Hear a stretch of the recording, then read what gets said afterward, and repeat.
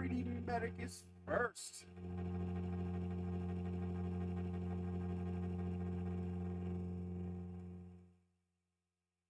Wait till you see some of the things I've made this week, man. I've been on a rocket frenzy.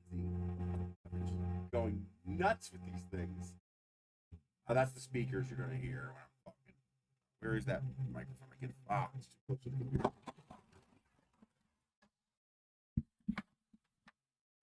It was right next to the computer. That'll do it.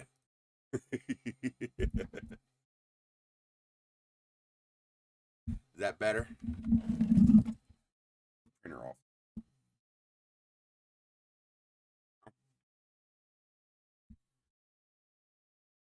Let's see how that works.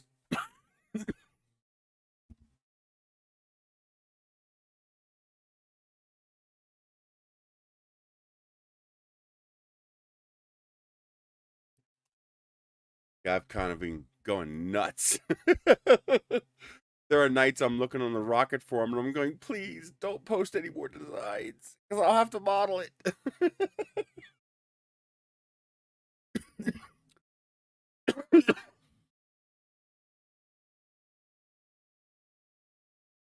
It's like, what are you doing to me?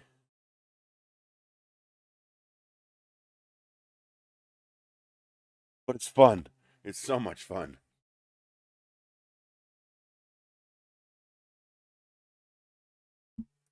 Oh, there's variations of that rocket. That looks like the same thing. Same thing.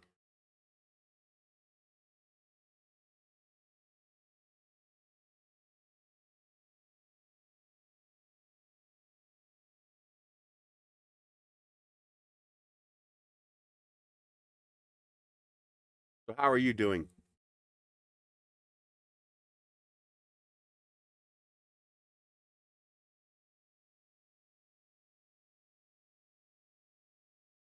I hate when it switches to top chat. I want live chat. What was wrong with your shoulder? You bitten? Huh? Something bite you?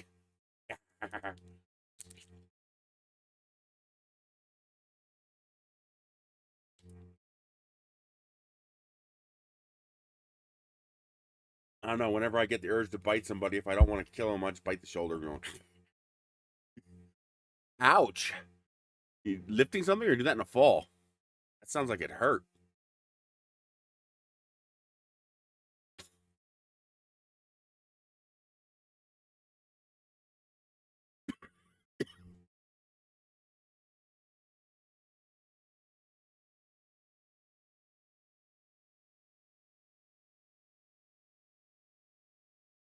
Able to put this over like this.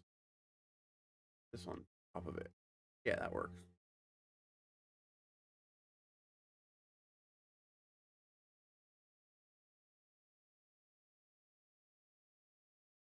Holy crap, dude! You tore your rotator cuff and bicep trying to unscrew a C screw? Yeah. Did you do something like heavy duty beforehand and that was just the final straw or just bad luck? I know sometimes medical injuries are just bad luck. Your muscle spasms the wrong way at the wrong time and there it goes. My dad did that with his rotator cuff. He didn't tear his bicep, but he tore the rotator cuff. Very long healing process. Takes a long time.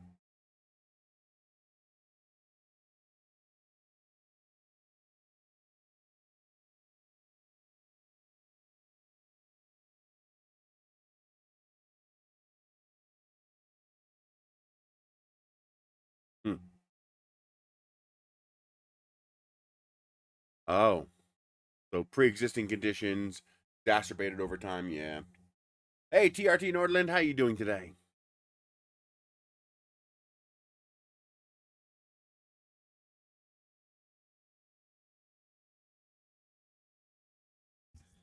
I think I finally got the motor mount figured out for the rockets.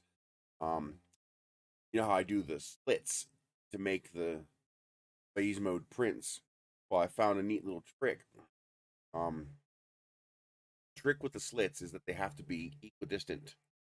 from the two surfaces in order for it to be phase mode compatible.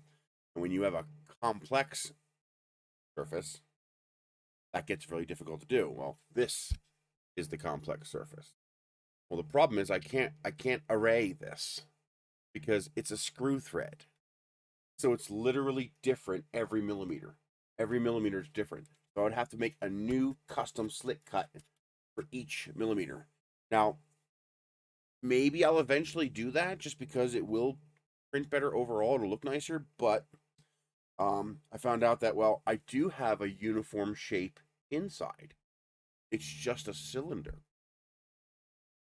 So instead of having a solid outside and slits on the inside going to the outside, instead I have a solid inside and slits coming from the outside in.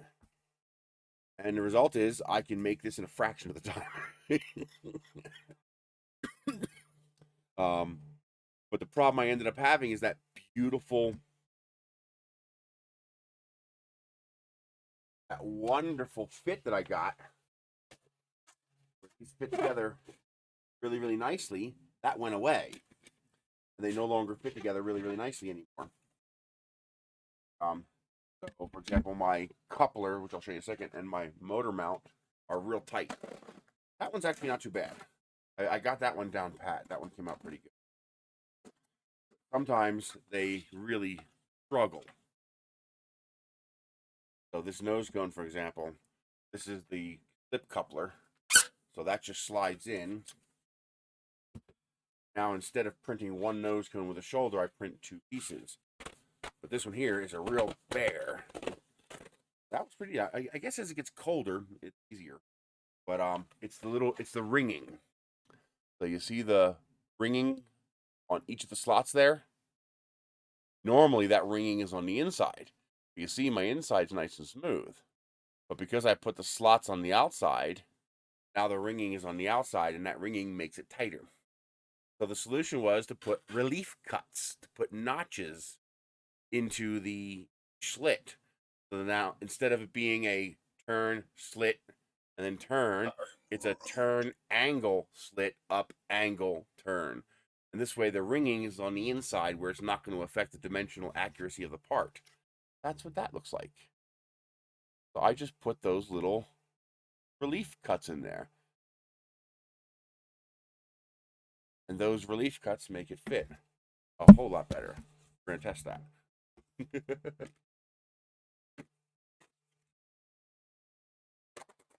There we go. That's not as clean as that one, though. That's weird. I might have to make them curves instead of angles. But it did go all the way in without resisting. That's interesting. I could put a motor mount in a nose cone. Yeah, I wouldn't try to fly that.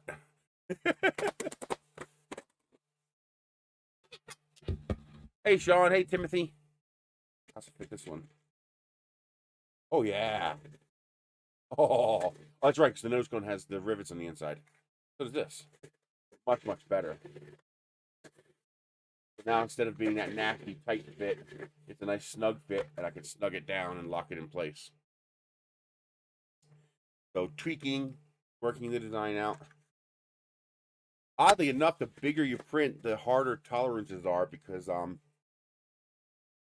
yeah,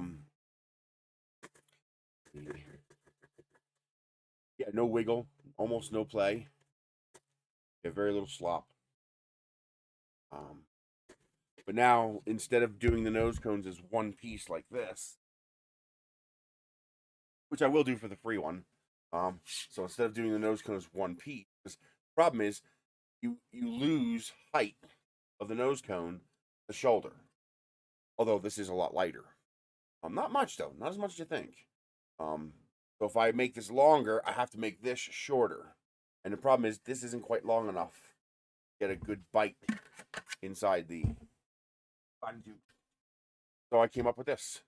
Came up with a coupler. So this is what's called a slip coupler. One end has threading and one end has a slip cup. So now the nose cone can attach to the slip coupler. That, and now you have a complete nose cone without losing height of the nose cone. You can still make a nose cone now with full height. Nope, still in the same place. And now this will just slip into this. That I have to work on. I already modified the I already modified this cone to have the little relief cuts, so that should fit a lot better. And it also won't be loose like this. Yeah, I can't get it to stay tight. That's because I kept shrinking it down to try to get a better fit. But what happens is the ringing ribs of each part are tight when they touch, but loose in between. And well, if she works with one of these, yeah, that's gonna be an interesting progression to get to that size. You see, sometimes it's tight. See right there, where it snags right there, in between them, which is loose. But if I get on top of that snag, it's real tight, because that's where the bumps in here are lining up with the bumps here. So by putting those relief cuts in, I eliminate that problem altogether, and I get a nice slip.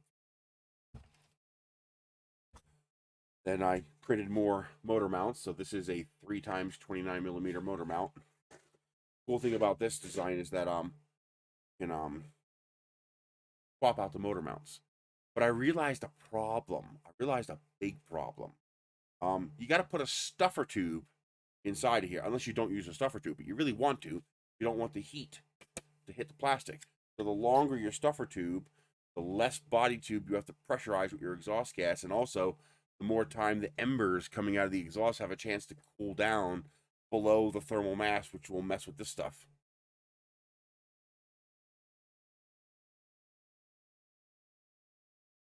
You can get VHB double-sided tape? Dude, that would be... Hell yeah, I'd love to take you up on that. Hell yeah. Let's talk afterwards. Tell me how to do that.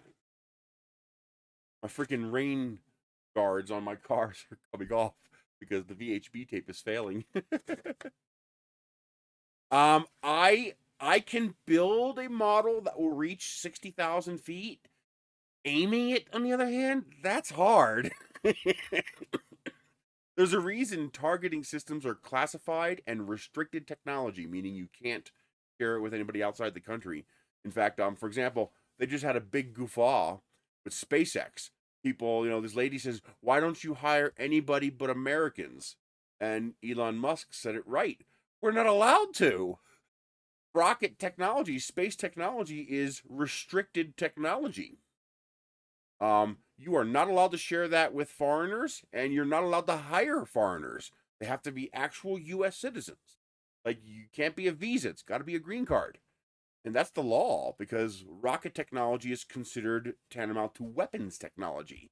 Because if you teach someone how to put a rocket in space, you're teaching them how to put an ICBM in space. So we have laws regarding how we're allowed to share and who's allowed access to such technology. That's why, for example, I thought about it and I was like, duh, of course. I wanted to know, why doesn't he just go a few miles south to Mexico and bypass the FAA altogether? Because he's not allowed to. Because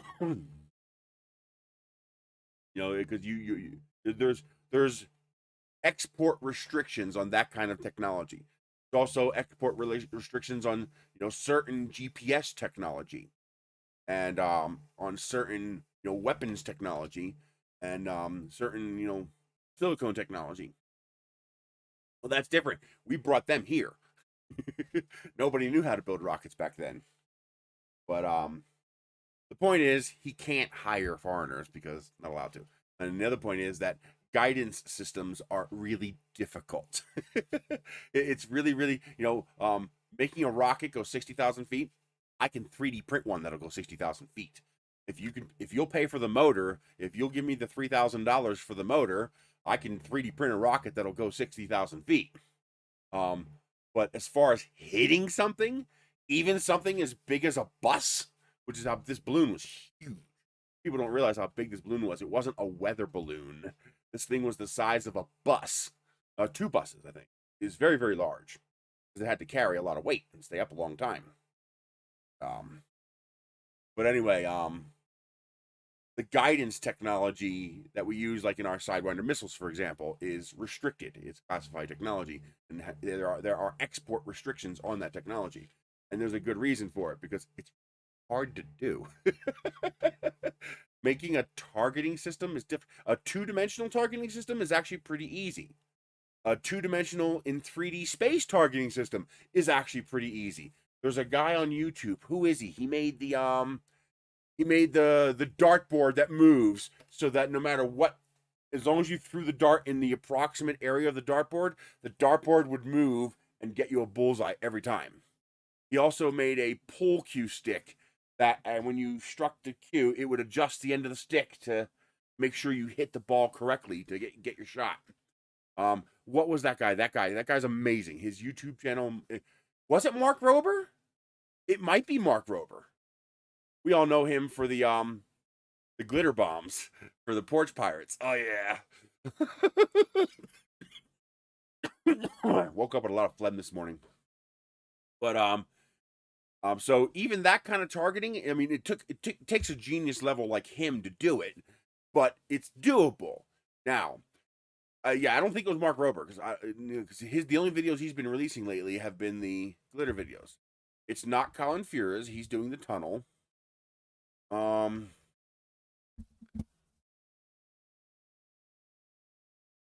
Let's find out.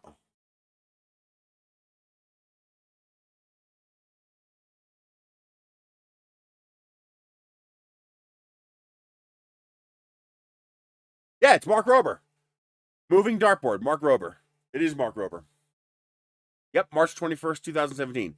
If you type into Google auto moving dartboard, it pops right up. I'll post a link. I can do that. There you go. Yeah, I didn't think it was Mark Rober either. So yeah, same boat.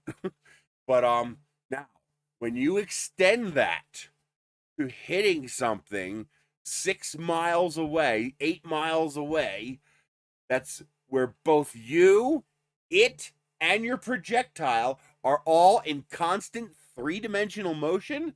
That's hard. That's really, really hard. Hey, did you see Now Red's new laboratory? Badass. That's like living his dream, man. That's awesome. Now Red is also a really good channel to watch. Now Red's a good channel. Mark Rober's a good channel. Flight Test is a good channel. RC Test Flight is a great channel. He's been doing lots of ground effect stuff lately. It's just awesome. DEVs are amazing. The Styro Pyro. Oh, I gotta look that up. I haven't seen that. Who else is really good? Action Lab is really good. I love Action Lab. Colin Furious, he's amazing. There is no legal limit to how high I can go. So, altitude limits in the US. Here's the way it works. It's not based on altitude. It's based on propellant mass and wet mass. So, if the rocket wet on the pad, ready to lift off, is less than 3.3 pounds, there are no regulations. I hope to. I'm going to try. It's only 7 hours away. I'm going to see if my buddy, it's just north of Denver. So I'm going to see if my buddy will let me sleep on his couch. I can't afford a hotel room. I just can't. It's going to be hard enough for me figuring out how to afford the gas. Money's just really, really, really bad right now. But I already got a full tank of gas, and I only have to make one more trip into Albuquerque, and I've got 60 gallons of gas in the bus, so I can fill up from the bus, and then I only have to buy one tank of gas while I'm out. So if my buddy will let me stay at his place 2 nights, I'm gonna try to go. I was gonna try to leave like late Friday night, get there Saturday morning, so I don't have to stay one night, but that's gonna be rough with a 7-hour drive. But if he'll let me stay at his place, I'm gonna try to go because I'd like to really go. I'd really like to go. Then I could bring all this stuff and show people in person. And this year is going to be crazy if I can manage to somehow, drum up the cash to afford it. Because in April we have RMRF, that's the Rocky Mountain Rep Festival. Remurf. I like that. Remurf. And then in May, I have NSL, National Sport Launch. So I definitely, if I can find somebody to share the hotel with, because I can't afford the hotel this year. Because it's only 3.5 hours away in Alamosa, Colorado, and I'll get a chance to actually fly these rockets if I can afford to. I'm going to try to build a couple extra kits, and because I don't know if I'll be able to fly any rockets at all. Because in order to fly a rocket, it's going to cost me almost $300. I don't have it. Fly this rocket would cost me almost $300. Not this one, larger one, because I'd have to renew my NAR membership at $70. I don't have it, and then I have to pay the registration for the event. That's going to be $40 or $50, and then I have to buy a rocket motor, and that's going to be like $70. That's for one flight, so that's $190 for one flight. Now, of course, the second flight will only cost another $70, but I don't have that either. But what I'm thinking about doing is building a couple extra of these and giving them away for free in exchange for them flying it at NSL. So I will give you this rocket, but you got to fly it. And this way I can get pictures of it flying and stuff like that and get some feedback. And then in July, we have NARAM, which I don't really need to fly anything at NARAM. It's only going to be a 4-day event, but that's here in New Mexico, only 3 hours away. So I definitely want to go to that. And then it can be. Well, when you get to stuff like this, it only costs $3 to fly. You know, a $3 or $4 motor will fly this. But when you start getting into this kind of stuff, motors get a little more pricey. They get a little more expensive. So when people say, how high can you go? The proper response is, how much money do you have? Because that determines how high you can go. Well, anyway, back to legality. If the rocket total flight mass ready to go wet on the pad, including the motor, including the paint, if it weighs less than 3.3 pounds, then I can fly whatever I want to whatever altitude I want. No limit. But there is also a limit on the engine. The engine has to have, I think it was 62.5 grams of propellant. Yeah, either 62 or 125. I believe it's 62. So 62.5 grams of propellant. As long as you have less than 62.5 grams of propellant and less than 3.3 pounds wet mass, then there are no restrictions whatsoever. The only restriction would be if you're within 5 miles of an airport, you have to notify the airport. You have to let the airport know, hey, I'm going to be flying model rockets at this location at this time. You're not asking permission, you're just notifying them. You're letting them know. And then, of course, there's rules. You know, if there's airplanes overhead, you can't fly. You got to hold all flights.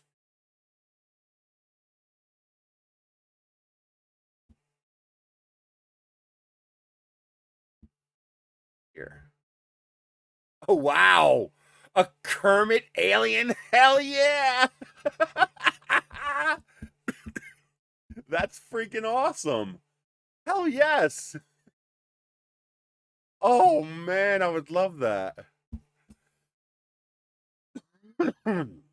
I'd love to make some sugar rockets. That'd be fun to do.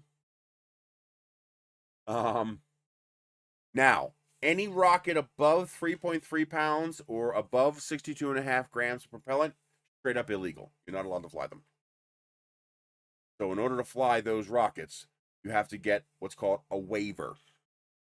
A waiver is and it's not a big deal. We get them every day. A waiver is you contact the FAA and say, we'd like to be flying rockets up to this altitude. And they'll approve you to whatever altitude you ask for, or they'll change it if they don't like that. So if you're within a flight lane, you might ask for 50,000 feet, and they might say 30,000 feet where you are. And we have places where we get waivers, 300,000 feet.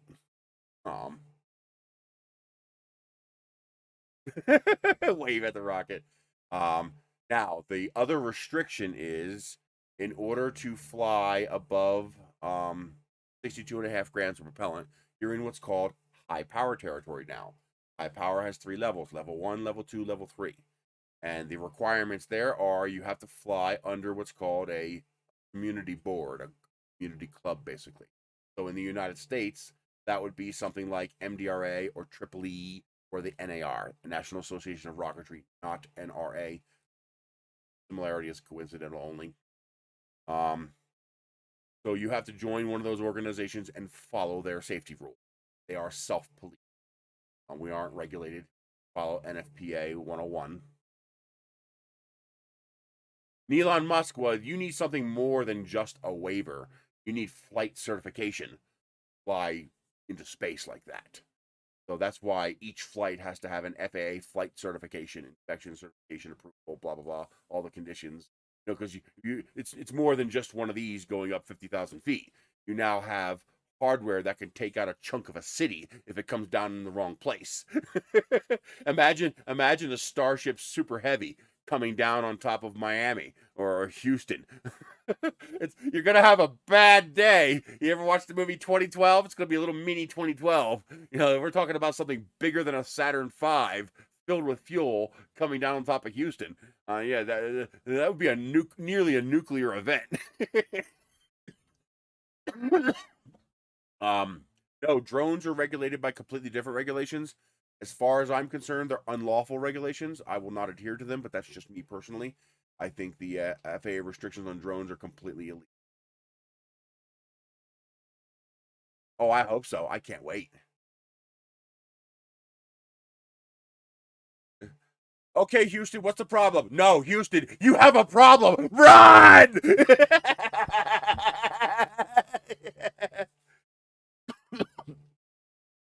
I think Bamboo Labs is a high-end, high-quality printer that people love, and I don't think there's anything wrong with that. I think it's the only thing I don't like about the Bamboo is it's proprietary. Like every part of it's proprietary. So on the one hand, a year from now, when you have the same problems any other 3D printer is going to have, good luck fixing it. If Bamboo doesn't exist anymore. However, if you are in the market for a $1,500 printer, then you're in the market for a $1,500 printer environment, meaning you're not going to have a problem simply ordering a replacement part from Bamboo. So that's like saying I'm not going to own a Lamborghini because the brake pads are $300 each. And my regular brake pads are $30 each. Well, that comes with the territory of owning a Lamborghini, so to speak. So that's not really a negative on Bamboo. They are a high-end, refined printer manufacturer. They're right now they're what do you call it? They're what do you call it? They're growing their teeth. They're brand new. We have no idea what their deal is. Well, hey, call Ultimaker what you want. Their printers are pretty reliable. The Voron probably is equivalent in hardware quality, Bamboo, but it's missing a lot of the tech features. Remember, a lot of the tech features that the Bamboo has is pretty amazing. The fact that the machine will out vibrate itself. It'll actually shake itself. The machine will actually go wow, and it's shaking itself. What's it doing?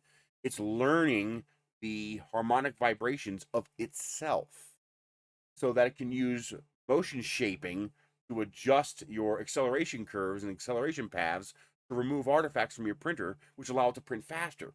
So in order to do that, it has to. In photography we call it black light and white light photography, where you take a fully overexposed picture and a dark picture to learn where the noisy pixels are on your sensor, so that when you take a nighttime shot, you can remove that noise from the photograph.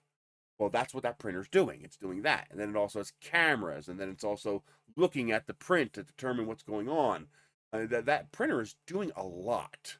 It's a very, very advanced machine. There's a reason it costs $1,500. It's not just because we're a fancy, expensive machine. It actually seems to back up its price tag. Now, am I going to get one? No. I don't got $1,500, and they ain't going to send me one.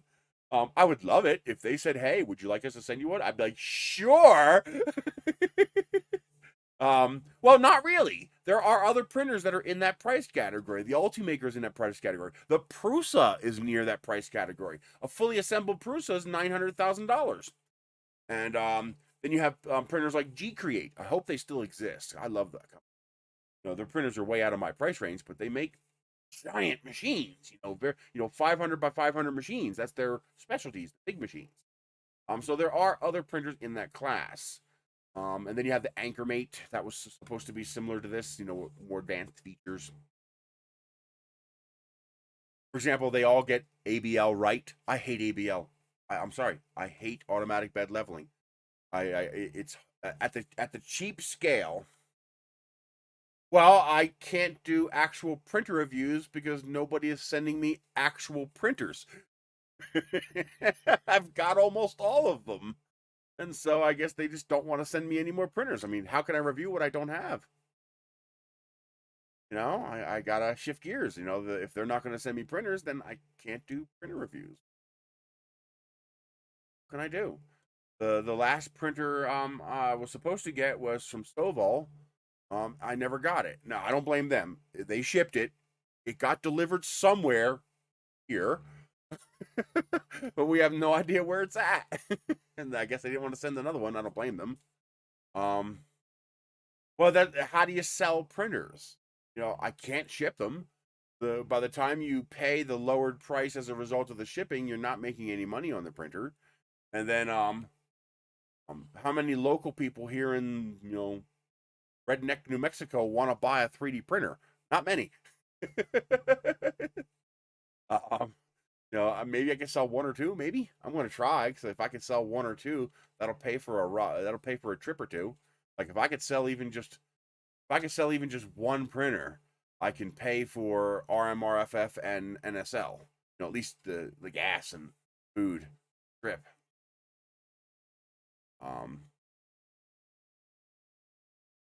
I'm going to rig up my 200-watt folding solar panel with my bigger. I have a 1.5 kilowatt hour and a 700 watt hour battery. I'm going to rig up that 200-watt solar panel then, because then I can run the my cooler 24/7. I have 170 printers. I'd have to go through and find all the pieces to them. I have the boxes and the printer shells separate, and then I have another box with bags of all the little parts with the tag on it saying what printer it is. They're all still mostly in the bus. That's the one thing I didn't remove the bus, just because so many. Well, I would use Facebook Marketplace. That's the only thing people use around here. Back in Pennsylvania, Craigslist is big. Here, Craigslist is dead. Hardly anybody uses Craigslist. Oh. But lots of people, they all use Marketplace around here, so that's the thing around here. But once you have certification and once you have a waiver from the FAA, there are no legal limits. You could fly up to whatever your FAA waiver allows. So, well, the problem is it has to be local. Well, let me give you an example. How much can I sell an Ender 3 for? Think about it. Think about this very carefully. How much can I sell an Ender 3 for, or an Ender 3 class printer? Exactly. Albuquerque is it. The Ender 3, it's going to cost me $50 or $60 to ship the printer. It's going to cost $50 or $60, and that's if I disassemble it. And thankfully, the Ender 3 is pretty easy to disassemble. Take the gantry off, fold it, and there you go. You can put that in enough foam and ship it. It's going to cost me $50 or $60, maybe even $100 to ship it. How much can I sell the printer for? $0. I would have to sell the printer for $0 because no one's going to pay me more than the cost of a new one. How much is an Ender 3 new? It's $99. You could still get a Micro Center coupon and buy one for $99 brand new and walk home with it the same day. Which means no one's going to pay more than $99 for a used one. And it's going to cost $100 to ship it, and they're going to include the shipping in what they're willing to pay, which means the retail value of an Ender 3 for me used is $0. I can sell it for $0. Well, that's just it. I can sell it locally, and I can maybe get $150. The problem is I get more value out of that printer than $150. I get more value keeping the damn thing. They're the most reliable printers I have. because they're stupid simple. Let me put it this way: this printer, I have to tweak the bed level every single time I use it. And the only people who are going to buy it for $190 on Amazon are people who don't have a micro center or aren't aware of a micro center. And of course, I'm selling used, so immediately the price goes to one half of new, and that's if it's in perfect condition. So what's one half of 190? Well, it's $95. Isn't it? No. 50 and 50, 50, yeah, $95. So my starting price is $95. Now, because we live in a restricted market, if I can find somebody who wants one, I could probably get 125, 150 for one. But I would have to find somebody who wants one. And there's just not many people in Albuquerque who want a 3D printer who don't already have one. Some of the larger printers, maybe. But again, you for $163, you could buy a CR10. Brand new. Shipped. So there's my price point. You know, it's selling 3D printers unless you have, you know, the nice high end. And if I had a used bamboo to sell, sure, but then why would I sell it? The goal is to get one, so I wouldn't sell one. I actually got 4 printers going right now in the bathroom. Well, one I had to take down the wires for the end stops broke free. Couldn't figure out why. I kept going, and I pushed the button manually. It didn't work, and I finally tipped the machine over. Ah, fucking wires broke off. Cat's probably playing with the wires. They love wires. Yeah, if you don't realize how dangerous and volatile and how much money it would cost to do that, no. Locally, yes. You know, I could provide a 1-year support warranty, but remotely to ship, no way. You'd get scammed so fast. Oh my god. It's not as easy as people think. I'm selling brand new stuff in the box, 30 or 40% off of what Amazon charges for the same item, and I'm having difficulty because people are hurting. You know, it's a low income area, people are suffering, and you know, people don't have a lot of money, and when they do, they want to gouge you. It took me I had bought these I didn't buy them, I got them off the Vine thing. Been more than 6 months, so I'm allowed to sell them. I bought these dog cages. Big, no, I didn't buy them, I got them off Vine. But I got these giant dog cages roof. And really nice. They're $240 on Amazon.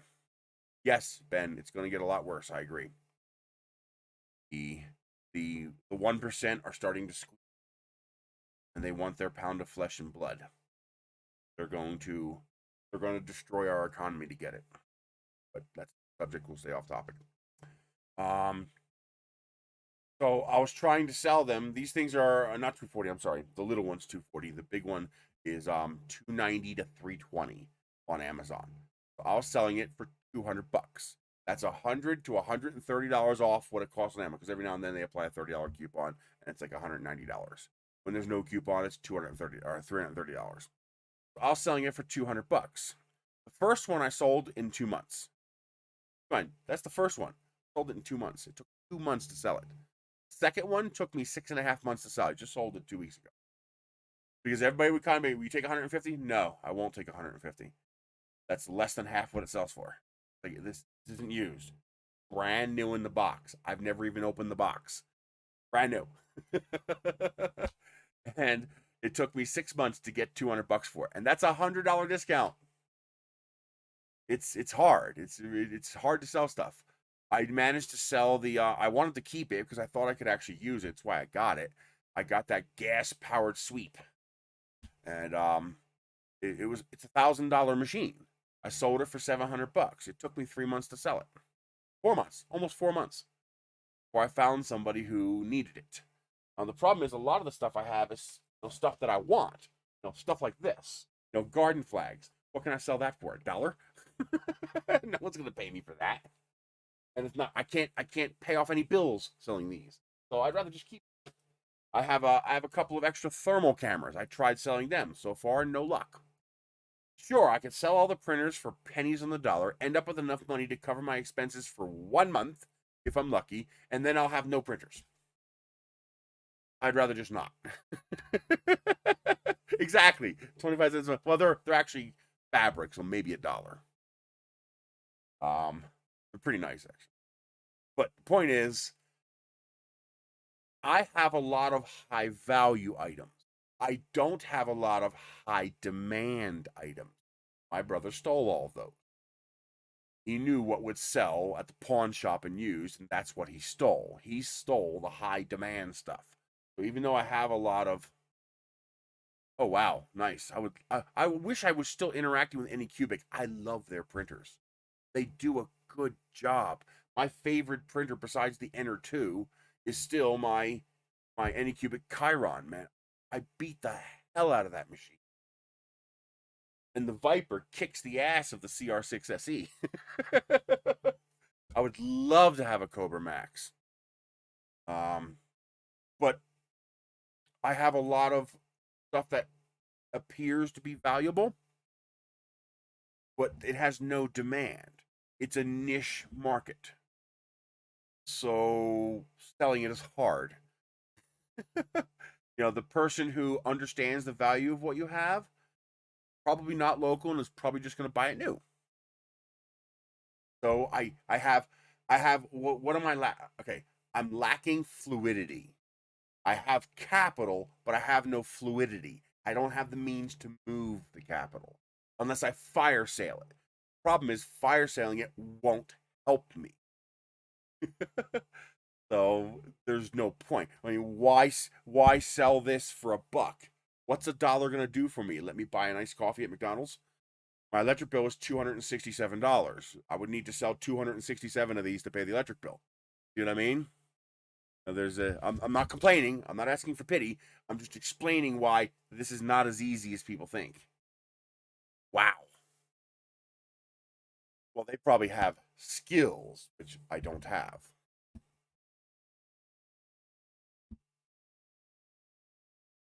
And a lot of these things are one-shot deals. I have no blender skills. I'd like to attend it, though.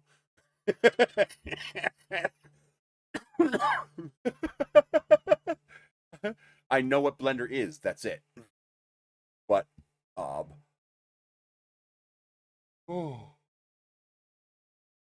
if you have blender skills, if you have Fusion 360 skills, if you have SolidWorks skills, you have a marketable skill that can raise money. I have Tinkercad skills. They're good. I've discovered some pretty damn cool things you can do with Tinkercad. The best thing I've discovered is discovering how to eliminate the freakouts in Tinkercad because I didn't realize the parts weren't merging properly, and the master ring. I'm calling it the master ring, where you put the big master ring around the parts so you can rotate non-symmetrical parts. Oh my god, what a game. What used to take me days to model a rocket, I can now do in hours. But getting people to pay up $17,000 to learn free Tinkercad, you'd be surprised how difficult that would be. I'm going to look into it. I'm going to see what they're doing and see if I have enough skills to be able to do that. I don't know. We'll have to see. Especially since my skills are so focused. My skills are very rocket focused as far as Tinkercad goes. I don't know how translatable those skills are to other things. But I'll definitely look into it. That's amazing. But it's also partially because it's Blender. Blender is very, very popular. So we'll see. And how much do they get? How much does I know my manufacturer doesn't take a whole lot. They're not like a lot of other places. They don't gouge you, but I wonder how much they take. But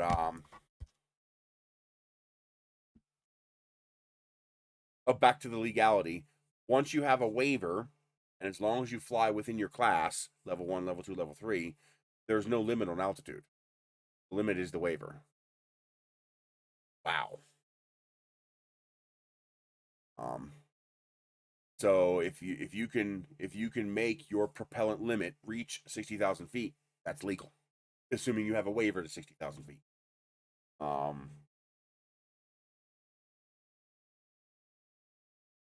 what's interesting is that above 60,000 feet is basically unregulated airspace. There's no real regulations. It's almost unregulated airspace because nothing flies there.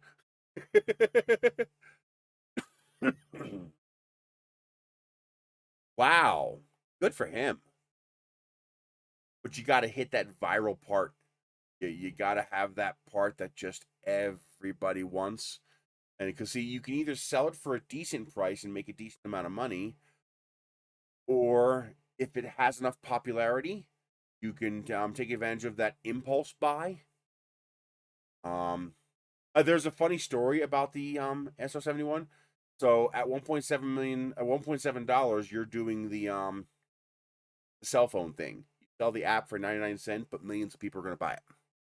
You make money. You're actually losing money on the app if you were only to sell like 10,000 of them, but because you're selling hundreds of thousands of them, you make money. You're translating to bulk. Because the nice thing about digital is that bulk helps because it doesn't cost you any more to sell 100,000 versus 10,000. Price for you is the same. You made the software. So you have to have something that's that amazing that so many people want. This is pretty cool. I can probably make some money selling these parts within the hobby rocketry market, which is about 50,000 people. And maybe 1% of those might be interested in this. Now you're down to 5,000 people. And maybe 1% of those is willing to plunk down $5 for a set of files to be able to print those. Now you're down to 500 people. Only 100 of those have 3D printers. So you just made $500. Foxbing 3D doesn't apply. He's mass market. He's making, first of all, he has mad skills I can't touch. And he is making a mass appeal item. 50 million people are interested in vases. Now take 1% of those and 1% of those, and that's his customer base. But maybe only 50,000 people are making rockets. So 1% of those and 1% of those. 1% of 1% of 50,000 is 500 people, and maybe 100 have a 3D printer. But Clockspring, how many Patreons does he have? How many people are interested in that? Everybody who has a 3D printer is interested in printing beautiful, gorgeous vases. It's something you can give to the wife. It's something you can give as a gift. The one of my most popular items was a vase. It's on the poster for who makes the European filament company that makes the really nice filaments. A real nice lady who does the marketing. She comes to the shows and stuff like that. Norway, I think. It's Norwegian, I think. They made that wolf filament, that wolf Spain filament. But again, a rocket vase is going to be limited to the 50,000 people who are into rocketry, and 1% of that is 5,000, and 1% of that is 500. And then 100 of those have a 3D printer, and you got to convince them to buy it. I need to figure out how to make something that is mass appeal if I want to do that. And the problem is I don't have the mad 3D skills that these people have. You guys see me make cool stuff like this, but that's largely irrelevant if you're not into rockets. Nobody who's not into rockets is ever going to buy this. It's not excuses, it's reality. I have to figure out a way to make something that's mass appeal. Exactly. That's what I need to do. I need to start slinging shit and seeing what sticks. That's exactly what I need to do. You get what I mean? Not literal shit, but I need to start trying stuff and seeing what works. These guys have the advantage that they have mad marketable skills. If you, like I said, if you're good with Blender, if you're good with Fusion, I mean, look at Oh, who is it? They made the Iron Giant. It's on the tip of my goddamn tongue. What's their name? Oh, it's a guy and a girl together who do it. Um,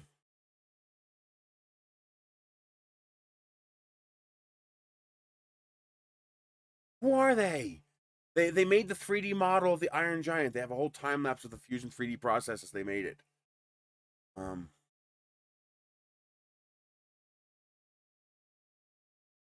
can't remember the name. I apologize to them. I should know their name. Chaos Core. That's it. Chaos Core. But they are the Fusion 360 3D printer. They are just amazing. Stuff they do is incredible. Um, I mean, there's a guy who does rockets that makes me look like a schlub living homeless on the street. You want to see some impressive rocket models, and guess how much money he makes? Zero. On Thingiverse, look up Mech G, MECHG.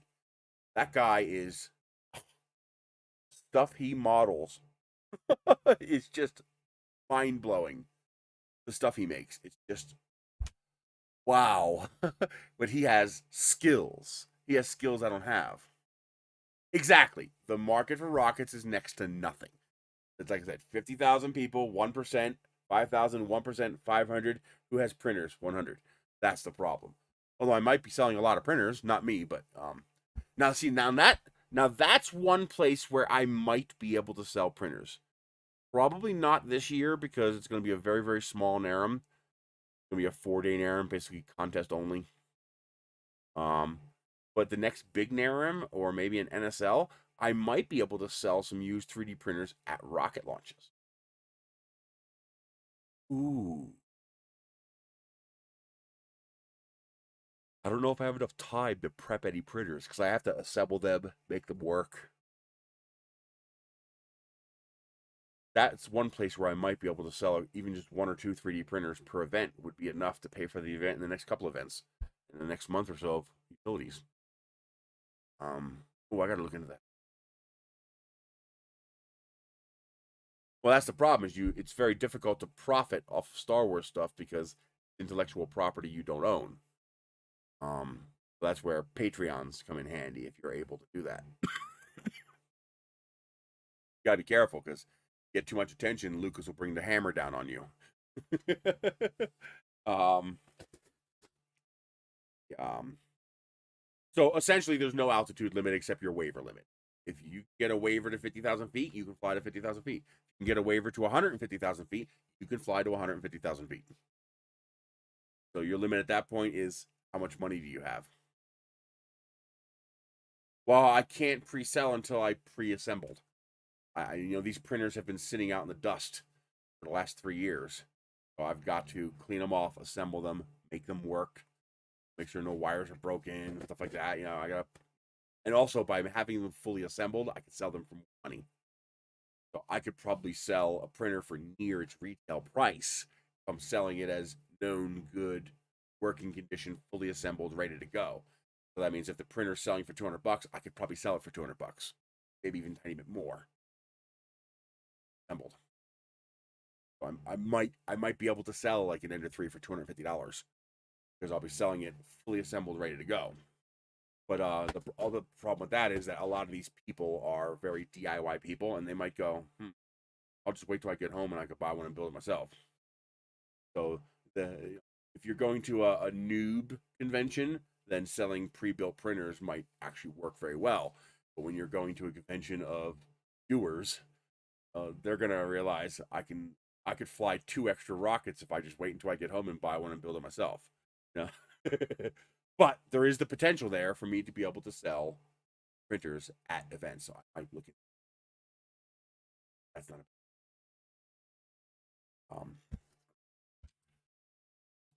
so you guys know I've been working on the incorrectly named 4-inch rockets. Duh, 125 millimeters is 5 inches, not 4 inches.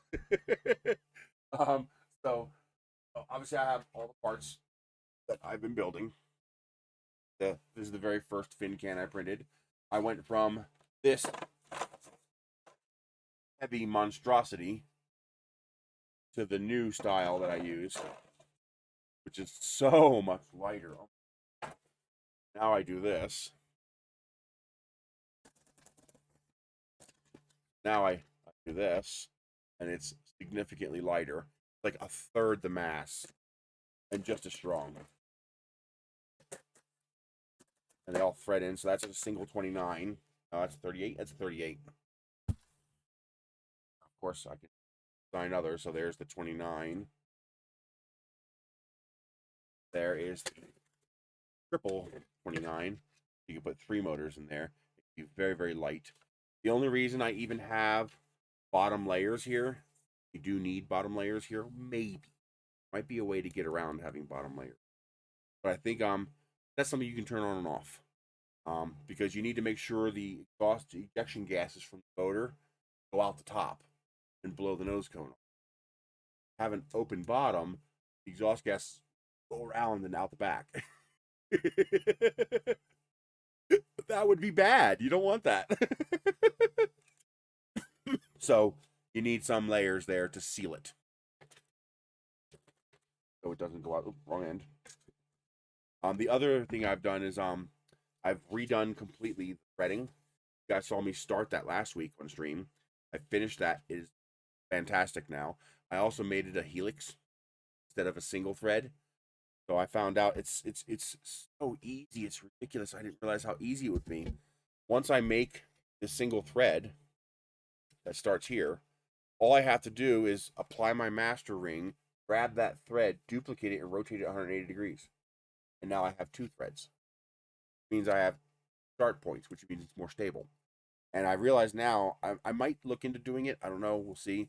But I could do 3, put them at 120 degrees, and have 3 start points. Make it much more stable as far as, inserting the thread. But I think 2 is enough. More than strong enough, I think. I'm trying to design all the parts to print 6x4, and it is doable. You can tell on this one it's not perfect.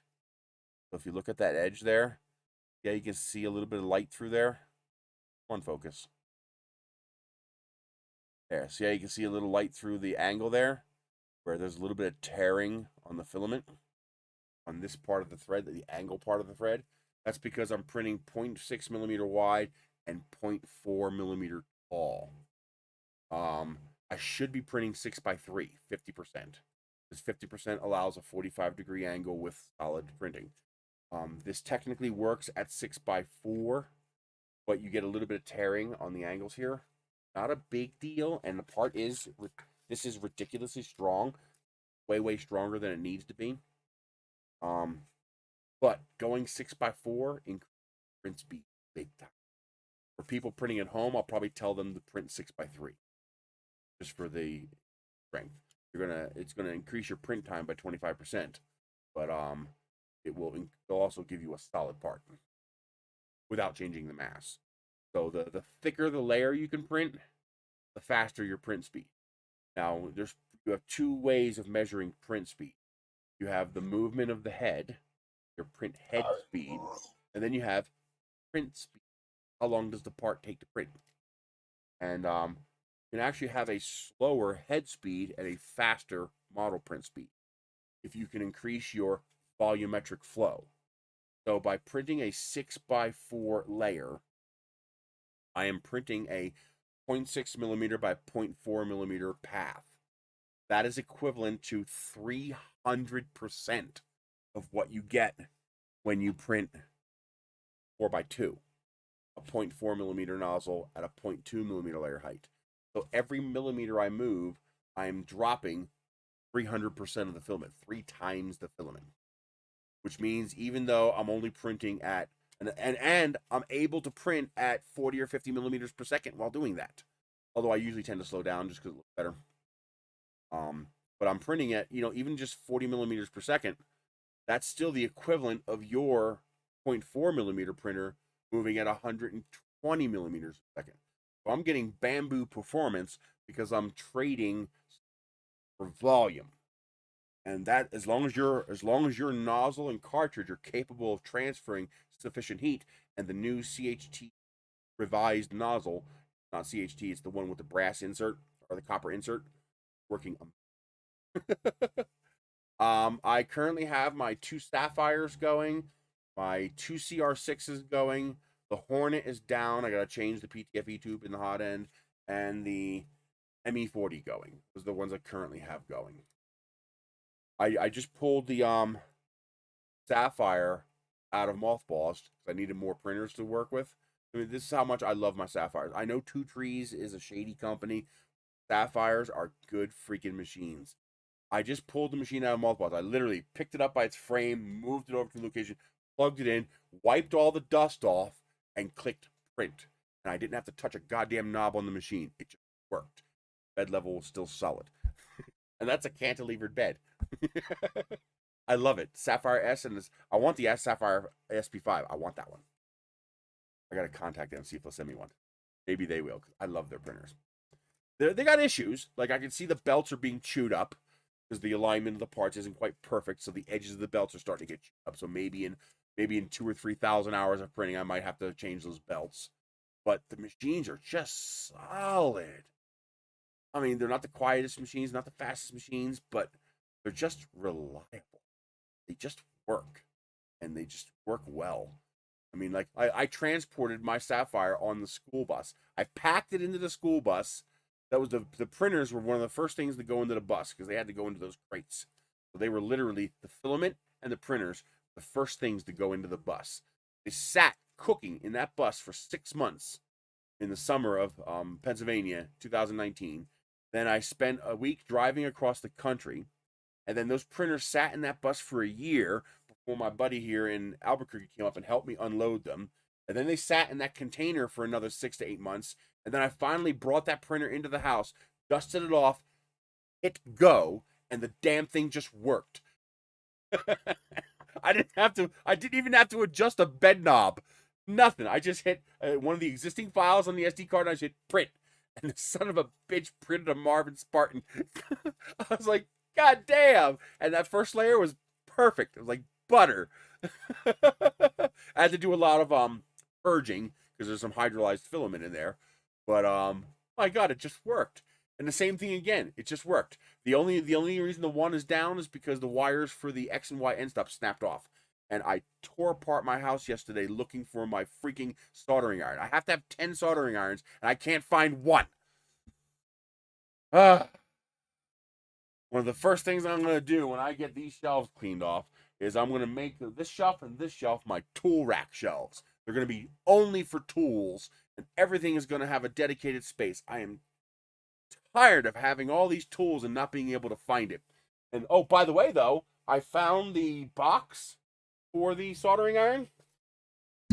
So I found the box, and everything, including the solder, was in the box except the soldering iron.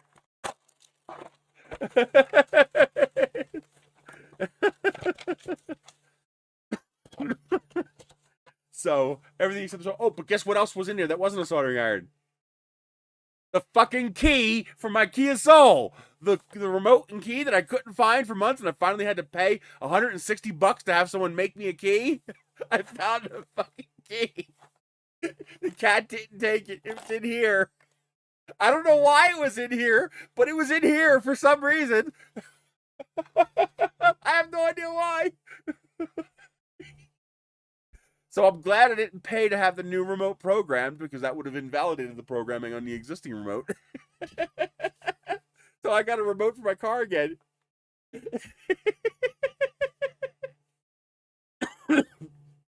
So I realized that you're going to want to have stuffer tubes on this. This is not going to fit that. This might be 38 millimeter. Quite. I don't think it's 38 millimeter. It is. That's 38 millimeter. So you stuff a paper tube in there like that. That must be 38 millimeter size because that just fits in there. So you stuff a paper tube in there, and that will not only insulate your plastic parts from the heat of your motor, but it will also you have to. If you can't laugh at it, you'll drive yourself crazy. You got to just roll with it. I mean, our country is fucked up. Our economy is fucked up. Life is fucked up. The earth is fucked up, and every person on this earth is fucked up. If you don't laugh at it, your brain's going to explode.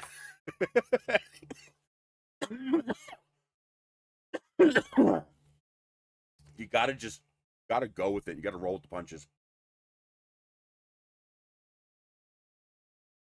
So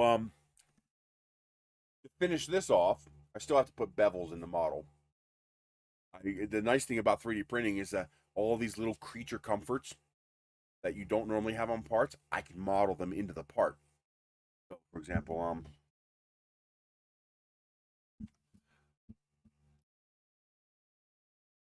if you ain't just slightly crazy, you're not human. We're all just slightly crazy. We're nuts. So I designed bevels into everything. So you got a bevel there, and you got a bevel there. Okay, everything has a bevel because bevels make everything easier. Nothing's worse than printing a part out and having to struggle with that part because you had a little bit of elephant's foot where you designed it 0.1 millimeters too small, and now your damn parts don't fit. And you got to break out the burring tool and shave this and cut this and maybe cut yourself. Screw that. I just put bevels in everything. And then everything fits perfectly because the bevel self-aligns the part, makes it go right in.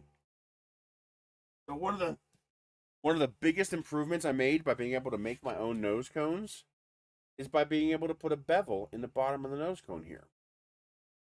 A very common problem in rocketry is you will take your nose cone and see that even this little one has a tiny little bevel there. And what happens is the nose cone is a snug fit, right? And you want it to be a snug fit because if it's not a snug fit, you get what's called drag sep. That's where you see the rocket going up and then the motor burns out. You got to remember, for most of our rockets, the thrust is for a fraction of a second, for a tenth of a second to 2 seconds. Most of our motors, most of them are under a second. But the rocket is climbing for 20 seconds. Well, most of that is inertia. It's ballistic. The rocket is coasting up ballistically. It's like ignition, burns finished, coast the rest of the way on inertia. Your gravity turn to reach apogee.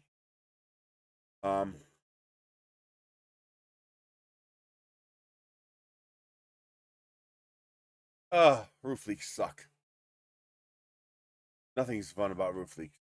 But one of the biggest problems is you need to have a nice tight fitting nose cone. You want a good fitting nose cone. You'll even see people, they'll be sitting there doing this, checking the fit, and they'll add a little bit of tape, make that fit a little snugger. If it's too tight, it might not eject.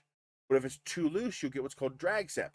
That's your rocket is accelerating up into the air, and what happens is your rocket is technically independent bodies. Now, this is an independent body from this, but because this is threaded to this, it can't go anywhere. This is an independent body from this, but because they're glued together, it can't go anywhere. This is an independent body from this, but this can go somewhere. This can pop off. Okay, so each of these objects has a certain amount of mass, a certain amount of inertia, and a certain amount of drag. Well, this part here has high mass, and it also has high drag. Now, normally this part here has low drag, but also low mass. So it doesn't take a whole lot to keep that nose cone in place. But what happens if I have a high mass nose cone? What happens if I have a short rocket and I stuff this nose cone, full of lead and clay in order to get the CG and CP arranged correctly so that this rocket's stable? Well, now you have a low drag, high mass object, which means this object is going to follow Newton's laws. An object in motion remains in motion until acted upon by an external force. Well, this part here is being acted upon greatly by aerodynamic drag. So this part's slowing down. This part here has a lot less drag than this part here. So this part is going to remain in motion until acted upon by an external force. It's going to slow down slower. It's not going to slow down as quickly. It's gonna maintain a higher speed than this because this has more drag. Now, normally this is also low mass, which means low inertia, which means the little bit of drag on here and a little bit of drag in here is enough to keep it in place. But if you're going fast enough and this is heavy enough, this will actually accelerate or will decelerate less than this. So this part here will actually slow down faster than that part there. And the two parts will actually part ways. And then, of course, the moment this separates from the rocket, it's now unstable. And so it goes, whoop, and now it's really high drag. Yep. And this whole thing goes, yeah. Or if this is really high mass, it yanks out all the laundry, and this shock cord does a nice little scissor cut right down the side of the bottle. Rip. So that's called drag separation. The way you fix that is you make the nose cone tighter. Now, in the bigger rockets, actually this class, you'll even see them put shear pins in the rocket. And I might actually design that into the model. A shear pin is where I drill a hole through the tube, through the nose cone. Now, that hole doesn't do anything on its own. The nose cone will still slide on and off. And what I do is I take a little bamboo skewer or even a little piece of styrofoam and I stick it in that hole. So now I'm physically locking the two parts together. They can't come apart until you apply enough force to shear the shear pin. Now, like for example, your snowblower has a shear pin. So that if you run over something with your snowblower, those pins holding that flapper wheel, that auger assembly to the motor drive, those pins will shear. And you'll know it's happened because your unit will be running, but your auger will free spin. It's not powered anymore. It's because your shear pin's sheared. And what that did is saved your machine.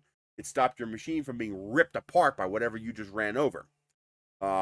We do the opposite. We make the shear pin as weak as possible. So it's just providing enough force to make sure that nose cone doesn't come off. Because if you're flying a 400-pound rocket and your 100-pound nose cone comes off, you're going to have a bad day. So to make sure that doesn't happen to these little rockets, they make the nose cone a pretty snug fit usually. And the problem is every time you insert that nose cone, it's such a snug fit that you end up tearing apart the layers of paper around the nose cone.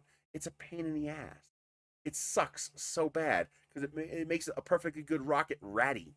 Well, I design a bevel into all my nose cones so that no matter how snug my fit is, they always slip right in perfectly because that bevel self-centers the cone as it goes into the body tube. So there's no sharp edge. What makes Mark Gibson asks, well, what makes the nose cone come away at the end? Well, the motor has different sections in it. Okay, so you have a nozzle at the bottom that's usually packed clay for a black powder motor. Do I have one? I don't. And then you have the propellant. That's what makes the go. And then you have what's called a delay grain. That's a propellant mixture that burns at a very slow rate. Doesn't produce much thrust. Usually they add an element to make it smoke, and that produces a contrail, so you can, where the rocket is, especially when it's a little rocket going high. And then at the end of the delay grain, because you don't want to pop the parachute right away, you want the rocket to coast up to altitude. And depending on the drag and mass of your rocket will depend how far it'll coast. Some rockets aren't going to coast at all because they're very heavy, very draggy. So if you fly a flying saucer, you want zero delay because it's going to stop the moment the motor stops firing. But if you fly something like this, a little heavy, but not too bad, it's going to coast pretty good. So a 4-second delay, maybe even a 6-second delay would be ideal to get you as much altitude as you can. So you'll see motors available B40, B42, B44, B46, I think even like a B6. And so you can pick the amount of thrust and the amount of delay you need to get them as much altitude as you need. Plus, if you deploy your parachute at high speed, you might rip the parachute apart. So you want the rocket to slow down and be at apogee, so it's almost at zero speed when you pop out the parachute. There's a black powder charge at the top, covered by a clay cap, and that's made to go off all at once. Create a poof, and that poof, well, it's going to go out the back because the nozzle's open now, but the top is a much bigger opening than the back, which is a little tiny opening, so path of least resistance is to go out the top. The entire body gets pressurized and pops off just like that. And that's exactly what it does. It literally just pops it right off just like that. Now, of course, you now have a nose cone projectile coming out of the top of your rocket. So you have to make sure that first of all, the shock cord, I'm using a rigid shock cord, so this is not stretchy at all. So I make it extra, extra long. As you can see, it's a really long shock cord. And that's to give this what is ultimately very lightweight stuff. This is maybe 20 grams.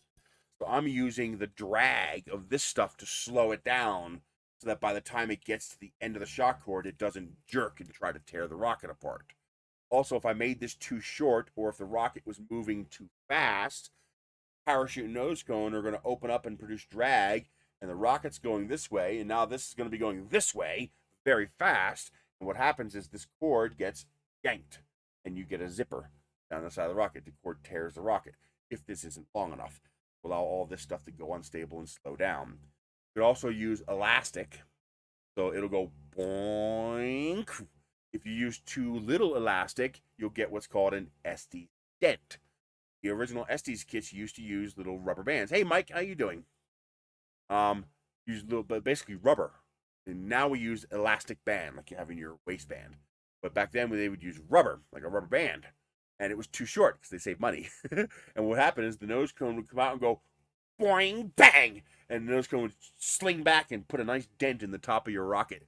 And that's also why the connection between the parachute and the nose cone is very short, but to the rocket's very long.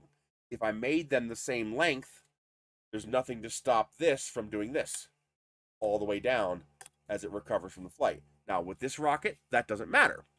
With a bigger rocket, each time this happens, you're damaging your rocket because that weighs 200 pounds and that weighs 100 pounds. So, all this allows me to deploy this stuff safely.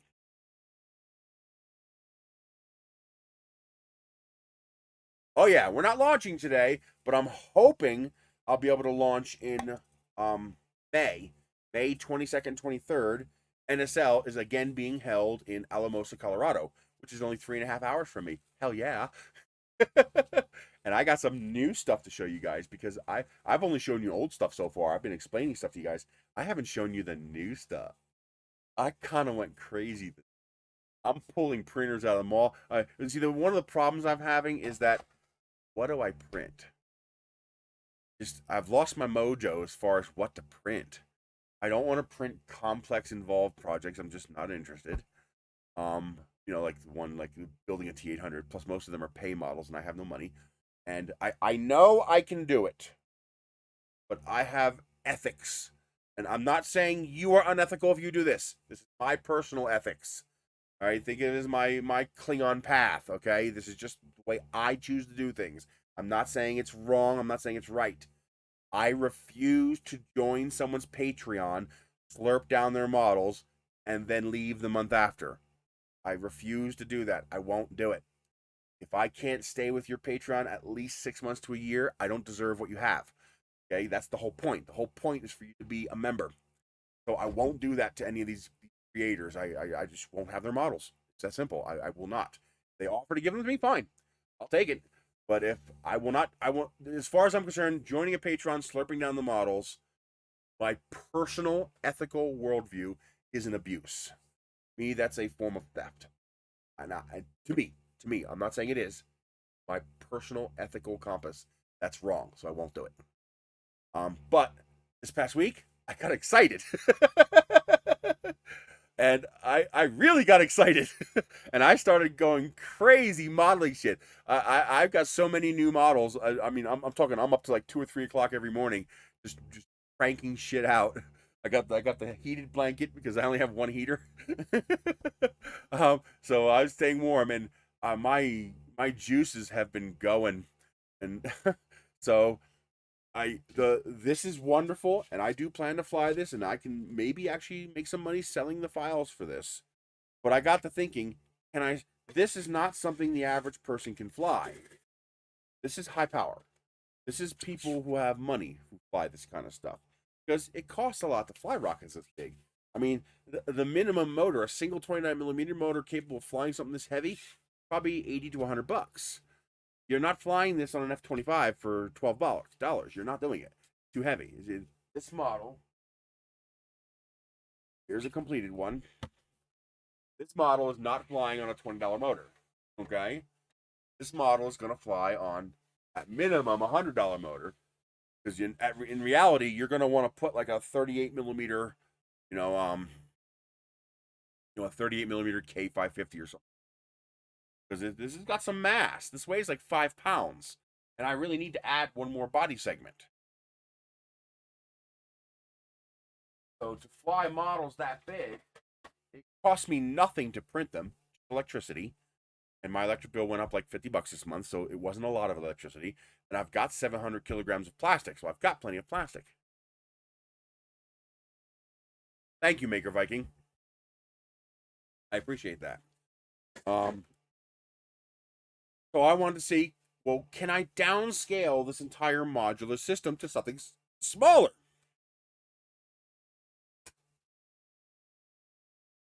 Something that people could fly with, black powder motors and cheaper 29 millimeter motors. So I realized I could downscale this from 5 inches to 3 inches, and that would allow me to use all of my existing parts without changing them. Remember, one of the problems with this kind of printing method is you have this very specific gapping. Well, don't do that. I need to pay bills. So bills have to come first before I buy motors.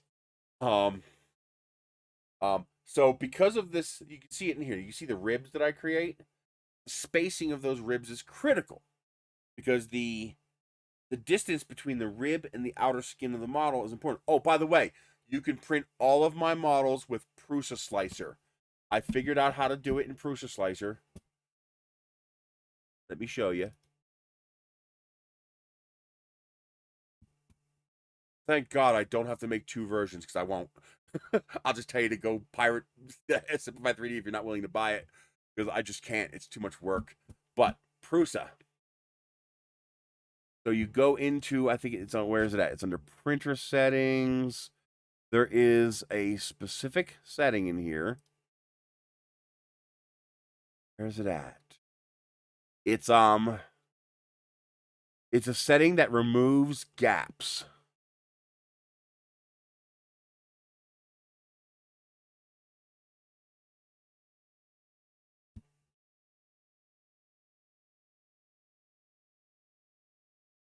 There's a particular setting in here that removes gaps.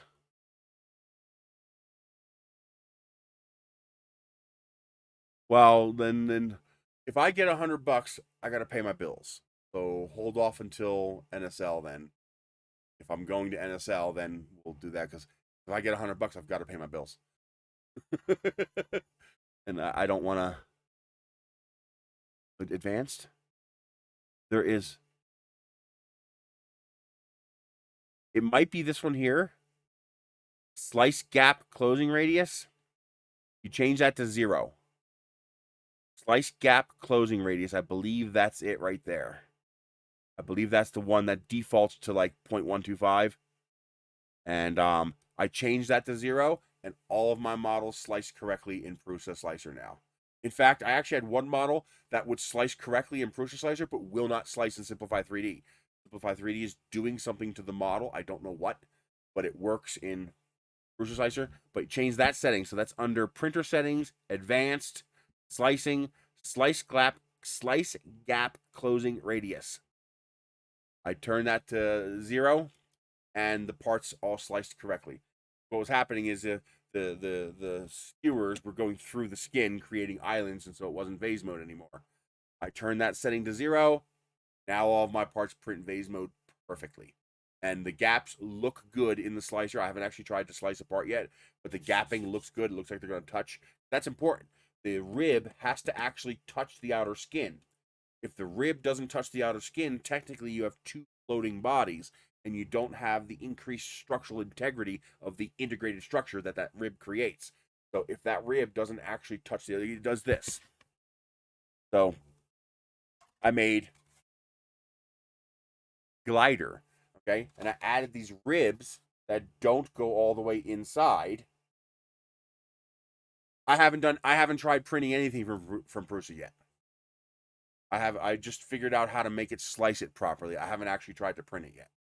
So the problem is this adds only rigidity in 2 directions. but it doesn't add a whole lot this way. You can see it's still very squishy. So most of that rib is actually wasted mass. And so I remodeled the entire part. Not that one. Oh, this one right here. As you can see, I've printed many iterations. So now I have a double wall. It's a little heavier, but the reduced mass of not having those ribs is actually about equal to the wall on the inside. But now I have a double wall with connected ribs. Now it's nice and strong. Very little squish. Much stronger part. So it's important that the rib touches the inner or outer skin. Oh, let me go full screen. Actually, be better. I can just show you. I did what I did to this. I did to this. I'm going to use this to show you because so those ribs are technically not part of the outside. Those ribs are technically, for this model, 0.8 millimeters away from the outside of the model. I am currently printing with the 2 CR6 SEs, the 2 Sapphires, the Hornet, and the ME40. That's what I currently have running. The Hornet is down. This has a 0.6 millimeter. The rest have a 0.4 millimeter. Well, the ribbing is what gives you your structure. It gives you your integrity without adding mass. The problem is if the ribs don't connect to anything, what did I just do? I don't want Netflix. Dumbass. Stupid.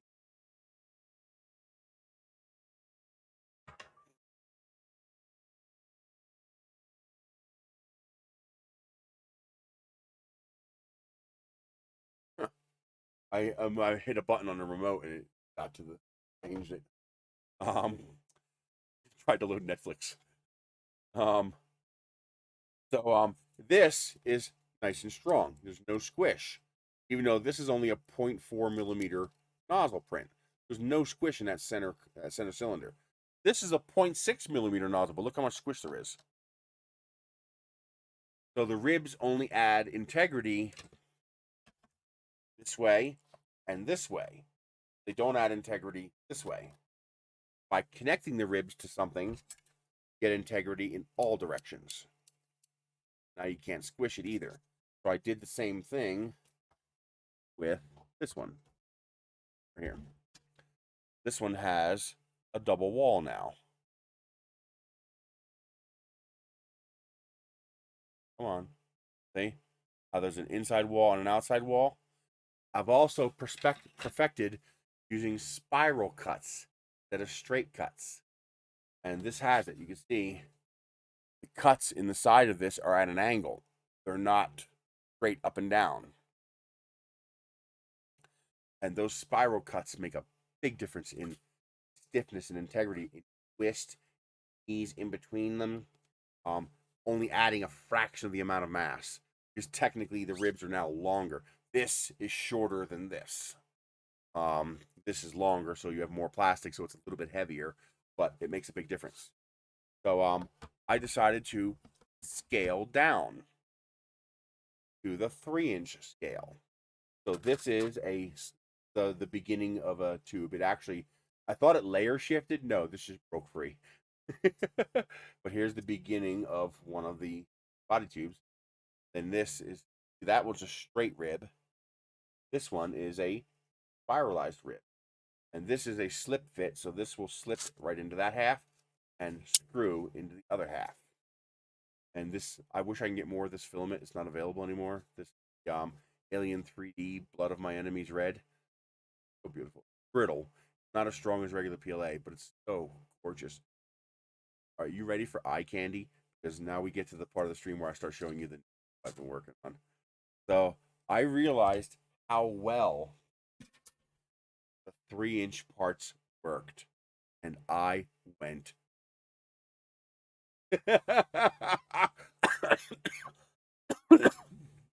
I went absolutely nuts. and I started printing. The first thing I printed was this part. Printed a what I call a seg, a body segment, and I printed a T-cone, which is a threaded nose cone. So the way this works is that you can either thread the cone onto a body seg. This is not nicely this goes together. Look at that. 2-finger. And it tightens. That is snugged. It goes together so well. Because the 0.4 millimeter nozzle allows that much more resolution. And it's light. This weighs like 60 grams. Whole body segment. Weighs a little more. But then you can, now this would create an avionics bay, so you can put something in here if you wanted. Or if you just wanted a slip fit cone, take your coupler, your slip coupler, that threads into the cone. Boom. Now you have a regular nose cone. Now, it doesn't slip into this because I tried to print a seg last night, a seg nose cone segment, but it wouldn't print. I don't know why. I actually got the memory card in my pocket to figure out why it wouldn't let me print. It wouldn't even let me click it. I could see the name, but it wouldn't let me click it, so wrong with the file. Now, this would slide into a body segment like that. I do have to work on adjusting the... So I think just adding the notches wasn't enough. I got to make them a little wider or something, or just shrink it a little bit because that's a little snug. That's a little too snug. Well, when you hit it just right, it's fine. Right there, it slips out nicely. So I think I just need to adjust the diameter, make it 0.4 millimeters smaller. Just or even better would be to make the bottom 5 millimeters, leave it like it is, make the next 30 millimeters a little looser, so you have the same tight grip but over less surface area. That will give you. I need to find that balance. It needs to be a good snug fit, but it also needs to make sure it's going to come off when that ejection charge fires. Then I made fin cans. So of course I downscaled all of the fin cans I made 4-inch, 5-inch rockets. And then I decided to duplicate my integrated tube fin design that I did for my level 2 project. And I came up with it. I did less spirals on this one. I don't like it. Back to the instead of, but that came out. That's your tube fin segment. That would simply thread onto a body segment.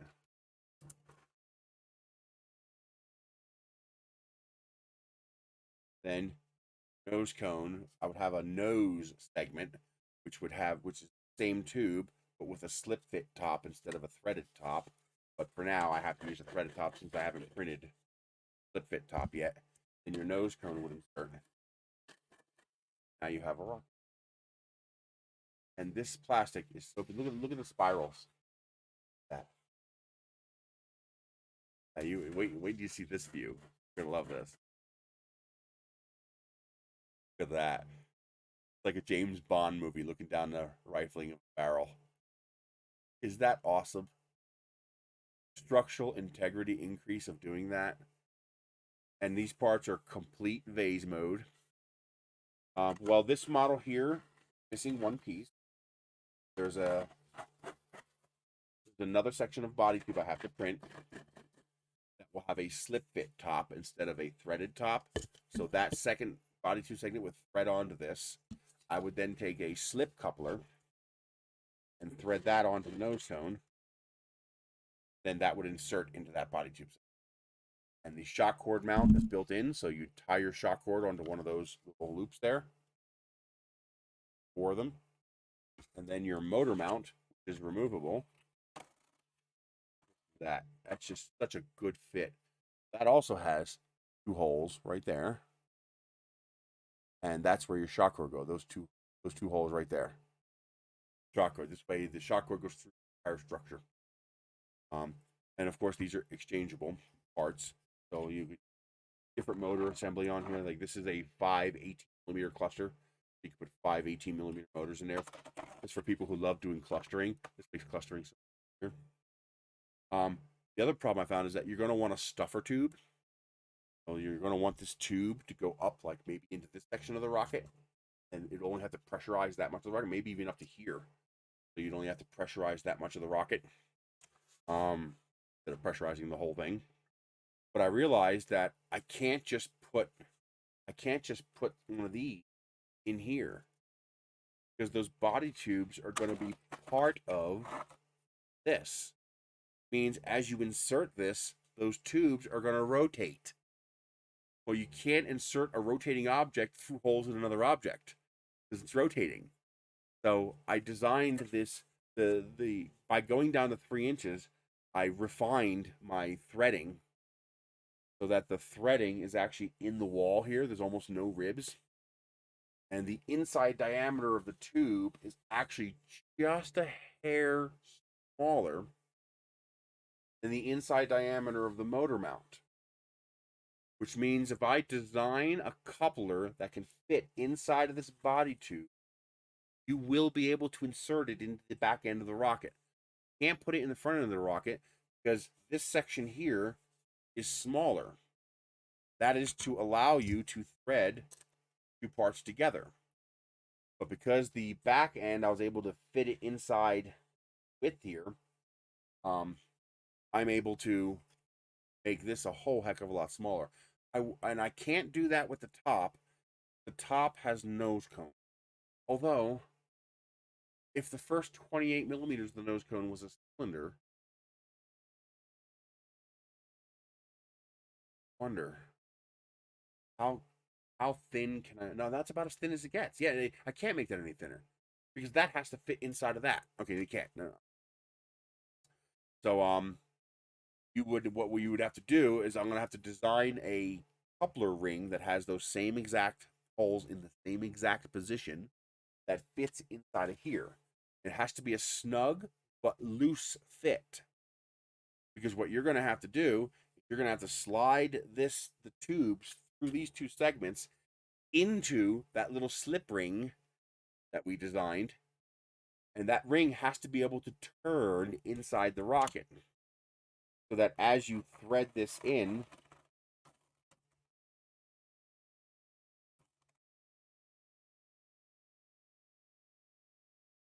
why is it so hard to line them up? Sometimes, every now and then, it's just really hard to get these buggers to line up. I don't know why. Sometimes it just goes right in, and sometimes it just, you can see, it gives me a hard time. I'm not sure why.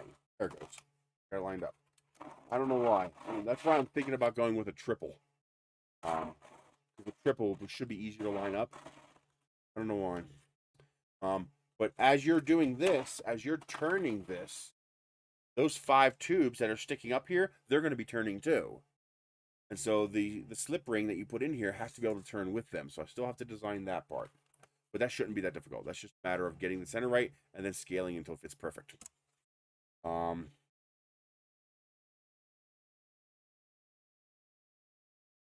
I might also have to make a slip ring that fits through here.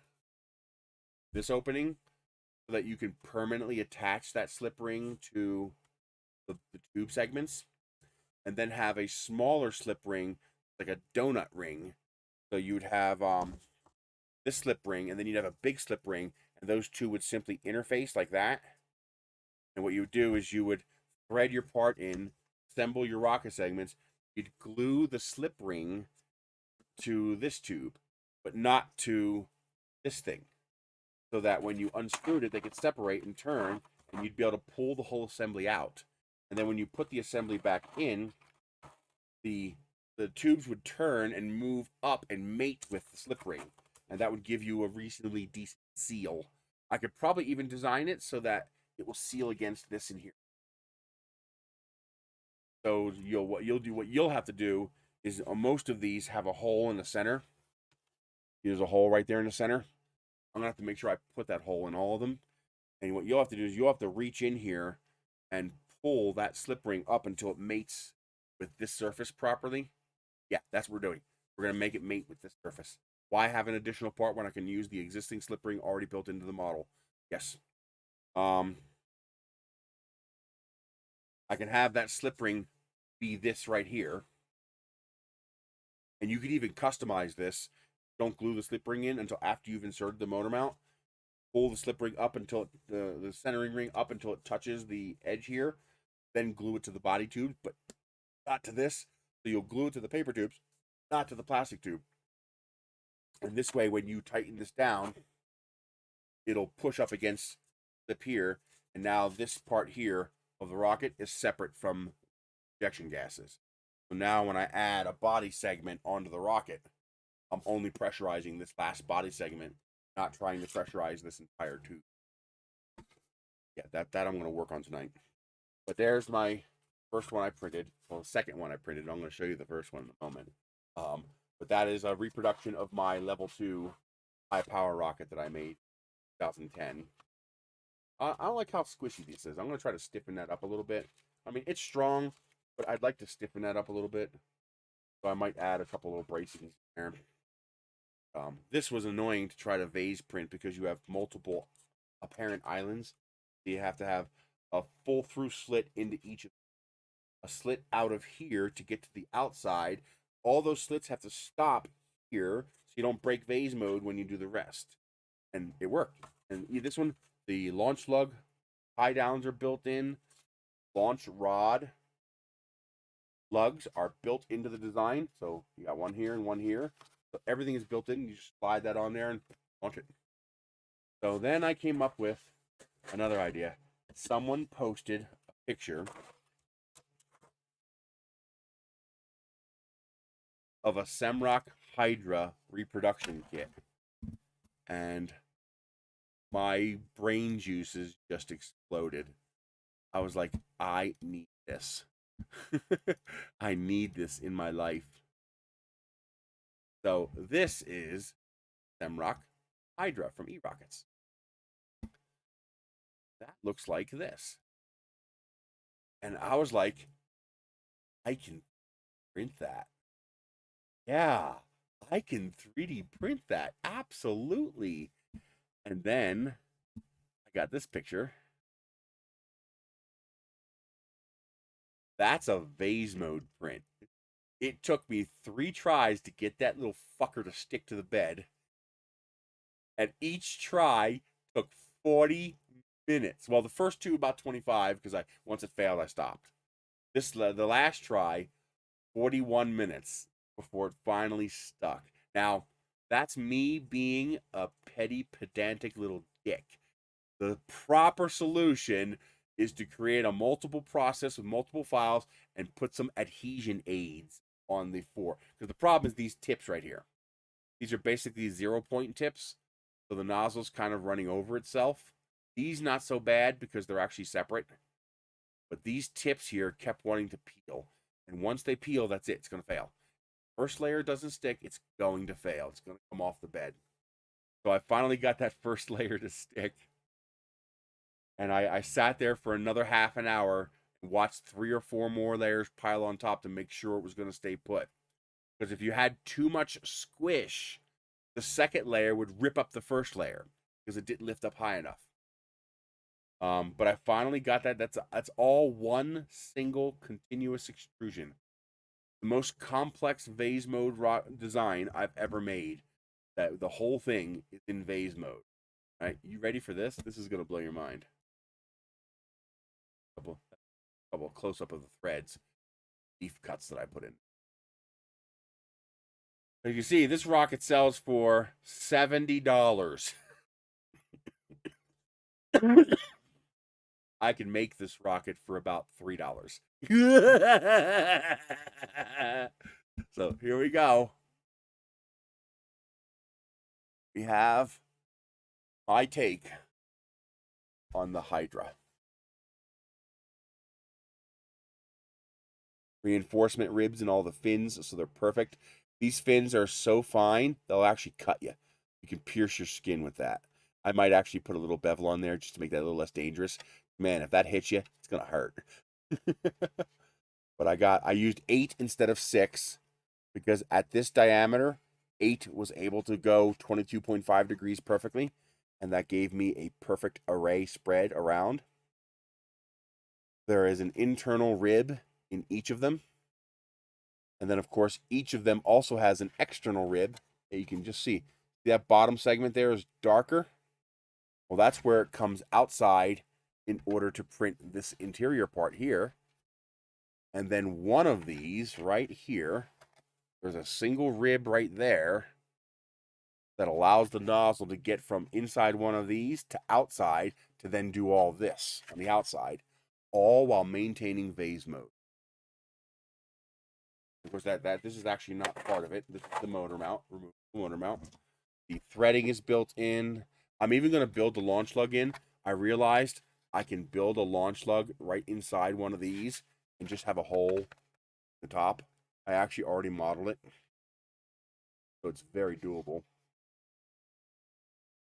But that I ended up going with straight instead of spiral for this because the spirals interfered with the other cut throughs that had to be there. Can't have two pass throughs cross over each other. Can't vase mode double cross. So the parts can come close, but they can't cross. And the spiral made that a pain in the freaking ass. But this model has so much extra structure that it doesn't need spiral for the stiffness. So this part uses straight lines, spiral lines. But this came out so stunningly beautiful. Oh my god, I can't wait to fly this. And then, of course, this market was made to have a cluster. So I made the... Where's it at? Where's my cluster? Oh, there it is. Underneath the other part. So I made a 5 18mm engine cluster. I have motor mounts for 1, 2, 3, 4, and 5 18mm motors, 1, 2, 3, and 4 24mm motors, and a single 29mm motor. All made to fit this. You put your 5-engine cluster in there. You're good to go. You add your body 2 segment. You also need a slip zone segment, which I haven't added yet. I got to still print it. And this will go on top. But for now, I'll just screw the nose cone on top. Get it all together. It's supposed to be one whole body segment longer. There you go. I now have a Hydra, and it only weighs less than 300 grams. It weighs less than 300 grams, so it'll probably be about 400 grams wet once you add the body tube, parachute, and all that stuff. But I even did my own twist on this, which I haven't printed yet. I thought, this would look cool with a stacked ring. So, the tips of these fins, I put another ring going around those. Then I got rid of this fin and replaced it with another one of these. The ring would have more attachment points. I did my own remake of it, my own plus version. So I'm also going to do a version of this with a double ring. Double ring. Oh, it came out so good. So pleased. I absolutely love how nicely this came out. I'm going crazy making models for scale. Scale just works so well. They're light. They're beautiful. They're oh my god. You fly regular motors with it. You don't have to use really expensive high power motors. Cialis filament. Search for that. I can't buy any filament. I have no money, so I cannot buy filament. But I have 700 kilograms, so I'm good. If they'll send me some, hell yeah. I'm gonna see if I can work with I don't know if they will or not, no idea. I'm gonna see if Polymaker will work with me because I'd like to play with some of their lightweight ASA. Their lightweight ASA would allow me to make parts even lighter and temperature resistant. Hey Jerry, I do not see any Cialis filament. This looks interesting though. A nylon-based alternative to ABS. I love nylon. It's a pain to print with, but nylon's nice. It's all in some other language. German. Oh, it says Cialis. Is that it? Oh, these are stiff. Oh, these are stiff. You're not breaking that without destroying it. There's no flex here. I made these stiff using structural engineering. Make it stronger without making it heavier. Is this what you're talking about? This stuff here? The only place where I found the use of the word Cialis. Cialis. There.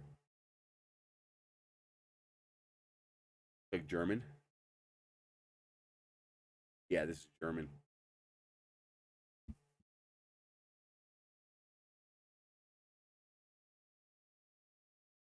Oh. I thought it was the brand I had to look up. So I've got most of the parts done. I still have to test fit a few parts, but motor mounts I can now confirm. Beautiful tolerance. These have even less wiggle than the other parts. There's almost none. I got like a 0.5 millimeter of movement, which but these are super snug, tighten up. They actually cinch without becoming hard to move. Yeah, these are just tube segments are amazing. I want to break out both the I got 2 IDEX printers that could do duplication. So I want to get them out. I got one right here, and I got one in the back there. I got to get them both working again because there's nothing wrong with them. I just got to set them up. Because I can crank out these tube segments with those printers. Because I can do 4 at a time. So I can do 300 by 150, which is enough to print one of these. Maybe even enough to print 3 of these because they're only 75 millimeters. There might be enough space to do 3 if I caddy quarter them. And then put the printer in duplication mode. So I'll be printing 2, 2, and 2 instead of multi-sequence processing. I should be able to basically set up a batch and print 6 of them. 4 of them, maybe 6. That's nice because then I can just let it go. What I'll do is I'll just do everything in natural or white PLA, just natural PLA, or ABS if I can get with it. Oh, I didn't realize that.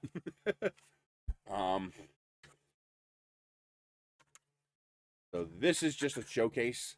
This is just my personal model because it's so beautiful. I love color filament. It's a sparkly, transparent dark red with a gold pearlescent iridescence. That just light hits it right. You see that gold really shine. I love it. Absolutely. And these parts take longer to print because I have to intentionally print slow. See, if you print slow, you get this beautiful shine. If you print fast, you get this more matte finish. Still nice, but it's not that beautiful shine yet. So I intentionally print this stuff slower and hotter because I want that iridescence.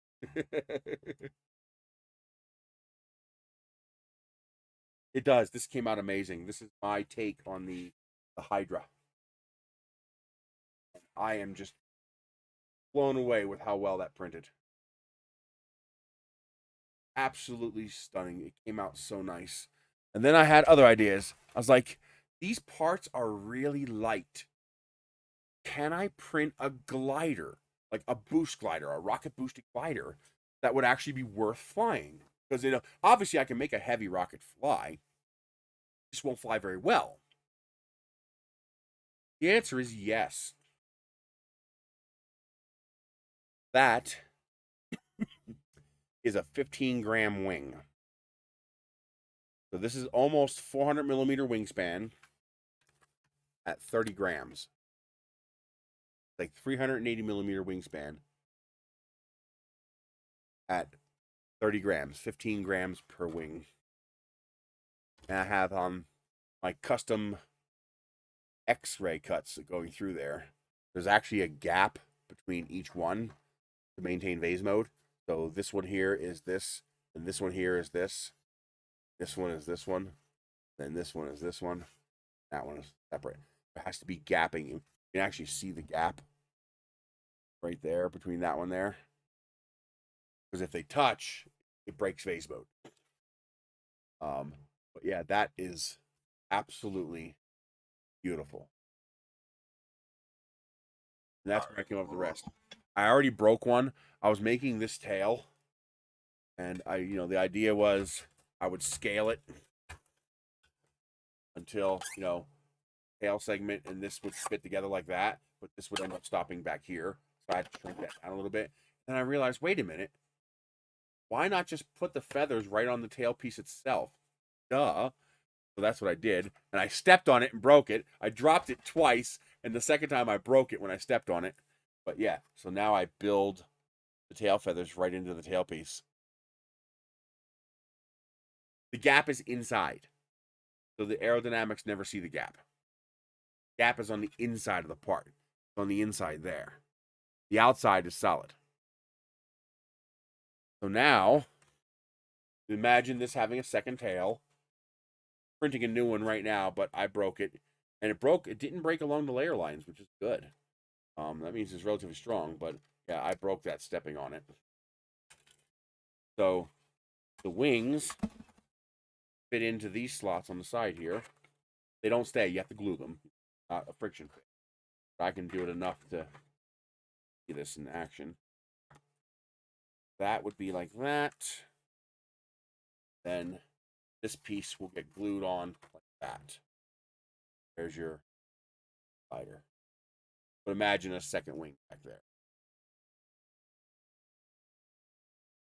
This should fly really well. Incidence is built in, so 4 degrees incident here, 3 degrees here. Give you your positive lift. It's a flying tail. They both have airfoils. A little bit of an upsweep on the back. Oh, I know. It allows you to make structurally strong parts that are so lightweight.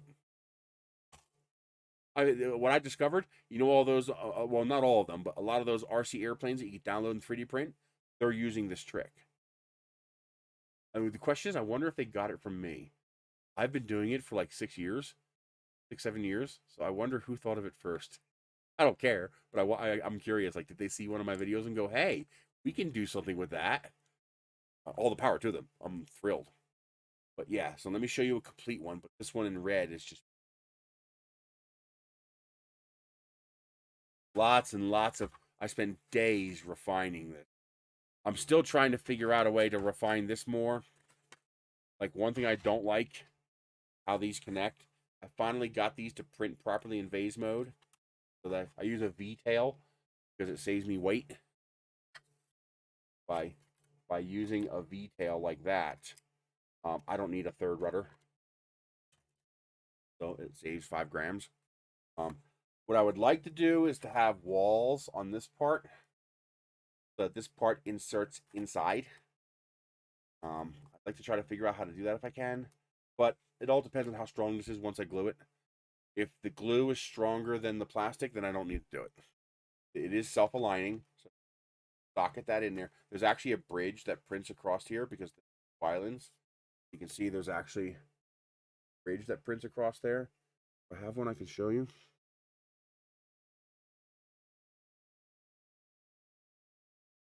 No, I cut them all out. It's actually you have to snip that piece of filament out. I haven't figured out how to do that without that yet.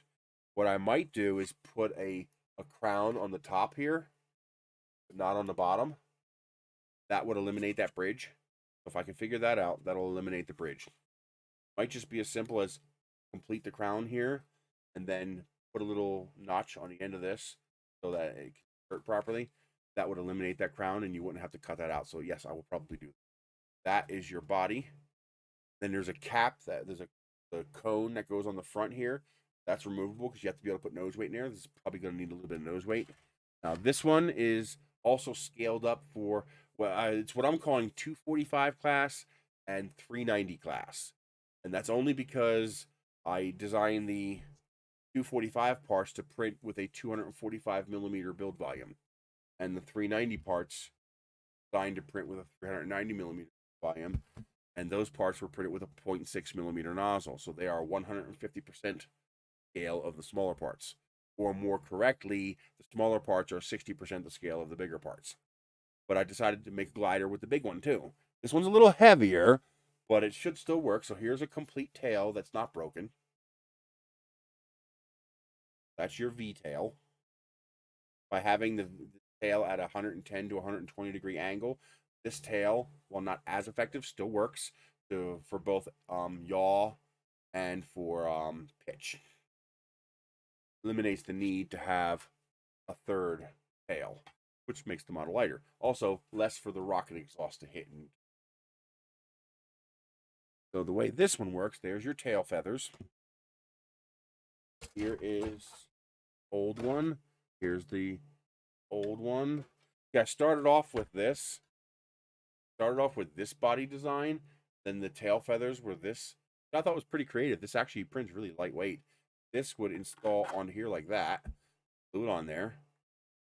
Then this would install onto here like this. And then your wings would install here like that.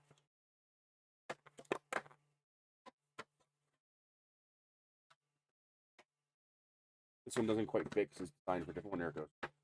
Then your wings would install like that. It's a much, much bigger glider. I thought I printed the new body. Oh, I did. This is the new one, but this part's screwed up. I still have to. I already made the model corrections, but I haven't printed the updated model. This is the new one. Then I realized I don't need all this. Way longer than I need it to be, and it's way heavier than I need it to be. So we got rid of both of those parts, and we replaced it with a single part. This gets glued into here like this. That becomes your fuselage. This friction fits on the end of here. You glue it into place, of course. That becomes your nose. Put clay in here to get your balance right. There is body. Now let's get this assembled first. No, these I got to print new wings. These wings I decided were too heavy, so I made a new wing. You can see these wings aren't going to fit in here anymore. I scaled down the wings for both models because it was just too. But I can use the old body to give you an idea what this would look like. These should still fit. That still fits. So at least let you see how it looks. One actually fits in here. The other wing, there it is. Oh, wait a minute. Did I make new wings? Oh, I did make new wings. I forgot I made new wings. There we go. Yeah, nice fit. I did make new wings. Go. So these go into here. This goes on here. They put, they're not glued in yet, so they can fall out. This goes on here. Go. Now have glider. The big one. Red one's the small one. A little flat right here where the glider hook will get installed. I'm still perfecting the glider hook. I still have to work on that. And this is all vase mode. All of this is vase mode. Even the glider hooks are vase mode. I kind of got a fetish for vase mode. So this is a set of glider hooks. This is my first iteration. I still need to work on it. The way this works is these two parts interlock. These two parts interlock like this. So one of these gets attached to the rocket body. That would be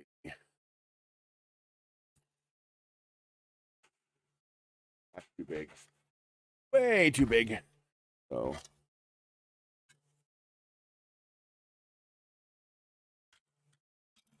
one of these would get attached to the rocket body and it would become a permanent part of the rocket. And this would actually be on probably be on a standoff. Move it away from the rocket a little bit. Don't want the exhaust melting the glider. And then your glider have a similar hook on it. It's the exact same hook, actually, just rotated. This would be attached to your glider. That would hook in like this. That is a positive attachment. That glider cannot fall off sitting on the pad. Some of the old days, you had gliders would blow off on the pad. It would shake a little bit. They'd fall off. You have to cancel the launch. And you have to go out and reset it. Well, these positive attachment hooks, they can't fall off. The only way they can fall off is if the glider accelerates forward or this tube accelerates backwards. Guess what happens when you fire the ejection charge? Tube goes backwards. Pop! Glider separates. So I got some refinements I want to make to redesign this. But yeah, this is looking pretty good, and I was able to vase mode print both of these. Took about 15 minutes to print a pair of them. That works beautifully. I'm trying to figure out a way to design this into the rocket glider. Haven't figured out a way to do it yet, but I think I know a way. See, I can't just... This prints like this. And this needs to attach this. Here's a flat spot right here. It attaches. So I need to print this. I would like to print this as one piece. Haven't figured out how to do it yet. Might not be possible because that's an island. See? This piece, island for this piece. So I can't do it. There's no way to phase mode print it. I could just fudge it and let it print, but the structural integrity of those parts might be compromised because I'm technically jumping from point to point, creating discrete layers. But then I thought, all I need is a 45-degree angle. And I did that with another model I made accidentally, make them insert. If I put that shape in here and put a cut through it, I'm not creating that hook. I'm creating a cavity with a wall. And that wall just happens to be 45 degrees. So I should be able to design a cavity in this model that will engage this hook. That should be possible. But actually, it has to go that way. That should, in theory, be possible. I got to work on it, but it should be possible. I can't vase mode print this unless I print it like this. But that's fine, because you're just going to glue this onto your rocket. But I think I can vase mode print the part that goes on the model. I think I figured out how to do that, so that this will have something to engage. Well, it'll have to be a raised hump. I want to separate the model from the rocket. But yeah, I think I can figure out how to integrate the receptacle for this into this. I think I know how to do that. I'm going to work on that. This one will be fun to fly, but the real fun's going to be this one. Because this one I could fly on regular, and I could fly this on a B6 or a C5. I could fly this on affordable engines. In fact, I already have them. This one I should be able to fly on lighter engines, and the booster will probably be something like this, but printed. So the booster will likely be something like this. So a custom booster like this, where maybe I'll even have two glider hooks. Put a glider hook here and a glider hook here. Shorten these fins a bit so that I can make this a rocket by itself if I want to, but also so I can hang two gliders off of it, because two gliders is more fun. But this will probably be the booster. Not this, but I will use this model to make a booster. Maybe make it smaller. It's pretty small. I think if this is too heavy, it's gonna reduce, how much mass I can lift as far as glider mass. So I might go down to 1 inch. Make something more minimum diameter. Well, I'll probably have to stick with 30 millimeter, but I can go 24 millimeter motors if I want to. Because it might, like the dual glider booster might require a D engine. Get it up high enough. Yeah, these are working out nice. I'll be selling those as separate things. Always need glider hooks, nice reliable glider hooks, and now I can, no problem. But I am super, super excited. This is working out so. Now my next objective is, this might not be possible. Matter of fact, it'd be very hard. I know I can do it in, I'm almost certain I could do it in 2.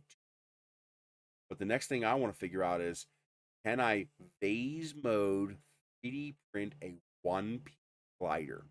And it's got to be a proper glider. It's got to be an airfoiled reinforced wing. It's got to be a 3-dimensional body. It's got to be a good proper flying tail.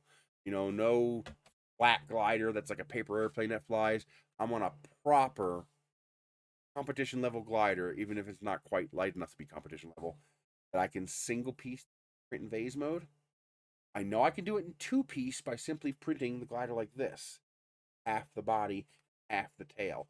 Then you glue the 2 halves together. I know that'll work. But I haven't figured out a way to do it in 1 piece. I could maybe do a delta wing. That's where the main wing of the glider is shaped like this. Delta. I could probably do a delta wing with a T-tail. That, like, you think Von Braun's ferry to space rocket ship, the big cone shaped one with the little space plane on top, just the space plane. I could probably do that. That's not really competition level glider. It'll glide, won't be comp level. So I'm working on that. I'll work on it. But right now I'm satisfied with if I can get the body down to one piece. The problem is I'm then limited to roughly 300 millimeters. If I do the body as a 245 millimeter piece, goes as a 50 millimeter piece, you got to get the weight far enough forward. Otherwise, you have to add. I might be able to do that. How long is this? I just took out a tape measure. There it is. Yeah, I'm going to step on that later. How long is this assembled? Because this is a really good, like it's a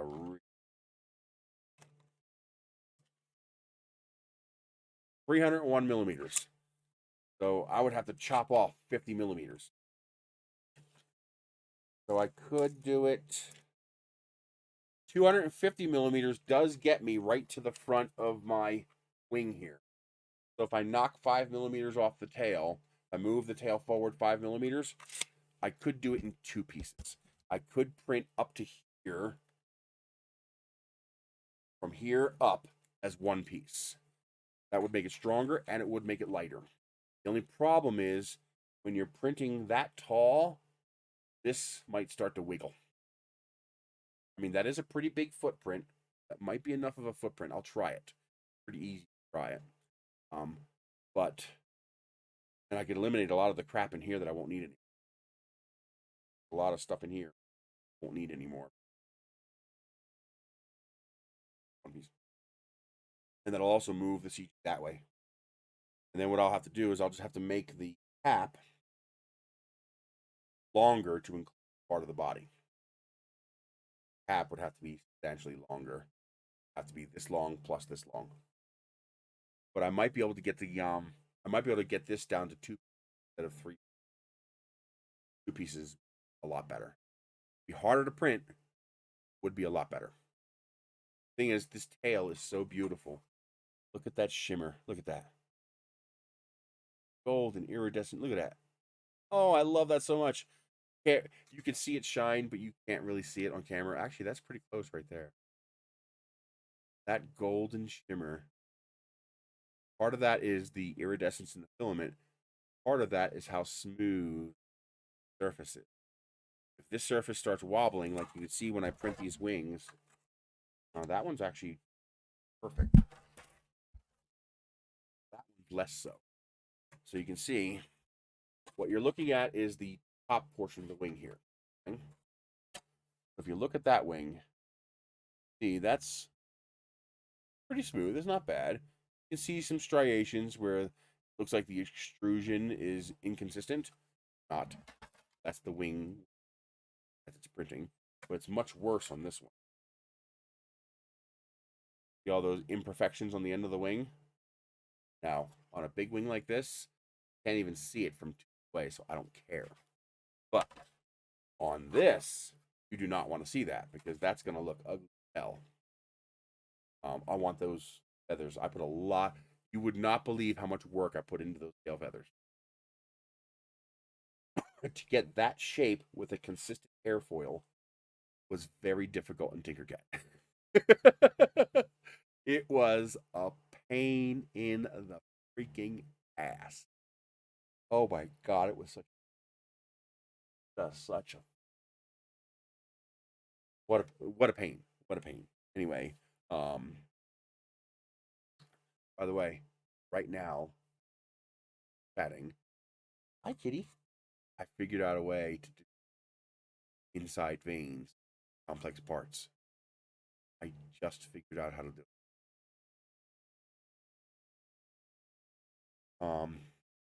So it's interesting. How did I get the vein on this wing to be perfect? Well, it's pretty simple, really.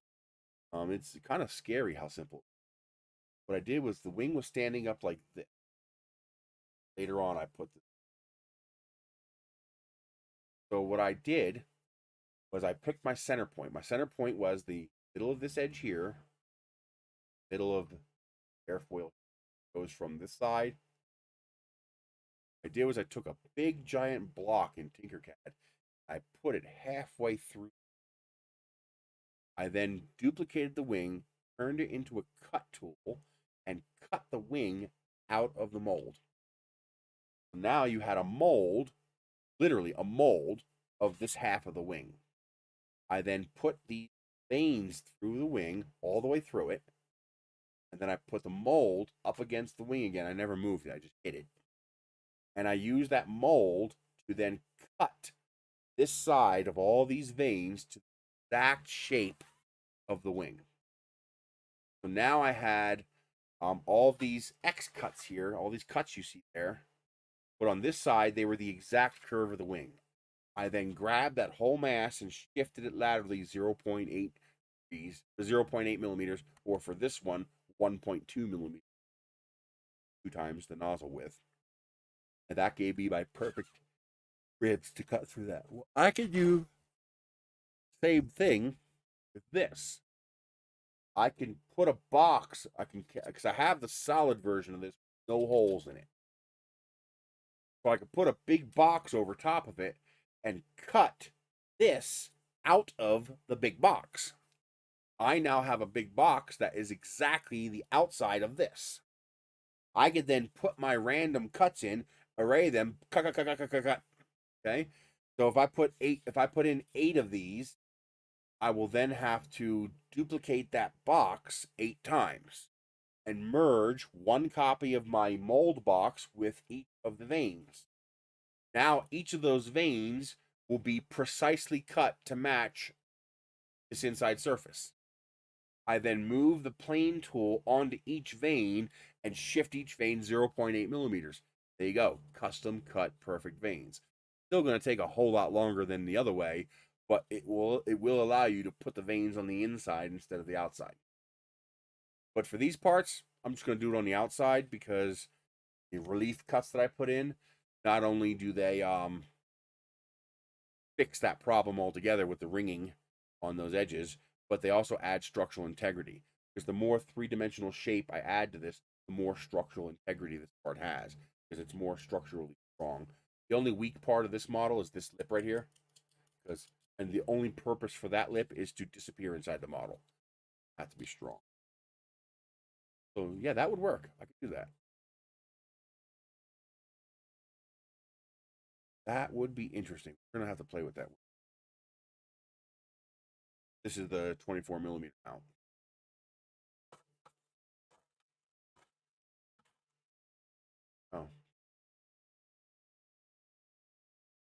Oh. Yeah, so I've been kind of going crazy, and the project I'm going to work on this weekend, is someone else posted another picture of an old cool rocket from the 70s, 60s, or whatever, and I was like, no more, because I want to print that one now too. So they posted a picture of this.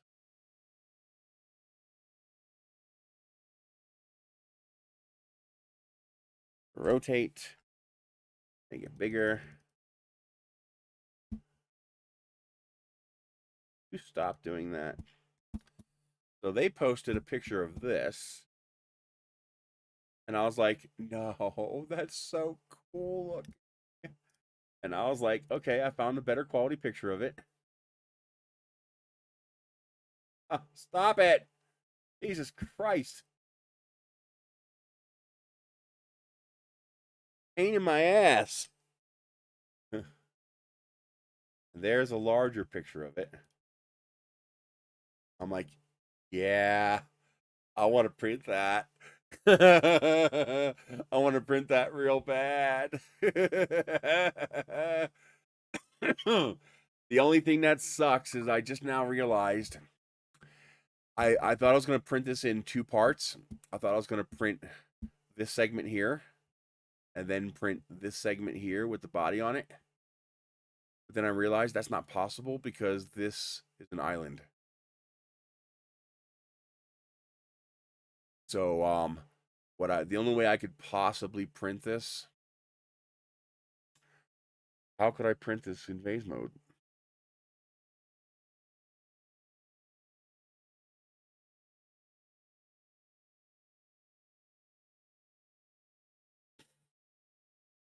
I think the only way I could print this,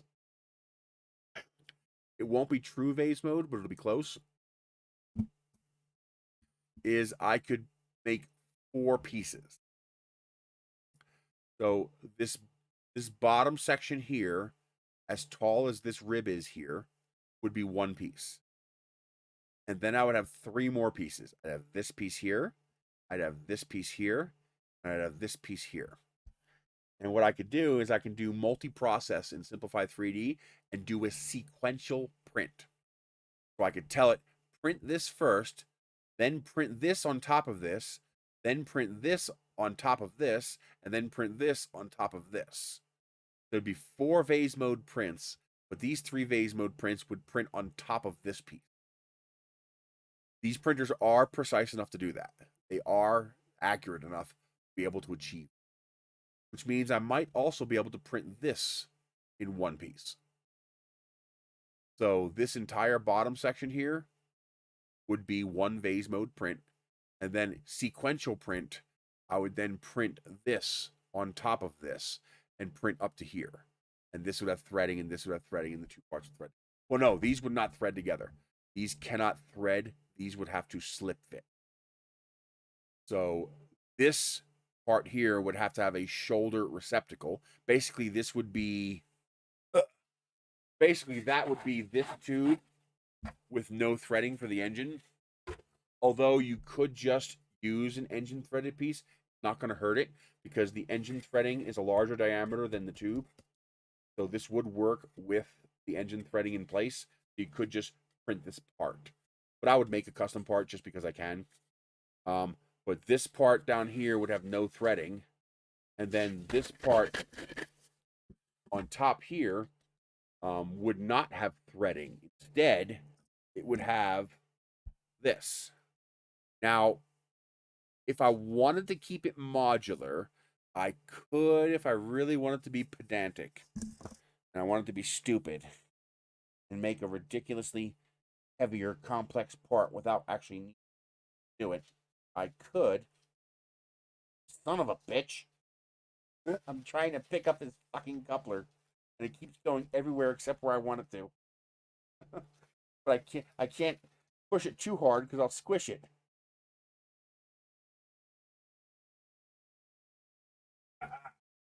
I could make the top of the first part a slip fit, leave the threading in the second part, and then simply thread one of these into that second part. Come on. Why are you giving me a hard time? And then this would slip into the first half. But that's unnecessarily complex. What I'm going to do instead is turn this piece here, this threading part here, into this part here. So that will be on top of that. And this way, the second part would simply slip on top of the first part and you glue them together. The reason I'm doing that is that I could make both parts thread together, but it would take forever to figure out how to get a part on here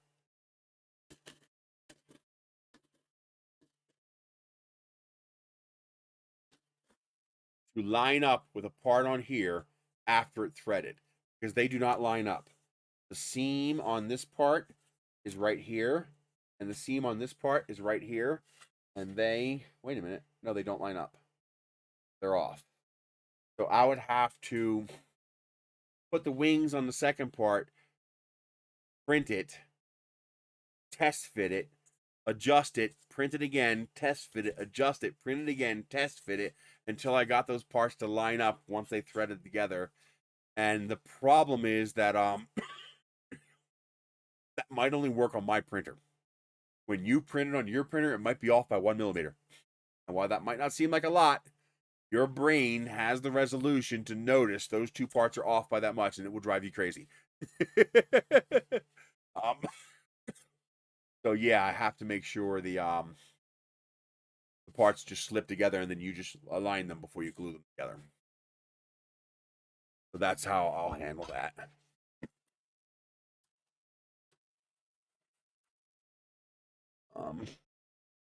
But yeah, that's my next rocket that I'm going to design. Is I want to make this.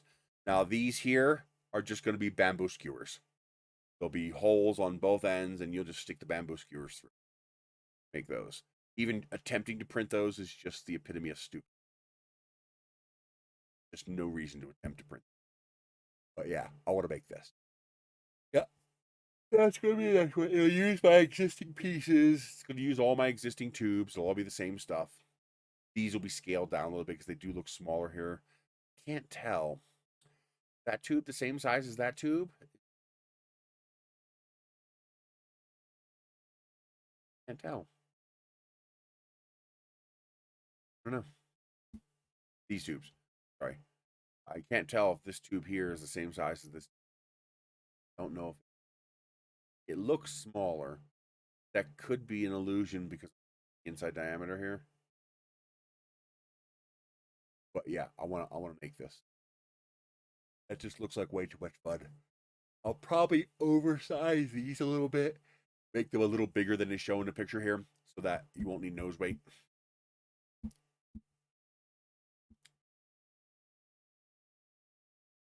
Yeah, the middle tube looks wider. That could be an optical illusion from the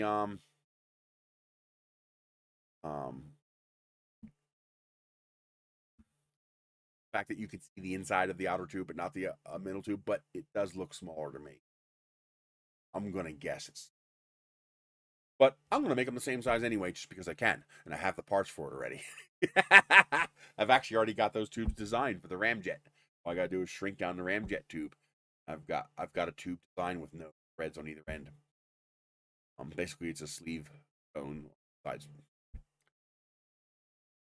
But yeah, I'm gonna model that. I'm gonna make these the bamboo skewers in between. I'm gonna make this the same size as this. I'm gonna make this a little bit taller so it'd be easier to print. And I'm gonna make these skewers, they're gonna be shorter, so there's gonna be less of a gap between parts.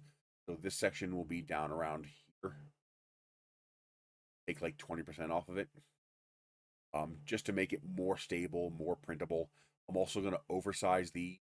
So these tubes here are gonna be a little bit taller. Fins are gonna be a little bit bigger. Because these are actually providing stability. They're actually shifting the pressure forward backwards. So I will oversize these a bit, undersize these a bit, shrink it vertically a little. So you'll have the same basic design, but more stable. Because this, I could probably enough fin area down here to make this stable without having any, especially because any of these rockets can be made more stable by simply adding more segments to the rocket long. The longer you make the rocket, the more moment arm. Ow, that hurt. Oh, those are sharp. Yeah, I think I'm going to put a bevel in those. Holy crap. That actually poked me.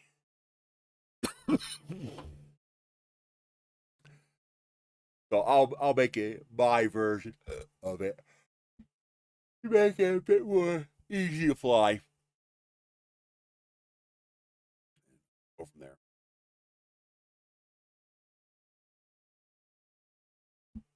Oh, here. Yeah, that actually really hurt. That whacked it, and that point was sharp enough to draw a little blood. Ow. Fuck you, Rocket. Now I'm going to put a weak motor in you and watch you suffer. You get a single A83, I'll get to watch you go bloop. That's your punishment.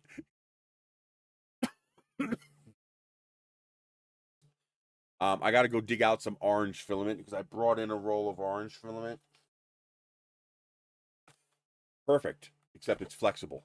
It's not going to work for these parts. Way too heavy, way too soft, way too expensive. So I got to go out and dig out another roll of orange. Because the cool thing about the ramjet, I guess I can show you a picture of that. You guys get a kick out of that. This is actually the first one I designed, but I haven't printed it yet. I just finished printing the 3 vein sections for the 3-inch version, and the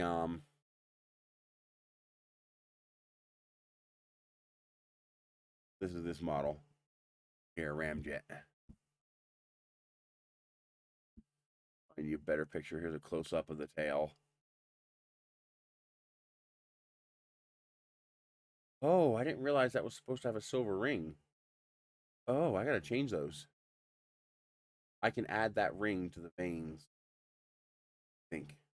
Yeah, I should be able to add that. Ooh, no, actually, that would be pretty hard. I might have to print a little. Mine doesn't have the silver ring there. So a little pinstriping tape. But here's the picture. That's a fatty version of it, but it's you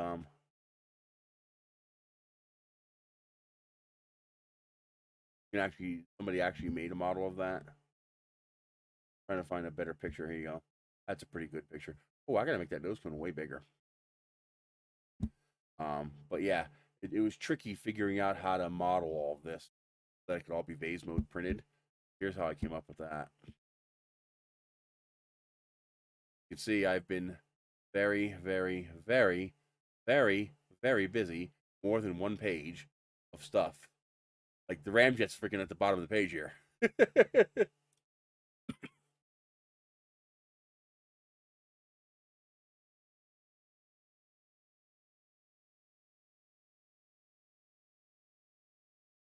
Oh, this is the original version.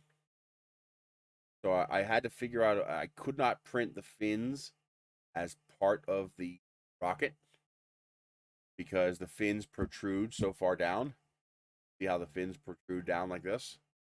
So there's no way to print those fins in phase mode as part of the model. So I made these, pain in the ass to make, by the way. I made these slots that the fin fit into. And the fin even has a curve in it that matches the body tube. So you get a full surface on surface glue mount. I found out so much easier way to do this. It blows my mind. I didn't think of it sooner.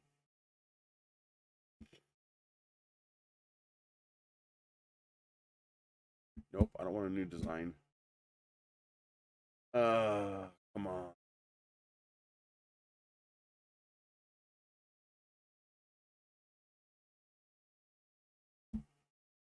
Down here.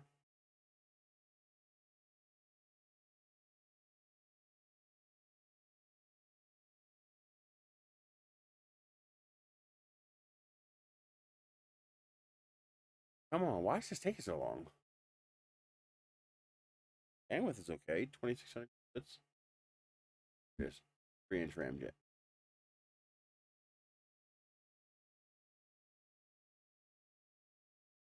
The nice thing is, except for the central 30mm tube, this whole thing is 3D printed. Now, this will have to be glued together, but that's okay. So this is actually shorter version because my Sapphire can only print 200mm tall. So I shortened these to 200mm. I had to take them apart to shorten them because you obviously cannot shorten the wing mount. And this is the motor mount. I have to make one for 24mm inside the paper tube. So these 3 pieces here will go over the paper tube. These 2 pieces will go over these. You can see slots right here are designed to accept these tips here. This will actually slot together like Legos, but they hold it. And then I came up with this. Works better. So this simple assembly here, basically a peg. The peg. Fully vase mode compatible, of course. Then I simply put cut into the fin. That is vase mode printable. Now that's a hidden stub. That stub there, but at certain angles, moving things in 3D space in Tinkercad is a royal pain in the ass.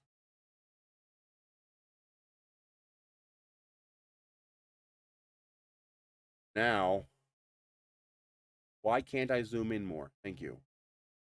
So now this fin will simply slot right over top of this stub. Put some glue on. You'll test fit first. Put some glue on here or glue in here. Then you just stick this fin right over top of that stub. And now the fin will look like it is perfectly mated to the body tube. But it'll have all this structure inside to make it strong enough. Without this, the fin would be very floppy. Since the fin is pointed down, it's going to hit the ground first. You're going to break it. Although with this, I'm probably going to invert recover it. So I will probably run a shock cord along the outside of the model.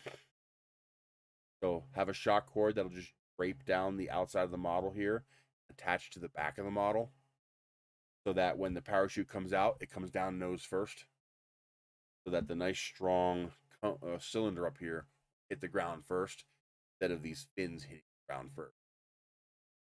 That's how I would recover this to preserve those fins. Otherwise, you're a really big parachute, but now you're risking it drifting away. But the cool thing is, because this model is orange and silver, I can, I did not want to click that. Because it's orange and silver, I could just print the parts in orange and silver. And I shouldn't have to do any painting at all.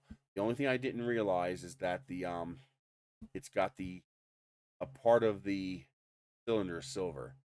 I didn't realize that. There is no easy way to.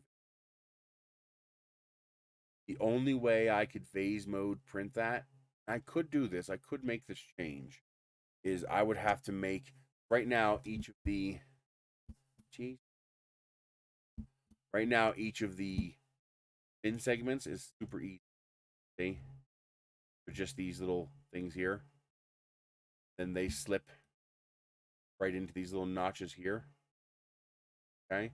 Right now, that's how this works. I could make the bottom of each of these this. The sleeve fit thing that fits inside the tube with this little shoulder on it. And then just have a piece of body tube and then switch over to the veins. That would work. That could work. And I might do that. It would be heavier, but it would be more scale. So since I already have this model, I'll probably do both versions. So people can choose the more scale version, or they can choose the lighter version and simply add a little bit of paint. Because some people might not print this in silver and orange. They might print it in whatever color they have and then spray paint it. Well, if you're going to spray paint it, it won't be that hard to mask this area here. Except when you mask a 3D printed model, you got to hit it with a clear coat first. Because otherwise the paint will wick threads, the layers. So to avoid that wicking, you have to spray paint with a clear coat first. Now you're painting on top of paint, painting on top of the plastic. But for me, the whole point of this was that I could print the parts in their respective colors. So these parts are printed in silver. I have this part right now printed, this part here actually printed in silver because I have the silver on there, and I'm going to print this in silver just to do test fitting, make sure it's all fit right, and I'll switch colors to parts. I built enough tolerances in that this should fit no problem. My only question is, did I build enough tolerance for the wing? I think I did. We'll see. On the CR6 SE, I should be able to print all three wings at once, eventually. Well, the problem is, if you spray it with primer, it won't be orange anymore. It'll be the color of your primer. That's the whole reason to spray it with clear, that you retain the color of your parts. But yeah, you could use primer, but then you'd have to repaint the orange part. Now, if you're going to paint the whole thing, okay. But if you're going to print it in its appropriate colors, then you don't want to do that.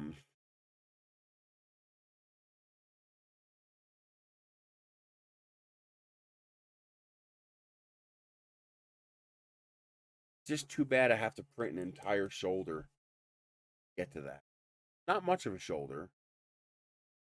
Really isn't that much, but it is annoying.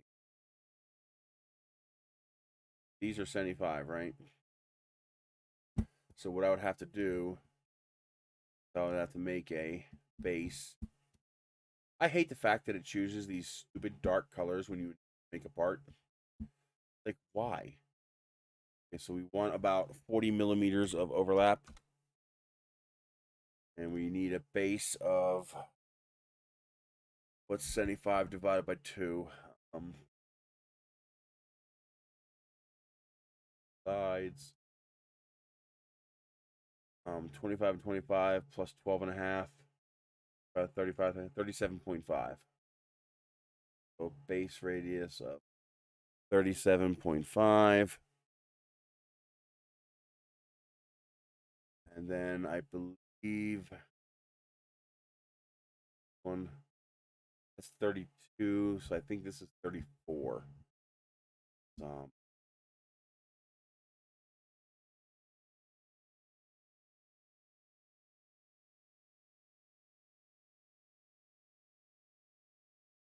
Okay.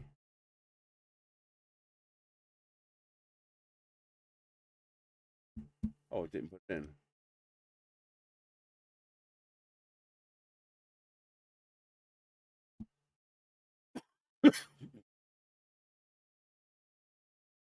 Actually, I don't need that.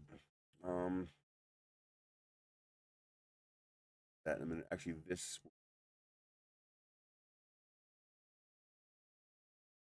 36. Yeah, I guess it is. But, oh yeah, I have some thickness here. That's how thick this is on the outside. Yeah, I can do that.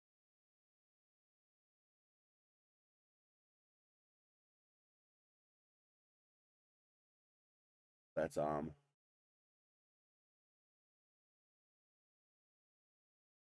okay. So rotate this.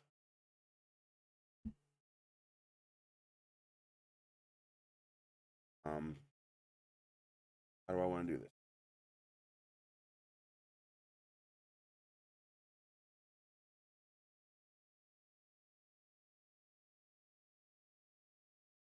I have a 30. I have a 30 millimeter overlap.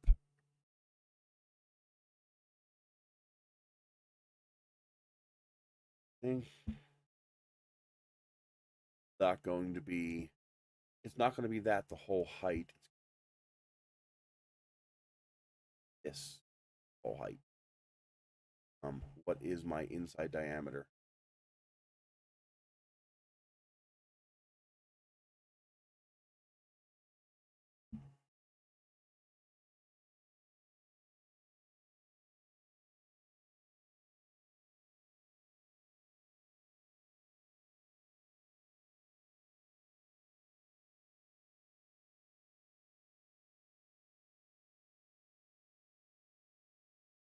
Jesus, how many steps do I have to go?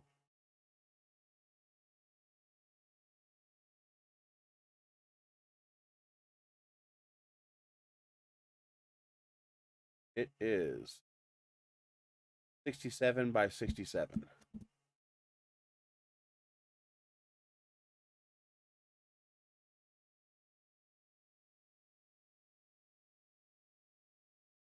Okay, so that means I need to create a 7 by 6 tube.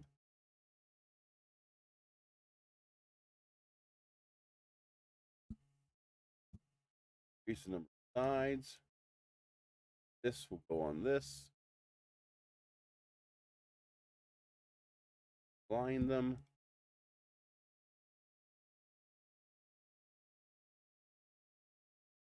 $30. Make this one $30.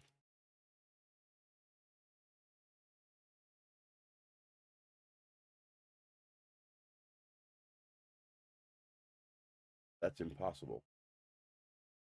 Can't both be 30. Oh, that's not down all the way. You son of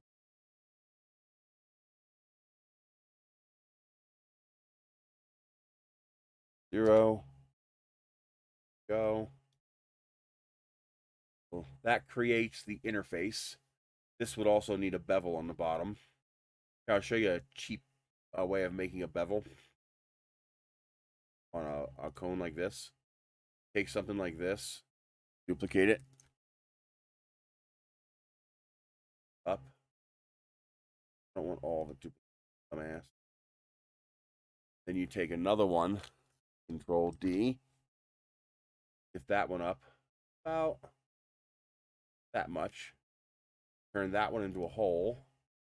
Point it to that one. Turn that into a hole.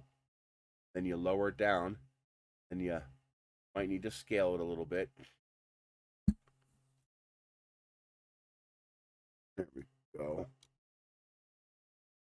Then what you do is you bring it up and you just bevel a little tiny piece of your cone off there. Go.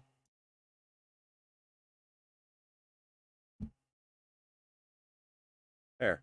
Now you have a little bevel on the bottom of your cylinder. Join those together.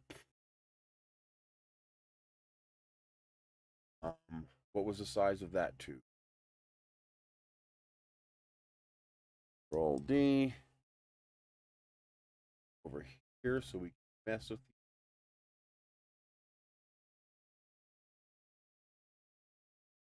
you.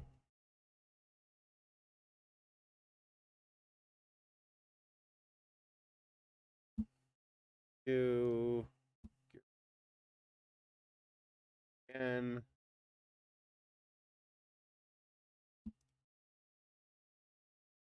You.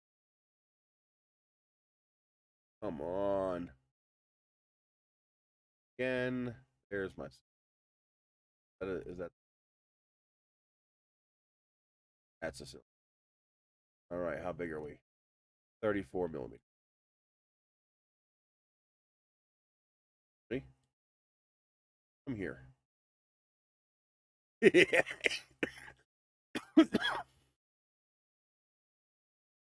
Go.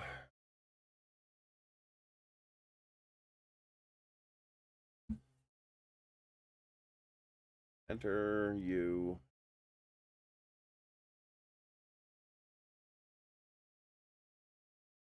Okay. There is the bevel. What you want to do is I want to. This has a bevel.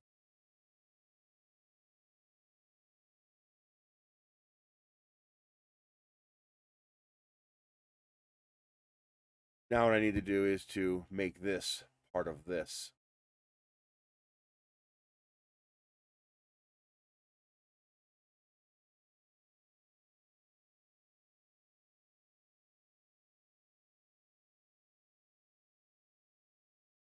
So I can't join these together, but I can use this as an alignment tool.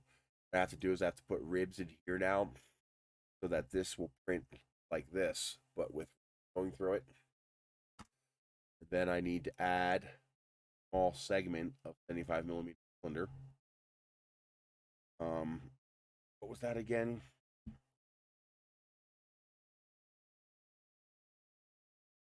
Oh, I need a cylinder. I need a torus, basically. 37.5.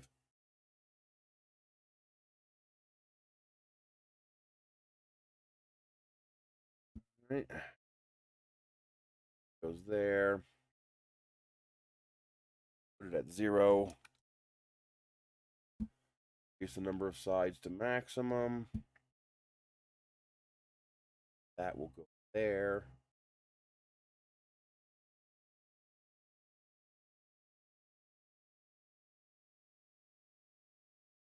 Fine.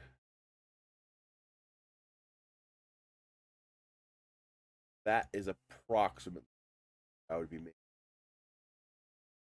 This bevel would actually be smaller if I can into how small I can make space properly. These lines won't be here, but this will have to be hollow. Create these veins internally inside here. So I'd have to put set of cuts inside here. I might be able to use veins as a cut. Might work.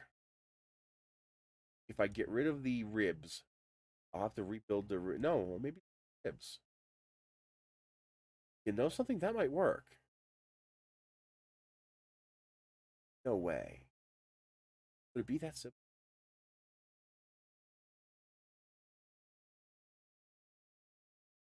Oh, how do I do the other end? I can't do the other end. See, the whole reason to build this cone here is not actually for fitting into the model. These things work fine for fitting into the model. The whole reason to build this cone is to support this ring. But I just realized I can just print the ring. Why didn't I think of that?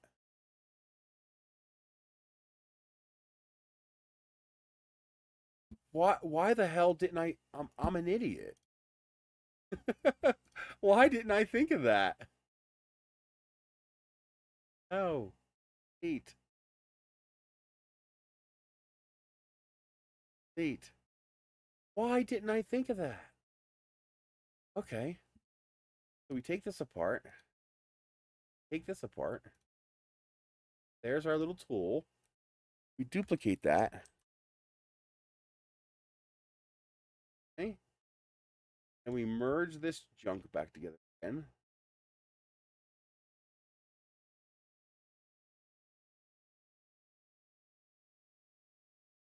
Oh, crap. They're individual. This. Merge them. Then I have to do this. I can't reverse steps because then I'll get rid of it. Although there is a way to do that. You can copy it into the clipboard, reverse steps, and then paste it. That will work too.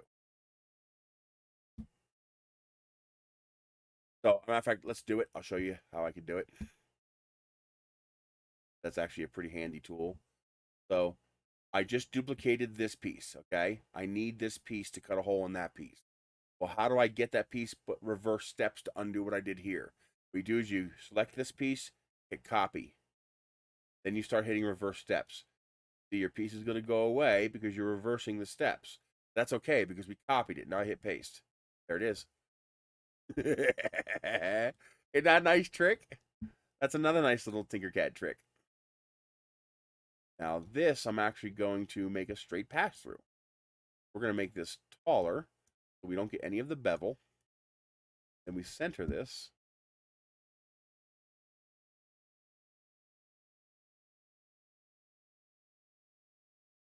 Then we merge it. There. Now all I got to do is print a bunch of these, and I can make them whatever height I want. That actually looks like a decent height. How tall is that? 10 millimeters might be okay for 200 millimeters. So now I just print that in silver. It requires printing more pieces, but they're all vase mode, and I don't have to worry about designing anything. Literally, I just add this to the model. The only thing I might want to do is make all of these a little bit longer. Matter of fact, I do. So this one is going to need to be 10 millimeters longer, so 47. Ooh, I don't want to do it like that because that's going to distort the shape. I'll modify it separately. But I'm going to make these two 10 millimeters taller and this one 20 millimeters taller. Oh, crap. I messed up my one piece. Okay, let's undo that. So we're going to copy my new piece here. I thought I duplicated that piece when I did that.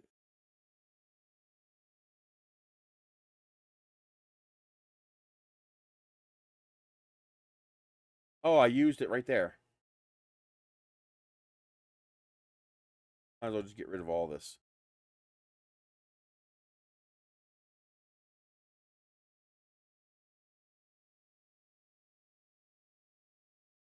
Now I can delete this, paste in my new part.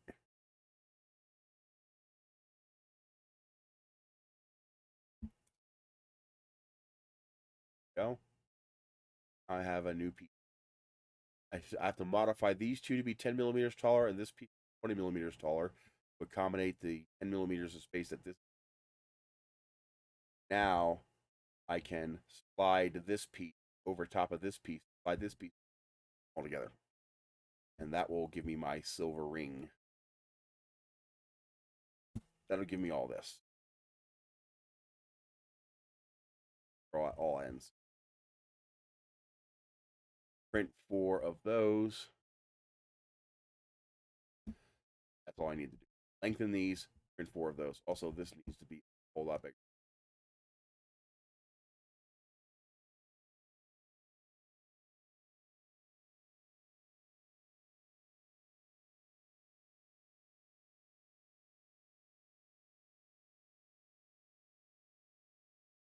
This, this, this.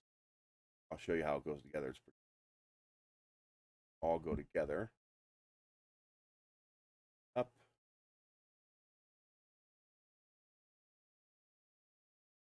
Up. That. This. Up. Between them. Why isn't that lined up? That should be lined up perfectly. Did I rotate the tube at some point? Not right. Oh! This piece is bad. How did that get distorted? This should be the same on both sides.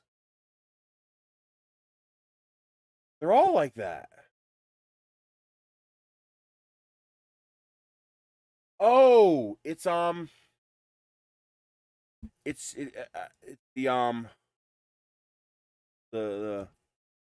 six-sided shape is not symmetrical radially on a plane. It's symmetrical radially, but it's not symmetrical on a plane. So I have to rotate these parts to line them up.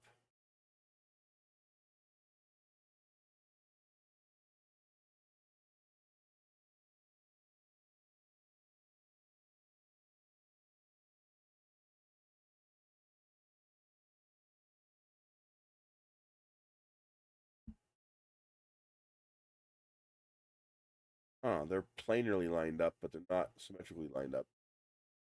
Oh, I gotta see if I screwed those parts up.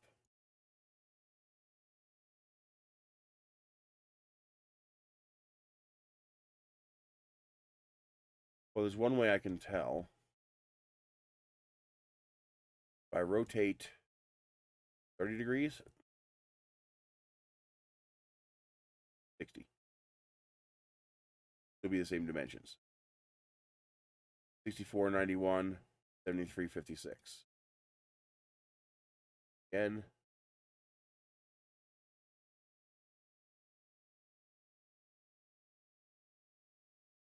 $64.91.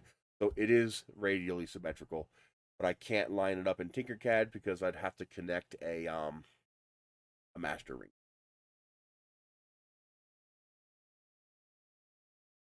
Oh, it's this part that's not no. Yeah, this part's not going to be right either. You have to have an. What am I?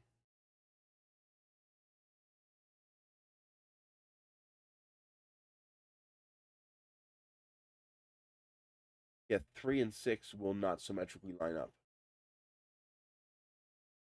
because it's it's aligning them on a plane, not radially.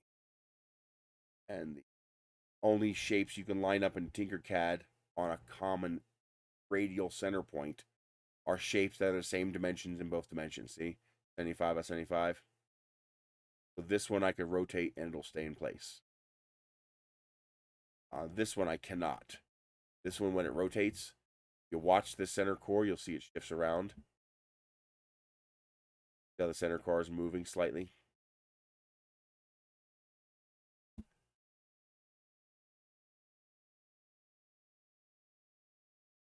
He's lucky that's all he blew off. He's lucky it was just a t-shirt. Basement bomber days were, they were fun, I guess, until you blew up. Yeah, you got to be careful with that stuff, man. Back down. 0. All right, so ramjet. We're to call it a ring. R-I-N-G. All right, now what I should do is get rid of the the ring on the outside head thickness here. And that's actually really do. Take a cone, change it away from that stupid ass color, make the cone taller, make the base radius bigger than the object we're dicking around with, taller, right? Increase the number of sides, turn it into a hollow. Well, yeah, but he took it all out of the tube in order to, get access to the tubes. And oh, you son of a bitch. Selected more than I asked it to. I hate when it does. Then we rotate. Gonna give me the rotate option? Huh, you dickhead? Thank you. And then we drop it in. What we're gonna do is we're gonna drop it into just that outside ring. I want to make that taller. That angle's a little sharp. Drop this. That.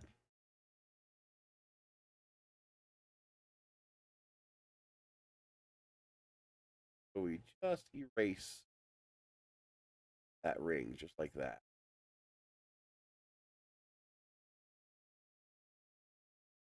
There. Now this should be 2 perimeters. Means it'll seal when I print it. Over and I print it like that. I could print it either way. And it should be strong enough. In fact, I could double the number of ribs. I can use those built-in ribs to act as integrity, structural integrity. This. Again, take this, duplicate it, then we rotate it 60 degrees, which I can't do because I can't fucking see it. Like, why can't they realize I need to see the freaking degree mark and make it visible to me? Why does it have to be so far out? Oh, 30 degrees. So half. I want to double the number of ribs.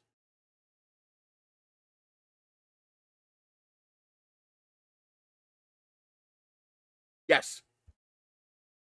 If you send me a question by email, I will do my best to answer it.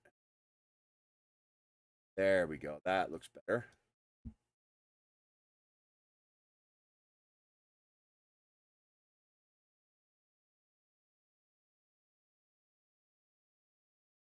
Why didn't you join? Because it joined with other bullshit parts that I didn't ask it to. There we go. There we go.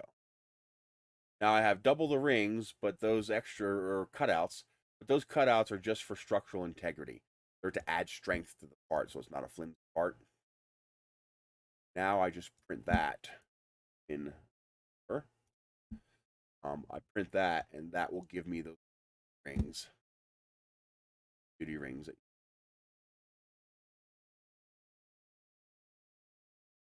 Oh God.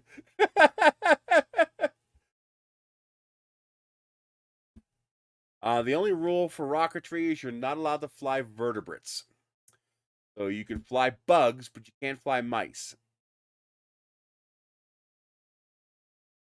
No vertebrates. Okay, so that's going to be the ramjet ring. Why is there an @ symbol there? And I need to print 4 of those. Load. That should print with my standard profile.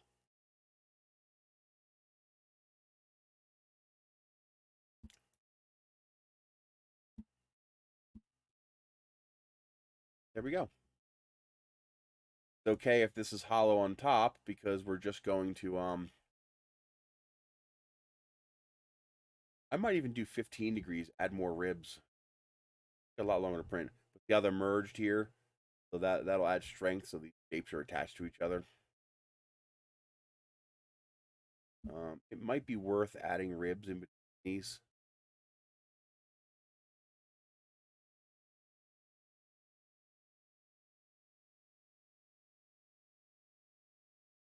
Otherwise, they're going to be.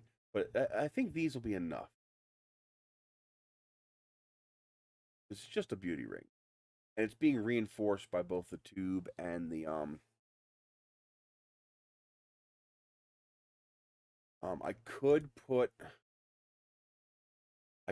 put a bevel on the other end in order to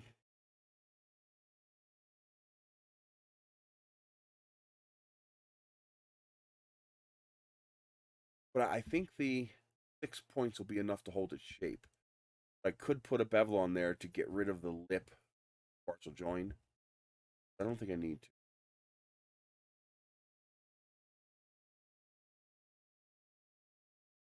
Now I could put a bevel on both sides. That will make it stronger. Yeah, I think I will.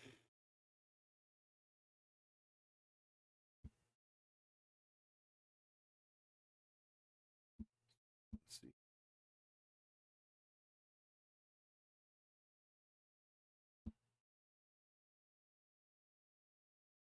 D. It's not technically round. It's 64 faces. But because it's relatively small, it looks round, but it's not. It actually has faces. When you print it, you'll see the faces. Didn't I just do that? There it goes.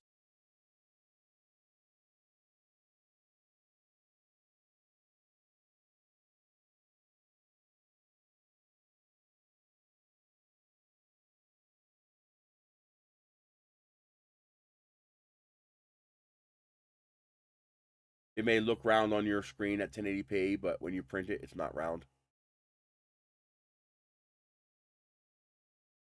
Okay.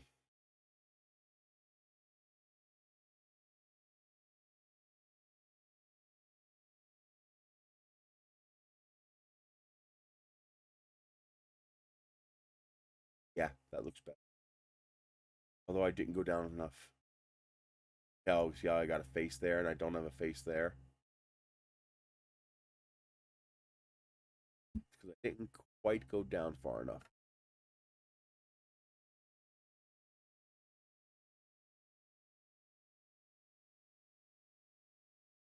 Down. Where the hell's my control cone? Where's the fucking control cone? Why couldn't I grab it? There it is. Hard to grab for some reason. Oh,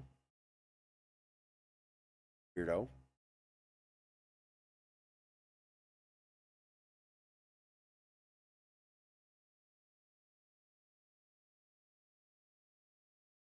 And that time I went a little too much.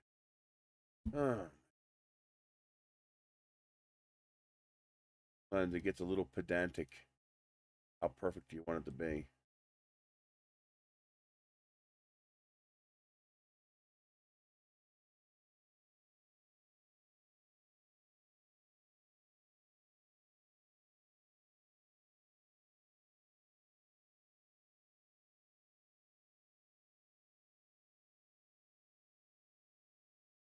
Come on, it seems to be a jump point there.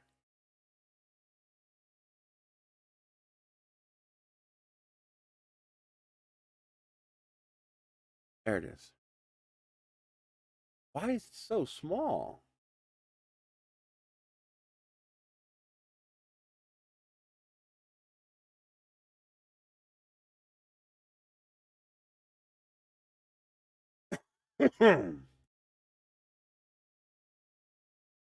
I think that first time I just got lucky.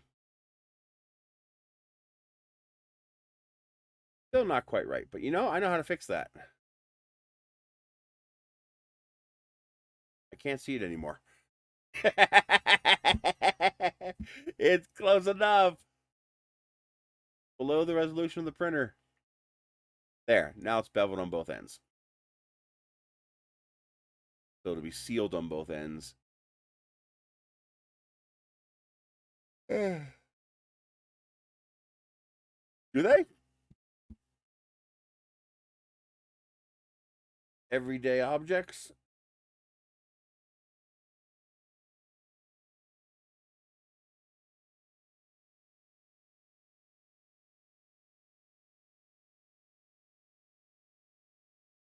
Vehicles. That makes sense. I love how hardware. Here's a nut. You want to guess what's not in the inventory?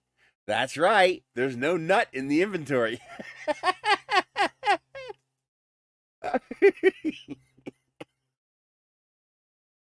Oh, yeah, I remember this. A very simple rocket, but definitely vase mode printable.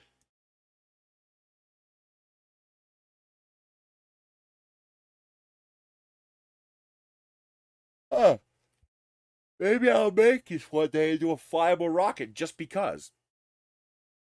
That might actually be fun. I would only have to make a few slight modifications. So, for example, the first modification I would make is to make the fins longer.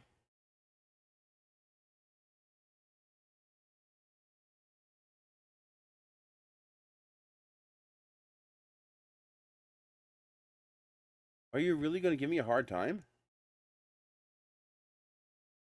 Why don't I have a grab box? Where the hell's the fucking grab box?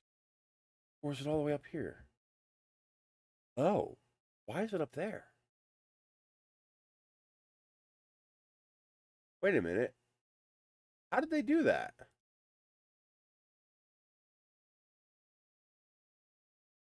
How did they make it solid but different colors?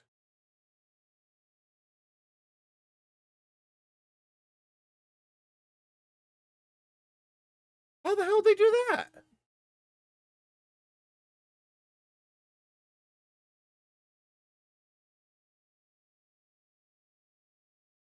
Does anybody know how they did that? I mean, this gets me what I need. I need to make it longer. And what that does is that reduces how sharp this angle is here and this angle here, making it a lot easier to print. And then I'll have to make it bigger until I can fit an 18mm motor in the bottom there. And then I'll start cutting chunks out of it. How did they do that? I know how they made this. Wait a minute. The only way I know to make this is with a pyramid. And that would be pretty gnarly to make. See, this is a pyramid, but it's two different sizes. It's actually pretty hard to do. No, but how did they make it multicolor?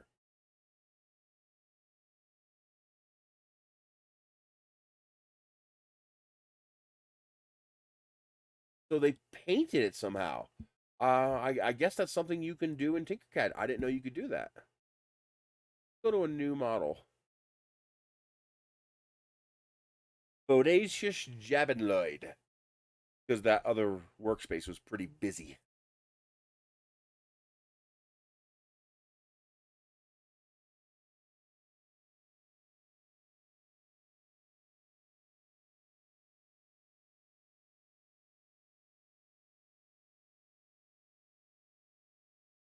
The easiest thing to do would be to recreate the model instead of trying to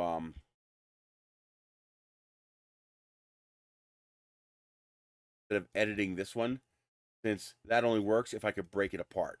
I was expecting to be able to separate these parts, but I can't separate them. So the easiest thing for me to do would be to make, let's see, oh, I don't know, 30mm, 40mm should do it.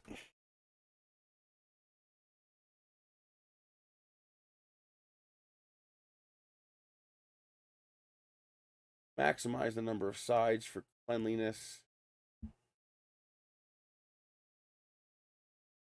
Now, creating that is pretty easy.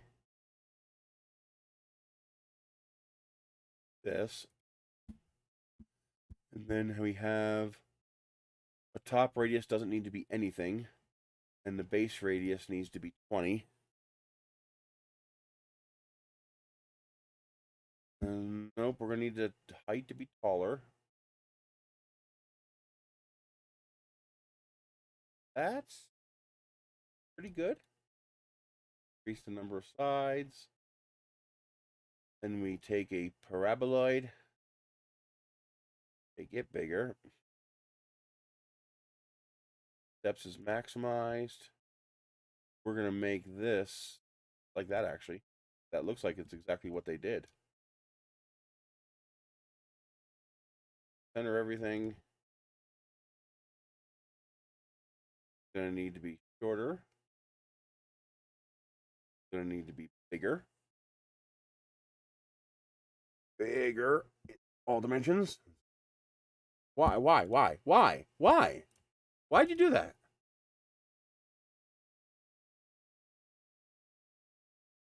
Best.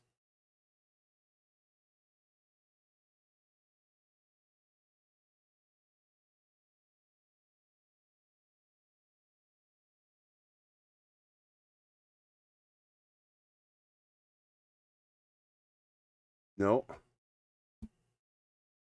Any mistake? That looks more like it. There we go. That's pretty close to what they got there. Now the bottom is actually just as easy. This.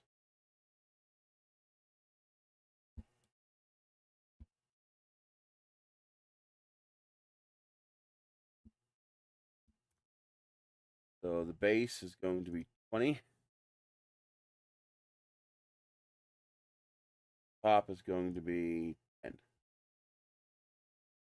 I'll adjust this later. I'm pretty happy with that, actually. The top's going to be more like 12. Not 120. You can adjust this later.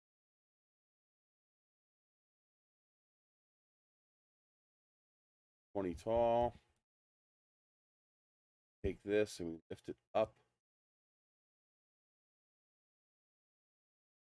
20. Bastard.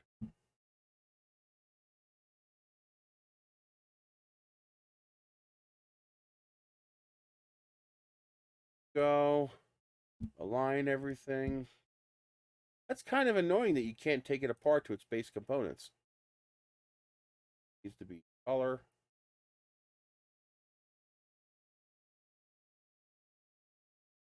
This needs to be taller. That's looking. Okay. Now we need to create these. The way I think they did it is with 2 of these.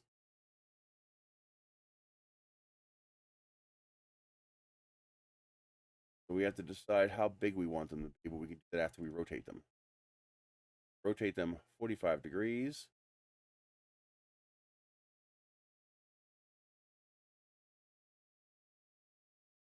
Off.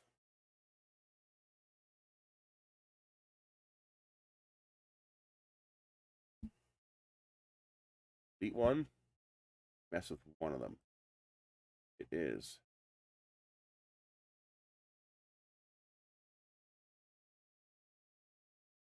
You're going to make probably about 5. Probably about 8 wide. Make it 30 long. Why would you do that? Why do you disobey me? The reason we're doing that is so that we can create a actually better 40. Because then all we have to do is drop in a cube. Then what we do is we align on center and on end. Now we can take this cube, cut the triangle. Now we control D, flip. Then we move 20. There. Now we have this triangle mess. Could be one part. Not. Okay, you got that line there and there. Not joining together for some reason. Because Tinkercad is stupid. I did everything dimensionally perfectly. That should be one part. Not. That plane in there indicates that these are not one part. Come in real close. I bet you will see the actual gap.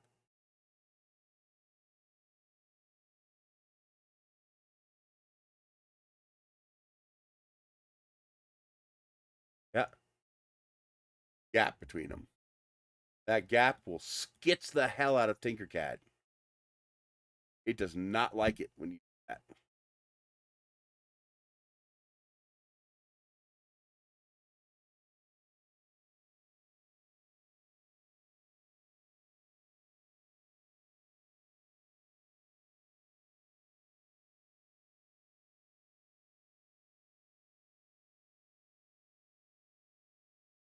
Work.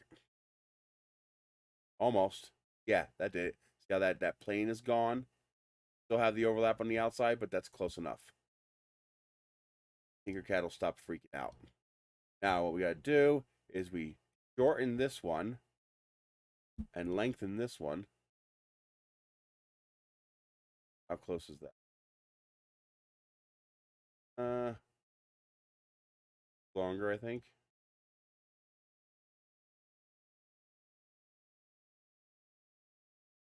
Join them. Stretch them out this way. Portion's about right. I'm going to take some liberty for pliability. Bigger is going to make it more pliable.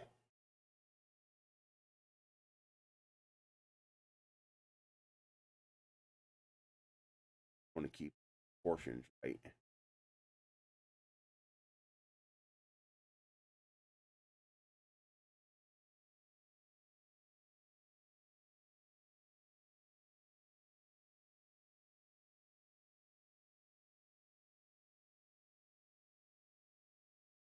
That should be printable. We're going to go 42 because that's the answer to life, the universe, and everything. Hey, DeWitt! And just for the hell of it, we'll make it the same color.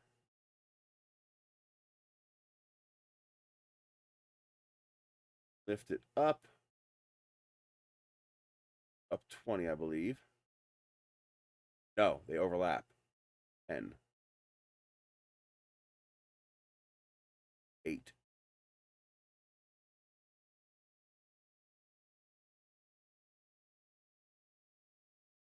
Line on the orange tube. There we go. Oh, I like it. We're going to come down a little bit.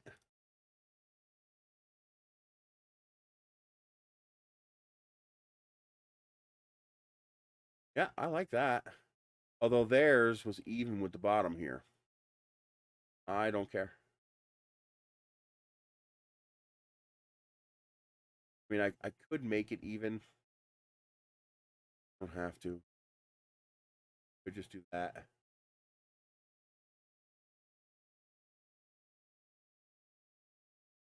Then split this. Make this taller again. Join them again.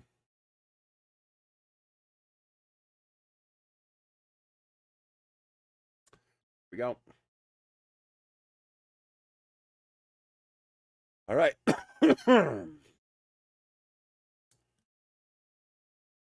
I could actually scale this up to 3 inches and make a new tail can out of this and make it part of my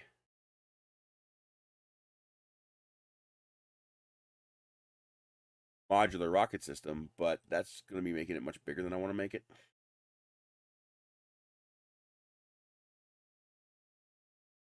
Let's go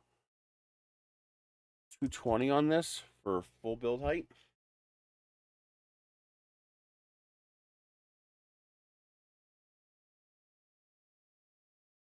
That would be 40.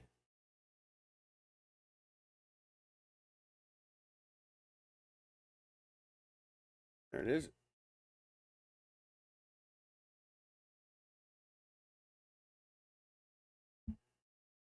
No, I want to be able to make this into a flying rocket. So I have to make it in separate parts so that I can make it all hollow and add my ribs and all that stuff to it. I can't do that as a solid model. Well, I can, but it's a real pain in the ass. It's a whole lot easier if it's separate pieces like this. And then I can also do things like what I'm doing now. Make the fins a little bit bigger than they are in the original. Because I need this thing to actually be able to fly.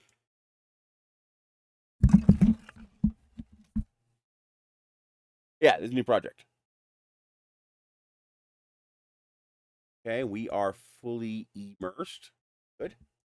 This is not going to have a modular or anything. It's just going to have a built-in 18mm motor mount because it should be light enough to fly on 18mm motors. Maybe I should go with 24mm. I don't know. We'll see. Okay. Now we add a master ring. So we make the radius real big, make the sides real big. Come on. Turn it transparent for ease of use. And then we align this with a known centerable part. That's the orange tube. Align it on the orange tube. There. Now I have a master ring. That ring is bigger than any part of this rocket, which means I can radially array any part of this rocket, even if it's asymmetrical, because I can do that now. So I need 6, and I believe 6 is 60 degrees. So we take this, we hit Control D, then we hold Shift, we join it with the ring, and then we rotate it 60 degrees. Or is that 30? No, I think it is 60. 60. Let go. Don't touch anything. Now hit Control D again. Control D, D, D. And we're not in the goddamn window. How the hell did it move focus over there? There. Now we have 6 radially aligned fins. How freaking cool is that?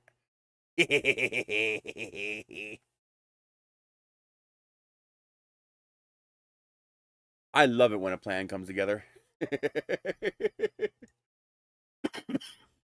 We need launch lugs. So let's come into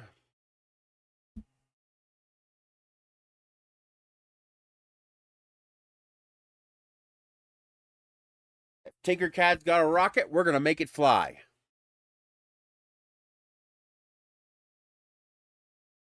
Let's see here. Where is a good source? I should have a split apart. Here's a split apart right there.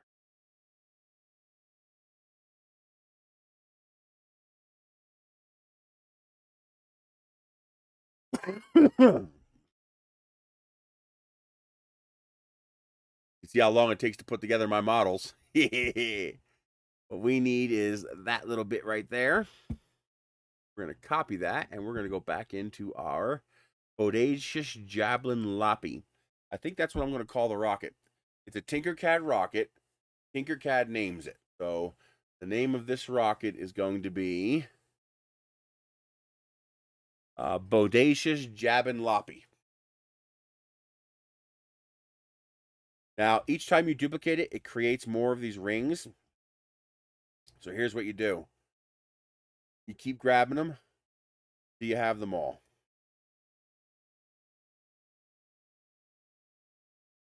And when you move the last one, you hit undo.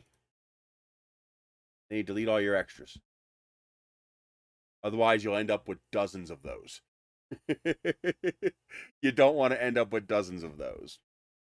Because the more stuff you have in Tinkercad, the more crazy it gets. But you always have to leave that there and centerable with your cone, and then you can center anything else on the model. You can radially rotate anything on the model. Now let's bring in our launch lugs. We are only going to need 2. We're going to split it apart and we're going to delete 2. We're going to lower this one a little bit because we don't need them to be that far apart for this model. Then we're going to join them back together. I've already designed the launch lugs. There's no reason for me to reinvent them.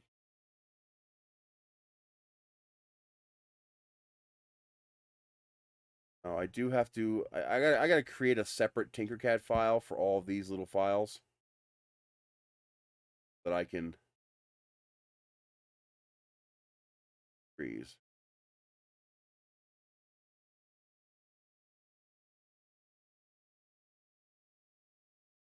Then bring this into the model. Do is align the red piece with the orange piece. Use the orange piece as an anchor, like that. Then we lower our resolution to off, or close enough for that.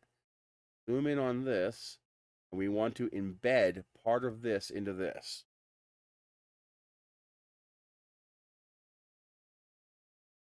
Want that center to go away and to just begin to embed the lug into the part. Now we also need to put we're probably going to have to put a slice in the whole thing, but we'll add that later. Now, obviously, I don't want the launch lug right there. I want it radially centered in between. So again, we use the master ring. We select our launch lugs.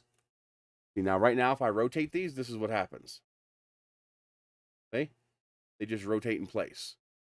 But I want them to rotate with the model. Yeah, that's what I'm going to have to do. I'm going to have to create my own set of custom objects like this. Okay, so let's bring this up first. We want this away from that the boat tail. We can bring this up about here is good. Now what we do is we shift and join with the master ring. Now I can rotate these with absolute impunity. My fin rotation is 60 degrees, so we're going to want these between 2 fins, so that's 30 degrees. We come out here, and of course I can't do it because I can't see the fucking numbers. God damn. Why is the number so far? Why is the number all the way out by Egypt? Why? Why is it all the way out there? I don't get that. Okay, and there's 30 degrees. And now they are still that same exact distance that we moved them from the model,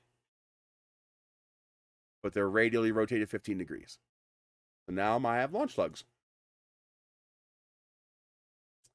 Yay! Now, what was it 736? I think it was 736. 0.736 inches to millimeters. Yes. 18.69. I'm going to add 0.2 on each side. So we are 19.1.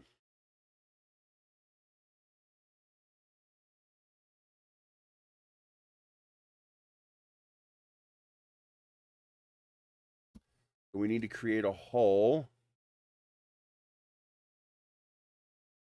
that is 19.1. Where the hell did 0 come from? Where the fuck did the 4 come from? Serious?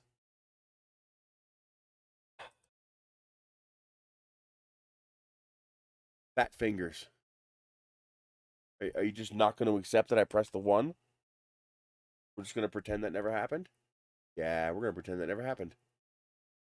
All right, let's make it 60 millimeters tall. Should be. Let's go 80. Like 80 better. Now we're going to need that. Going to need this.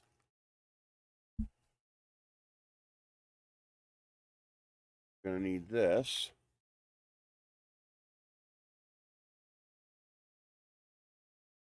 But I'm going to make that a whole lot shorter. So I can always lengthen it later. Okay, now I have to put cuts into this. I guess I can show you guys how I do the spiral cut.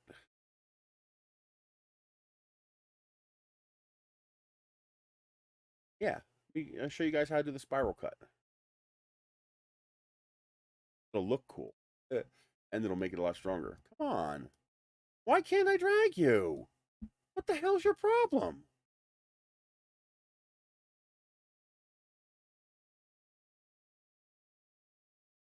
The master ring. These are all symmetrical, so I can just align them like that. Now I just have to make sure at least this orange ring and this don't move. As long as this doesn't move, I can do symmetry. Okay. This part is just going to be a straight cut. I have to take this and subtract 1.6 millimeters from it. This is 40 by 40. Means I need this. You have to invert.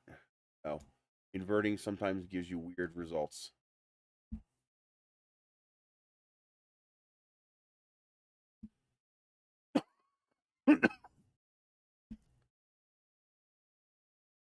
We're going to make this 0.01, 0.01.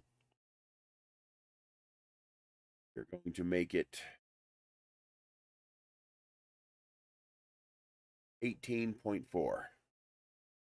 18.4. No, 40 millimeters. 38.4.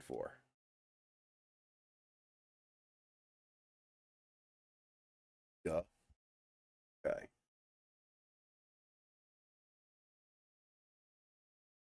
Control D. Rotate 22 degrees. Continue duplicating.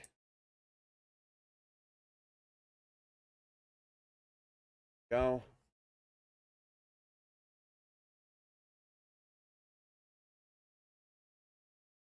Join together. Then make it taller than the rest. And here. That creates my ribs there.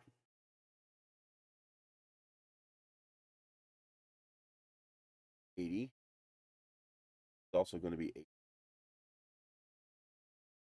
Minus the 20, 60.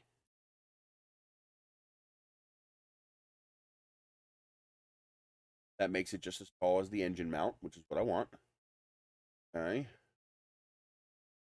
Line all of this. Everything is still symmetrical so far, so we can still do this. Line everything. Now we need to create cutouts for this cone. How do I want to do that?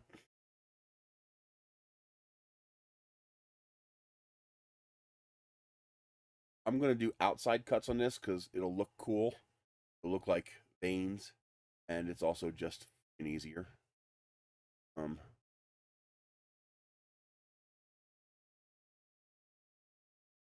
I can duplicate this. Control D. Lower it down to 0. Change the height to 20. Okay, now take this cylinder. First we turn these into a solid. Take this cylinder. I duplicate it. Control D. I'm going to make it taller so I can manipulate it separately from the rest. Now this cylinder needs to be 1.6 millimeters bigger. Give me 0.8 millimeters on each side. So it's going to be 20.7. And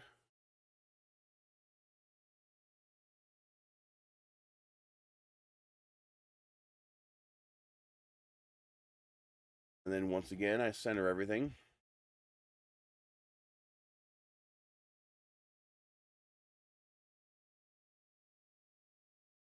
I then take this big cylinder and I join it with my red vanes bottom here. Join that together. And that cuts those apart. I can then join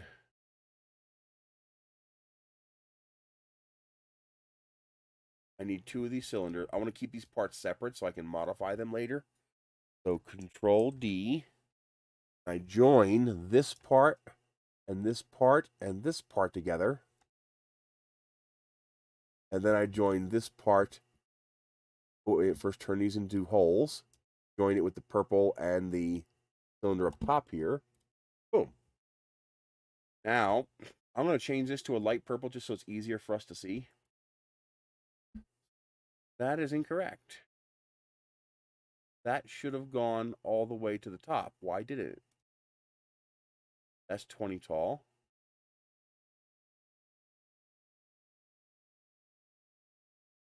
First, let's join this with this just to get it out of our way.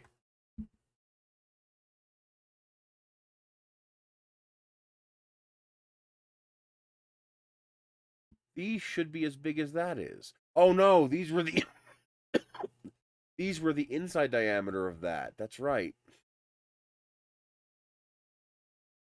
I forgot about that. That's not what I wanted to do. What I wanted to do was hide you. I forgot I did that. That was my fault. I made these smaller for the inside of the orange cylinder. Now I need them to be full size again.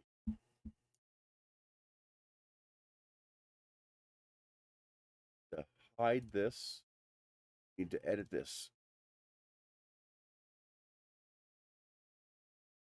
Separate now. Nope, they're not. Go. Now they should be separate. Yes. What I need to do is I need to delete them all.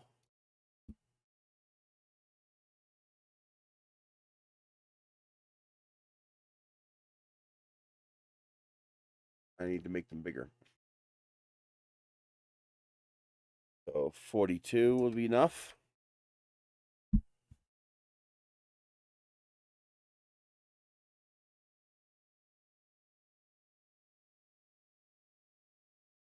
Go. Then we array these again.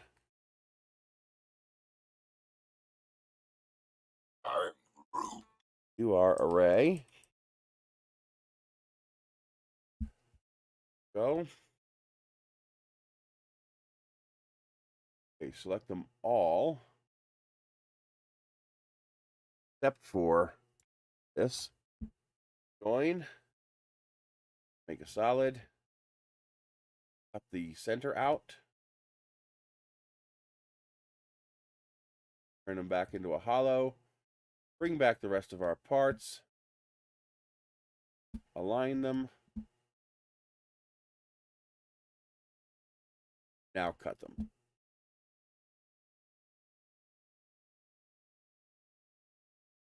Okay, so this part is now cut. Although, what I should do...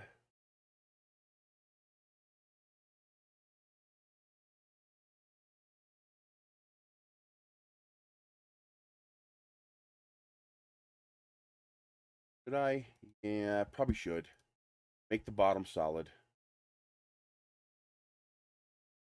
Turn these solid again.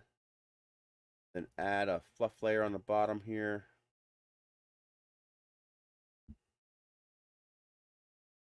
Make it 0.6 millimeters. So I can make it 3 layers. Did I get all the sides? Yeah. You'll see in the slicer while we're doing this. There we go. Okay. How did I do that? Oh, it somehow grabbed my ring. It's gone. I'm gonna leave it as gone. And I'll just make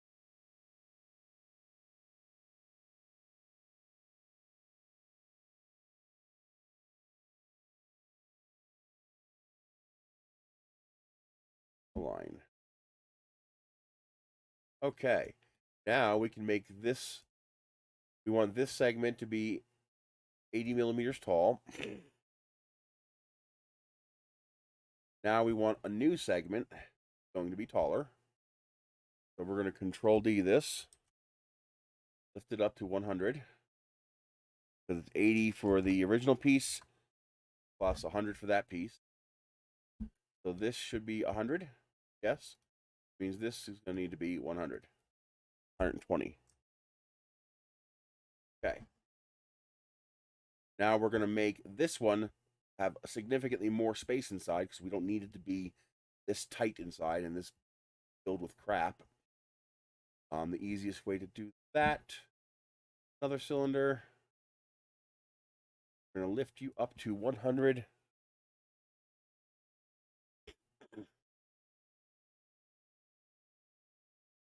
We're going to make you 100 tall.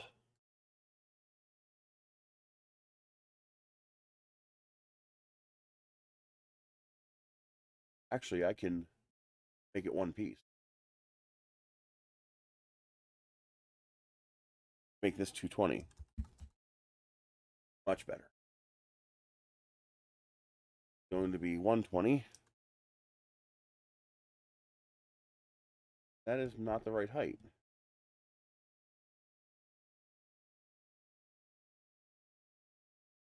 20 plus 20 is 240. What I want this 100 millimeters off the ground. It'll be 140.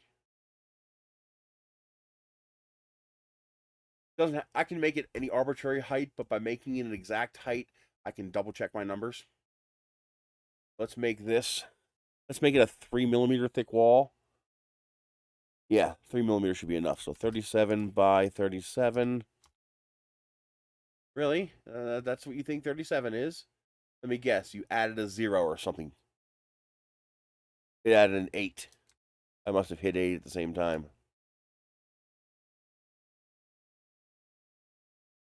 Okay. Good. That's going to go in here. Give us a wall thickness like that. I think I'm going to go a little bit thicker. No, I don't want to go too thick. The 36 by 36. That'll make my next job easier. Okay. Now increase the number of sides. And then we are also going to add a bevel. Yes.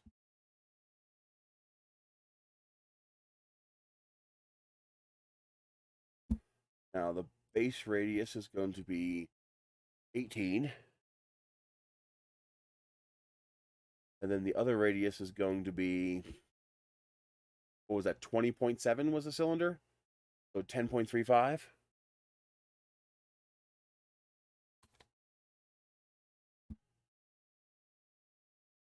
That looks good to me.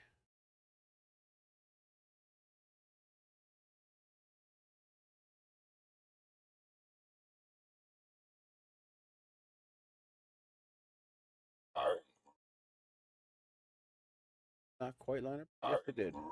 No, they didn't. They didn't line up right. Oh, did I forget to increase the number of sides? Yes, I forgot to increase the number of sides. What the hell am I getting messages for?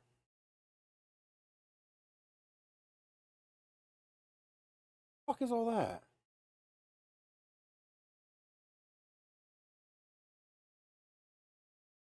I don't know who the hell you are. I'm just going to delete that. Junk, junk, junk, junk, junk.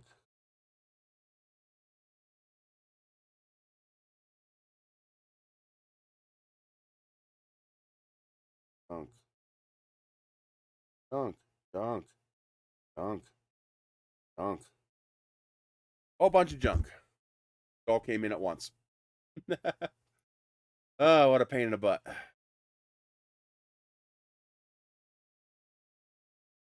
No, it's 19.1, not. That was incorrect.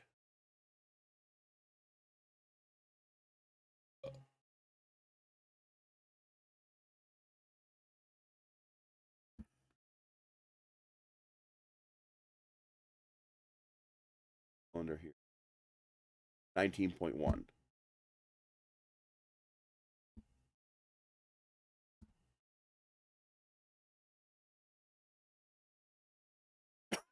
What is that?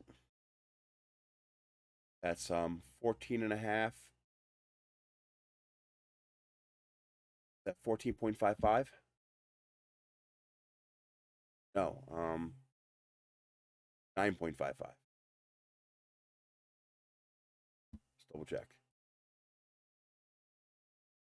9.55. I know my brain still works. 9.55. This is to create a smooth transition from this diameter to this diameter.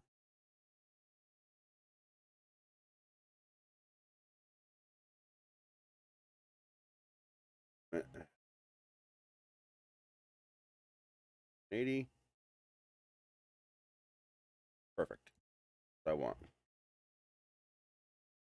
Bring it down just a hair. Let it over.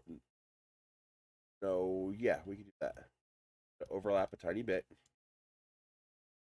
Are these not merged correctly? Oh, I never merged them.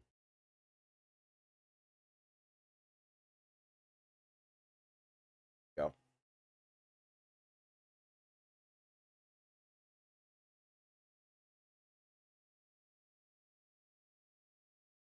We are still symmetrical, so we can still do this.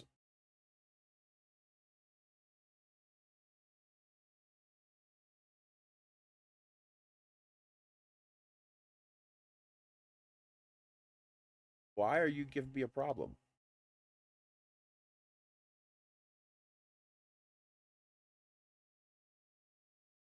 Okay. Try merging that to that.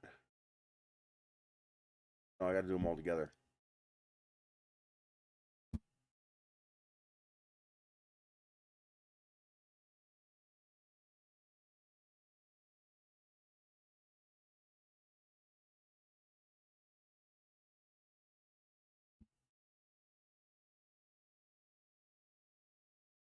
Is there any particular reason why you did that?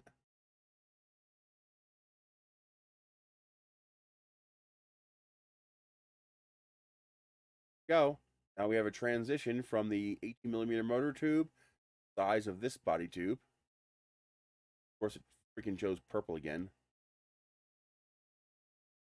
for working in white gray. Okay.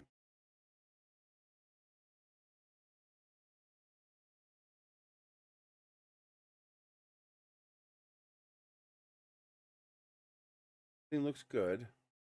Any problems yet? Now we need to bevel the top.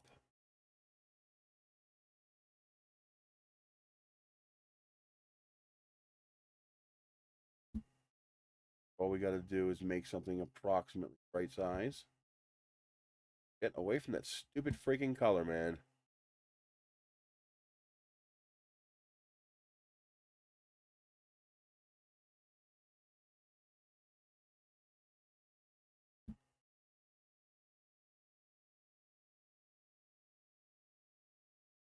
$80. Transparent. Center everything again.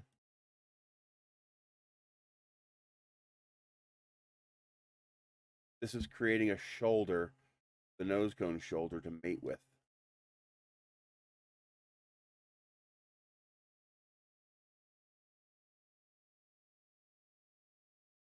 See? There we go. Now we have a nice shoulder to mate with, and this will print as a single perimeter as well. Okay. Now we need to copy our master ring. Control D. Put one over here again. Make the master ring solid because we have to actually join it with the parts this time. Center on you. Center, center. We then take our master ring. Oh, let's join our fins together since they are all still separate fins.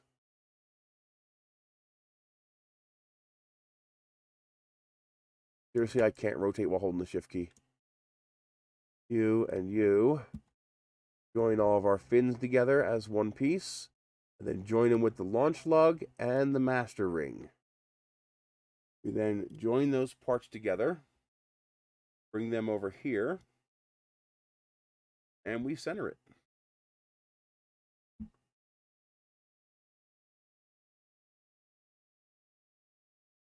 I can now take these and separate them. There we go. Now those parts are all part of that. Okay. Next job, finish the nose cone. Let's join these two together since we like the shape. I don't like the color, you moron. Fetish with that color is going to be the death of me. Bring it to ground level. Make it easier to manipulate. We could delete these. We don't need them anymore. Nope, we need you to be 30. Yeah, I think 30 is good.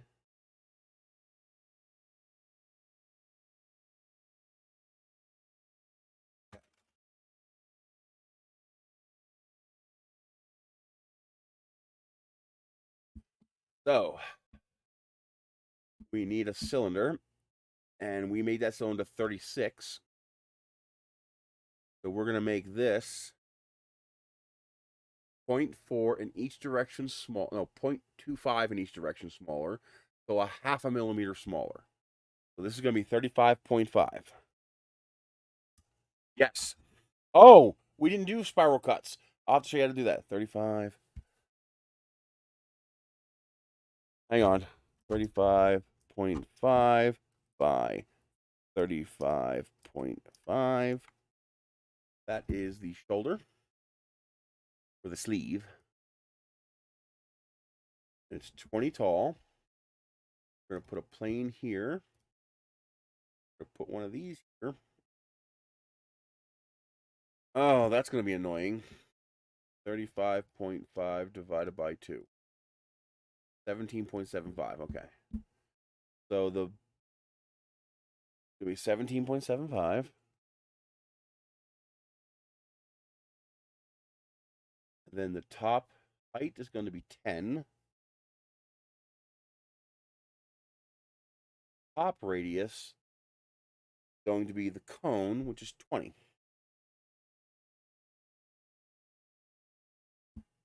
And increase the number of sides. That is 40, right? Yes. We're going to make that 5.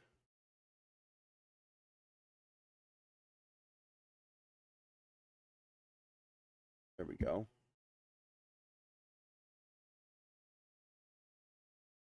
Means this will be 30. 25, I mean.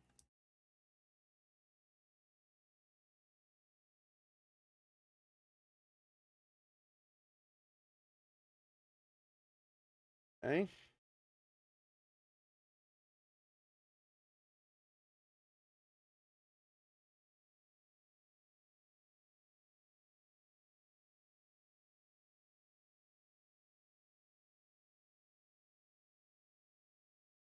Come on.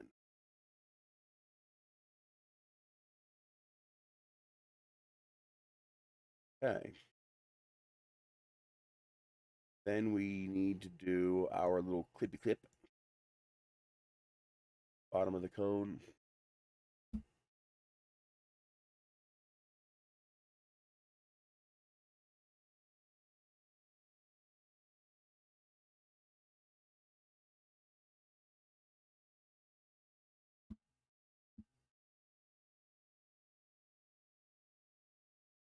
Then Control D. Lift it. Not that much. Make that one a hollow. Join them together.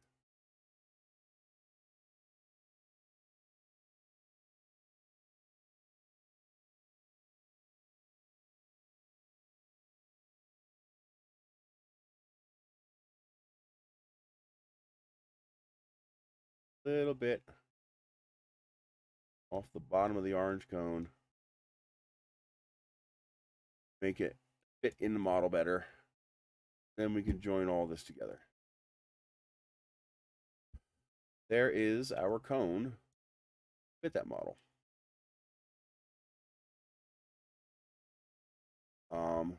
Now this one we have to use twice. So Control D. The spiral doesn't work too well for this cone because it comes to a point, and the spiral is limited by your inside diameter. I'll get to that in a moment. Okay. Okay. So we're going to take this. We're going to make it 4x4 shorter, so 36. 36 by 36. Okay.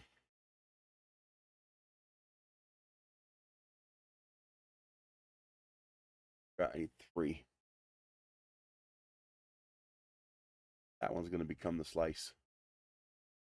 And these are all merged properly. See how there's no disc here? No discs? That means this is all correct merge. These all perfectly merged together. There's no rings, no nothing. That means they did their job and they merged correctly. Now we're going to take this and then shorten it by about that. We'll make that hollow, make this a hole, because I want to see the outline of the two objects. Show you how that works in a moment. See? I can see the outline of the two objects inside there. Now the wall thickness is pretty consistent. What I want a pretty consistent wall thickness. If you come down here, interface, see how it's kind of like got where it's multiple colors? You want to move it around until you get a big white section. And now if you're careful, you can select the white one on the inside.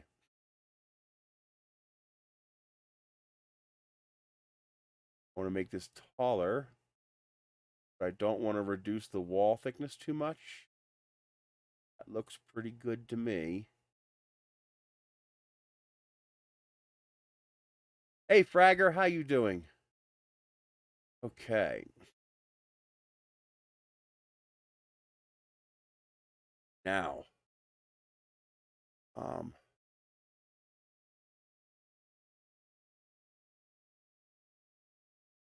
do I want to do this? Okay, so that's done. Now we need to invert these models. Got to change this one to something other than white. Now I got to select the white one, change it to hollow. Now I can change this back to white. Now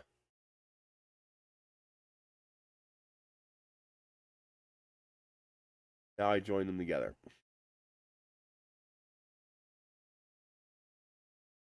These will print on any machine. I'll probably use either this is 240 tall, so I'll have to use the I can't use the sapphire, so I'll have to use the I could just make it shorter. I kind of like it 240 tall. In fact, I might go to 245. Make it a little bit taller. The taller it is, the more stable it is.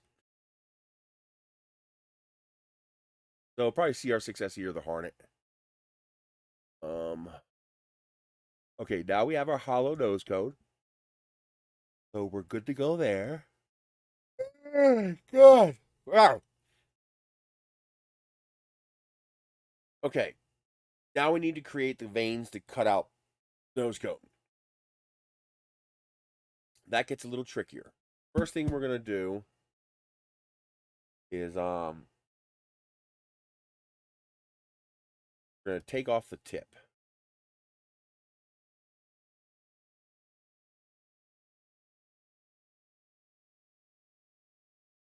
Gonna knock off the little tip top.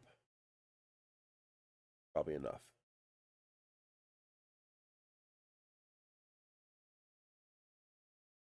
The next thing we're gonna do is we're gonna bisect this cone.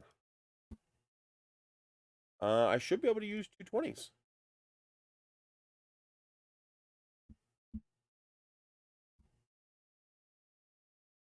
Can I align these end to end? Is there a way to do that?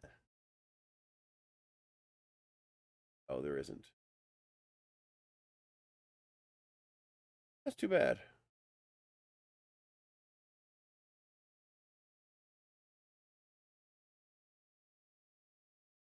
So this is going to be 0, 0. This is going to be -20. Go. The reality is, I think we need to make it a little bit bigger. Go 1 millimeter. Thank you. Why is it doing that? Because it's not snapped to the grid. So it moved at 0.7 before it moved it what I told it to. As long as they're the same, I don't care. But they're not the same. Of course they're not the same. Wonder why it does that. I told it to move 1 millimeter, and instead it moved 1.7 millimeters. That's like not what I told you to do.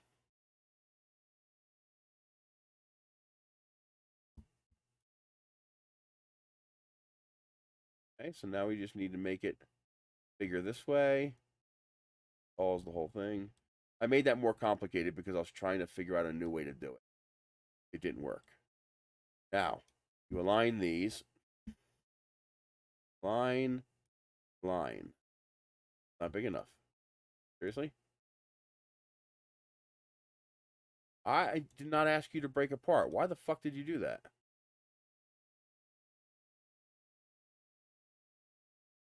Why would it do that? That's weird. I must have hit the wrong button. I must not have been looking up here and I hit the wrong button. Now I want you to break apart.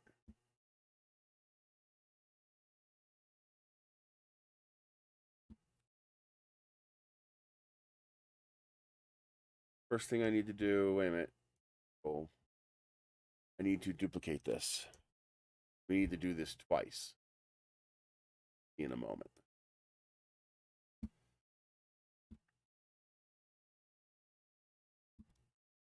Yeah, hide one. This we don't need to hide. Need to move. So you hold down the shift key so you can only move on one axis. And we're going to move it 0.1. -0.1. And then we join it. You see we got that little sliver in the middle there? Yeah, we got that little sliver. Okay. At 90 degrees. We're going to duplicate this to make 2 of them. And we're going to make the second one a obviously different color. Bring this back in. We align everything.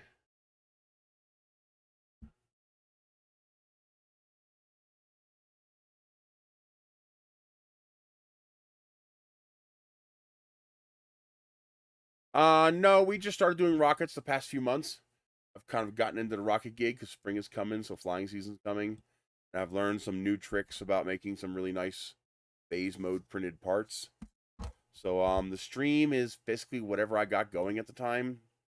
And now that I have some actual print content, I'm going to be doing some, well, there's going to be a whole bunch of rocket videos on building gliders and rockets out of phase mode printed parts. These wings. Building stuff like that, stuff like this.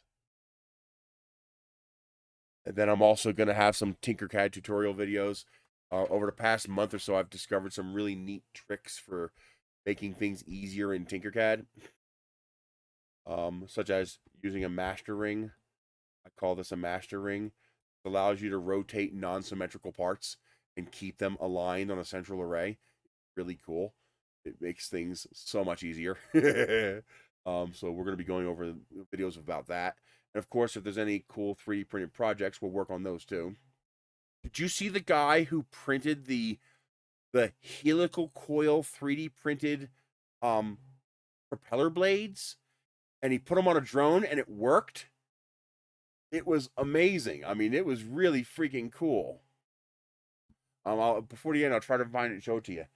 But they're probably not nearly as efficient, although efficient enough for him to go sideways and zoom. I use about 4 or 5 printers right now. I got a pair of CR6 SEs. I got a Hornet. I have 2 Sapphires, Sapphire S and a Sapphire Pro, and I have an ME40. They're all printing these parts. All the printers can print all these parts. I even made some custom variations of these parts that are only 200 millimeters tall, so I can print them on the Sapphire.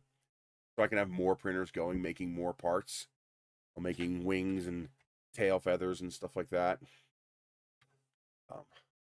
I gotta set up a time lapse rig. I really need to do that, especially the vase mode time lapses. I think it would be really cool. Showing the part growing without any layers, really. So I gotta set that up. I could do just a basic time lapse it'll be a little blurry, but it'll be a time lapse. But to do it, yeah, I want to dig out my Ender 3s just because the Ender 3s are so much easier to use. Like my Sapphire, the Ender 3s, I won't have to continuously jiggle with the bed leveling, not the bed leveling, the offset. My CR6 SEs make some of the most gorgeous prints you could ever imagine. I mean, the print quality on the CR6 SE is amazing. The automatic bed leveling does not fucking work.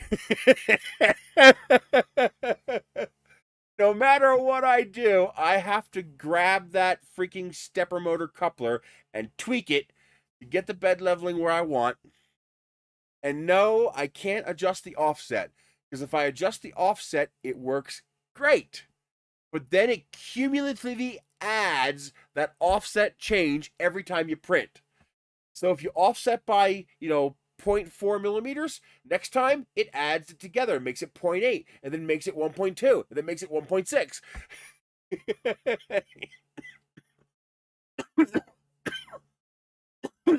I got to see about changing the firmware on that. I'm betting you a newer firmware has fixed that. Because what a pain in the ass.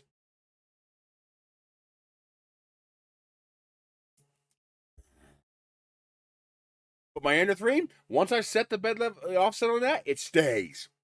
It never changes. And the Sapphires, I can transport them across the country and they'll still hold their offset.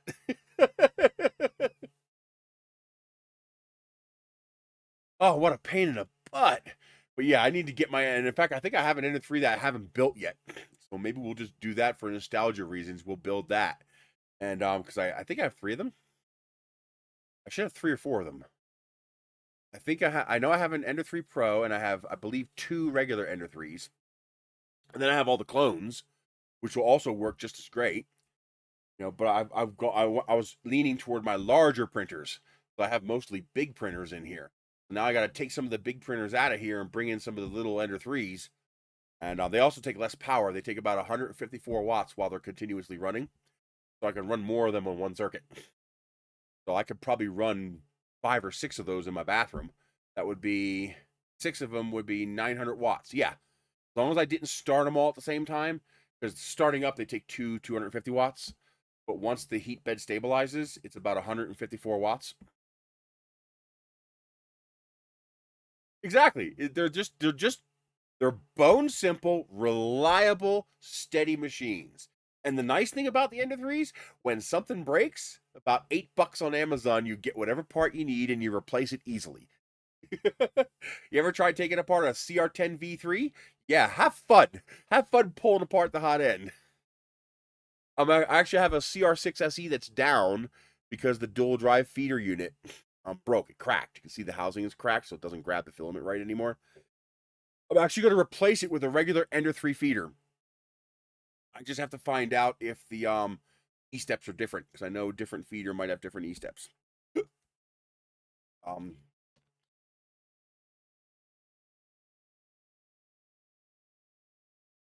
Ender 3 should print with very good quality. And Ender 3 prints with nearly, not quite, but nearly Ender 2 print quality. Mostly due to the fact that the bed is so light.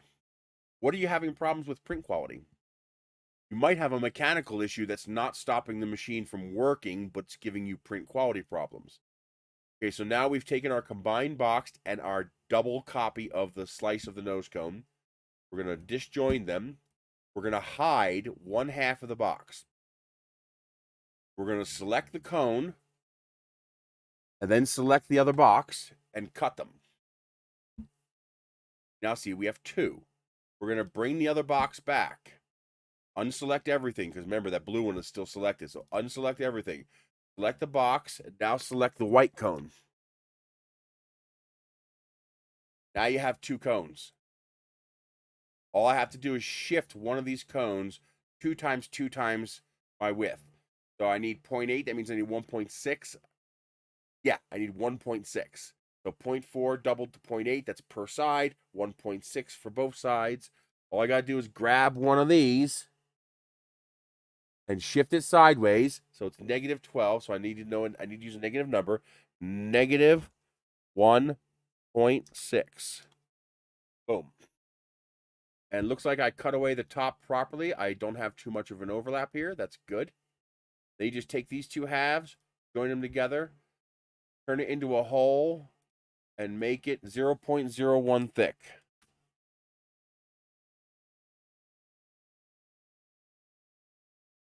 Okay, if you have inconsistent layers, you have a physical, you either have bad filament or you have a physical problem with the printer.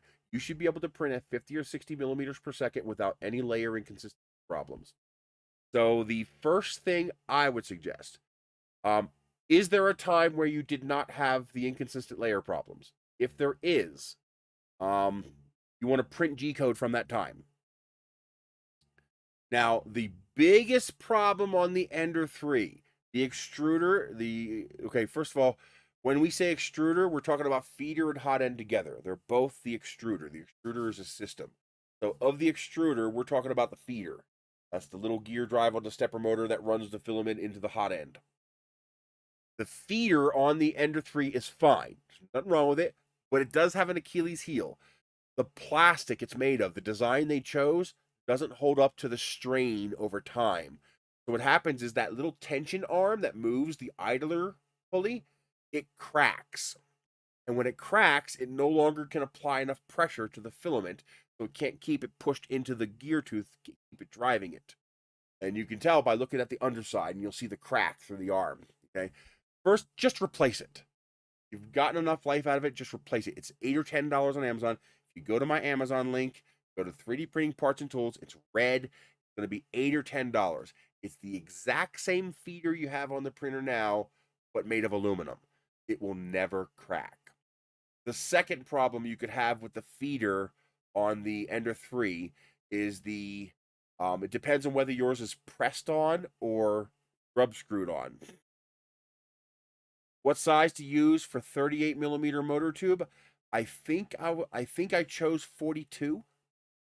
I'll have to double check. I think I chose 42. And I think that might be right because that's what this tube is.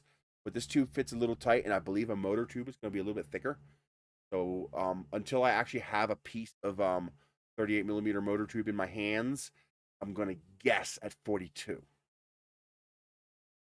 Because I think it was 41.2, but then I added my I'm sorry, 41 and a half or something like that, but then I added my half a millimeter of tolerance.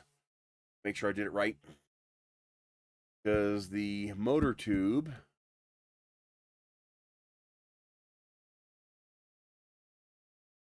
nope, I don't want to do that. I'm going to need that in a second. So balsa machining. It also depends on what tube you're using. This is all based on balsa machining tubing. If you're using lock tubing, or if you're using any other brand of motor tube, you're going to need to have a piece of their tube and measure it, because it will be different. Like a piece of lock phenolic tubing is going to be way thicker. Here we go, 38 millimeter motor mount size. It's 1.635 inches. So I come in here and I type in 1.635. It's 41.529. I added 0.25 millimeters on each side for tolerance. That's how I came up with 42.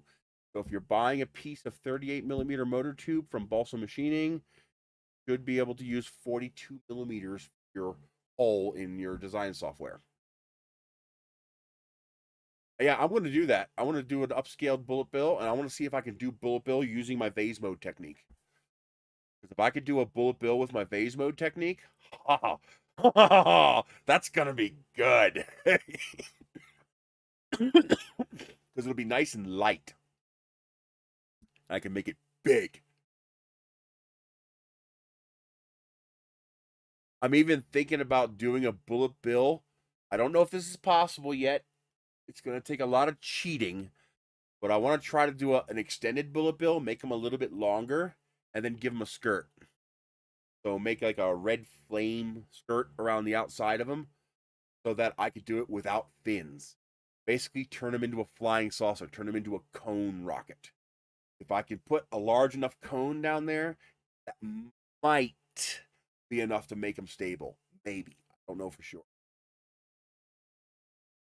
One of those things where I'll have to print like a shell, like a single wall shell, and just fly it and see what happens. Now, what's interesting, if I make Bullet Bill big enough, but I'm able to keep him light enough, I might be able to put the motor up inside Bullet Bill all the way at the front. I got to make sure that the base is big enough that you don't get a Krushnik effect. Because it'd be too heavy. It'd be way too heavy. I want to use a 0.4 millimeter nozzle. I want to keep him light. Because if I can keep him light enough, I can put a skirt on. That's what I mean. I want to go big. I want to make him, 450 millimeters by 500 millimeters. I want to make him huge. But also, I want to power him with like an F-25.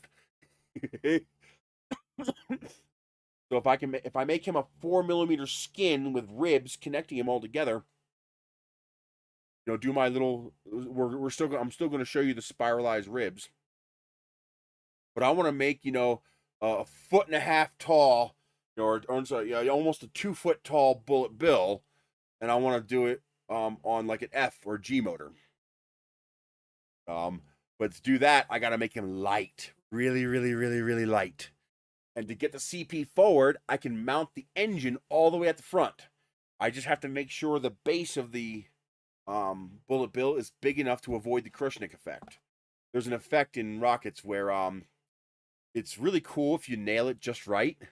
But basically, if you have the motor, a rocket motor, inside of a cylinder, and that cylinder is small enough, something happens with the pressure, with the way it interacts with the volume of air inside the cylinder, and you lose all thrust. The thrust goes away, and you just create a horn. It just becomes really noisy. Well, there's on the SD's Phoenix rocket, you could get it just right if you got lucky, where you got the little bit of sound from the Krushnik effect, but it still had enough thrust to go and launch. It was very cool looking. So I need to make sure I'm bigger than that. Otherwise, it's not going to go anywhere. And it's going to melt the rocket. But if I do that, I think I could do a bullet bill with no fins or very, very small fins. Do a whole bunch of fins, baby.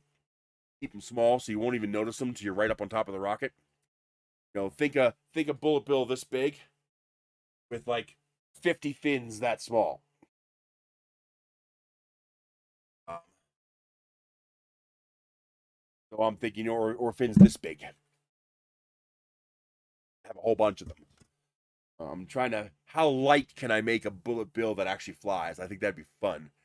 And if I did it right, I could even eject the parachute from the back. I'll have them come down nose first. So yeah, 42 millimeters, what I would use, unless you're using non-standard, like lock precision tubing or something like that, then you're gonna have to measure whatever you have. And then what you do is whatever measurement you come up with, I would add 0.25 millimeters or whatever, 0.2 to 0.3, get it to an even number so it's easy for you to work with in Tinkercad. But add a little bit of tolerance, right? You do not have to worry about adhesive Your print is made of layers. The glue is going to stick really good because it's going to go into all those filament layers. It ain't going to go nowhere. It's going to separate from your motor tube before it separates from that plastic. Wood PLA filament. It's going to tear apart your PTFE tube inside the hot end, and it's also going to clog like crazy unless you go with a bigger nozzle. You can print with a 0.4 millimeter nozzle. I suggest using a 0.6 millimeter nozzle if you want to print with wood. If you go up to 0.6, you'll pretty much never have a clog. It's still technically possible to have a clog, but it's very unlikely. You don't have to use hardened. Most wood filament is not abrasive. It can be, but the abrasiveness usually comes because your slicer settings suck and you're rubbing the nozzle into the previous layer, and that's why it's being abrasive. If you have a correct flow rate and extrusion, you shouldn't have a problem. I've done hundreds and hundreds and hundreds of hours of printing with wood, and I have not worn a nozzle, and I'm just using brass. But yes, a hardened nozzle would help a little bit. Do not use stainless steel nozzles. Stainless steel nozzles are a horrible heat conductor. They suck. Oh my god, I got a set of stainless nozzle once. I threw them. I have them somewhere, but in my mind I threw them away. They were never being used again. What you want is tool steel. If you get tool steel, that has almost the same heat conduction as brass. Not as good as brass, but almost there. So you want make sure you use A2 tool steel or something like Nozzle X or something like that, or a nickel-plated copper nozzle, brass nozzle, or something like that. But tool steel nozzle would basically be indestructible. Tungsten can work. Tungsten nozzles are pretty good. They're not that good at 0.4, but they're pretty good at 0.6 and up. They're not as good a heat conductor, but they don't give you the same problem as PID tuning doesn't matter. PID tuning is irrelevant for this. I was trying to print with a 1 millimeter nozzle or 1.5 millimeter nozzle with a stainless steel nozzle. I was up to 255 degrees with PLA, and I still couldn't transfer enough heat to the plastic. Now, maybe a volcano would help. If you did a split volcano, they have an insert that allows you to use regular nozzles with a volcano hot end. So if you use a brass insert and a stainless nozzle, this way you get the plastic hot before it passes through the stainless steel, that might work. But I was at 250 plus degrees and I still couldn't get enough heat to the nozzle. Stainless just sucks. It's an insulator more than it's a conductor. Yeah, don't use stainless. Don't use aluminum. Don't use stainless. Again, doesn't matter.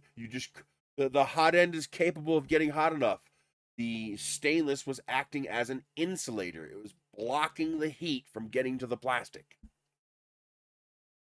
The combination of the PTFE tube and the stainless steel nozzle, just not enough heat was getting to the nozzle. No matter how hard I cranked it up. The hot end was running 250 degrees. It was running so hot. The outside of the plastic coming out was smoking. it was burning the PLA as it was coming out of the nozzle. But the center of the extrusion was almost not melted. So I had really sloppy, tearing extrusions. So think of it this way. Think of this as your nozzle. That's a hell of a nozzle, right? So this part of the plastic was melting and almost burning, but the center part of the plastic wasn't getting hot enough because there wasn't enough time for the heat to penetrate, get to the center. Now, granted, I was printing a 1.5 millimeter extrusion, but I have a 1.4 millimeter nozzle on this printer. This print that. This printed with a 1.4 millimeter nozzle. That's PET G.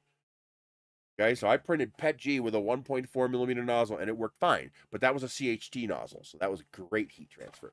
Just don't use stainless steel. It's garbage. I can't think of a legitimate use for a stainless steel nozzle. I can't. Tool steel works so much better. It's stronger, it's cheaper, and it's got better heat conduction.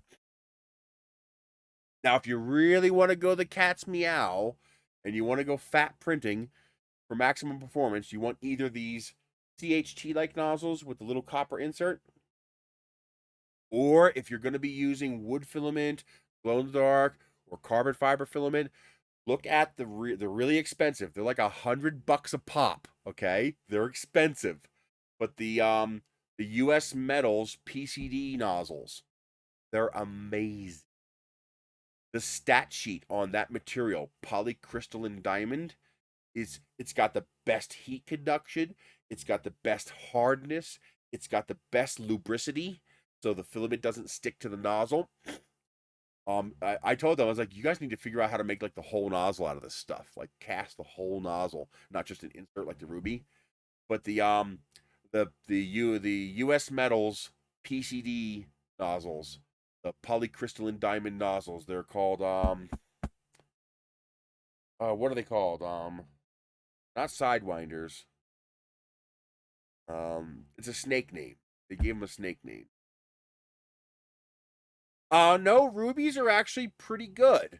They are the ultimate in hardness, but they do have a problem. One, they have less thermal conduction. They have pretty good lubricity. Diamondback, that's it, Diamondback. And yes, if they don't make the brass thick enough around it, the ruby can fall out. I've never had one fall out, but I have heard that happen. And but the problem is they have less thermal conductivity, so you need more heat to use them.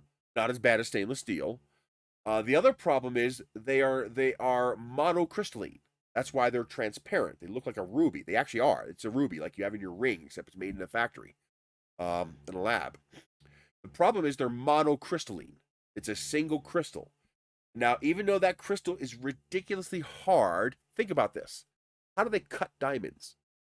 If you need something harder than a diamond to cut a diamond, how do you cut diamonds? With regular metal tools. Well, it's easy. Pure crystals, monocrystalline crystals, um, they can be what's called cleaved. Okay, so there are lines of crystal formation inside the crystal, and if you find one of those natural lines, you can what's called cleaving. You can cleave the crystal into multiple pieces. That's why it's an art. That's why it takes tremendous amount of skill to make a gem for a ring or a necklace or something like that, because they have to be able to find and hit those cleavage marks on the crystal to form those perfect crystal shapes. You hit the wrong part and you get two crystals that aren't the shape you want.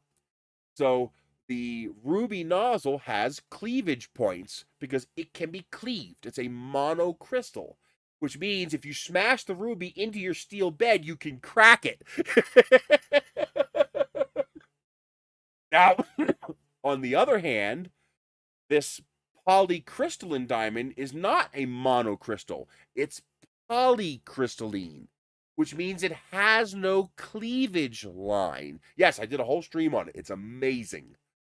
And people have done that, have cracked ruby nozzles, jammed it into the bed. Hit refresh. You're working for me. I see you.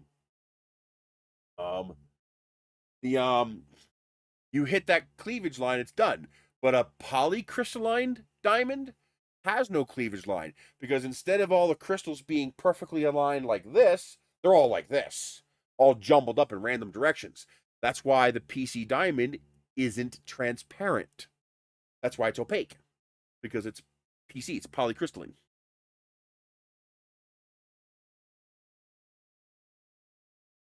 No, the CR10S uses a regular nozzle, and the Diamondback nozzles fit the regular hot ends. So unless your CR10 came with a non-stock hot end, it should thread right in. It's a standard E3D nozzle.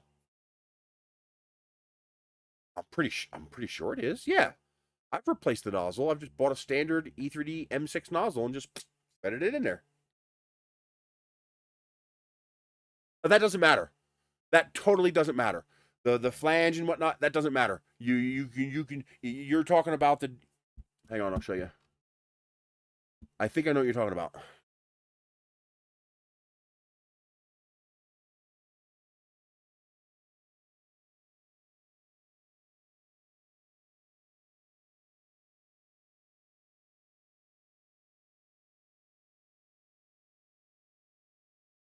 You're talking about the difference between this style and This style here, I think you're talking about this difference. Like, that's your standard E3D nozzle, and this is what usually comes on the Creality printers. These are compatible.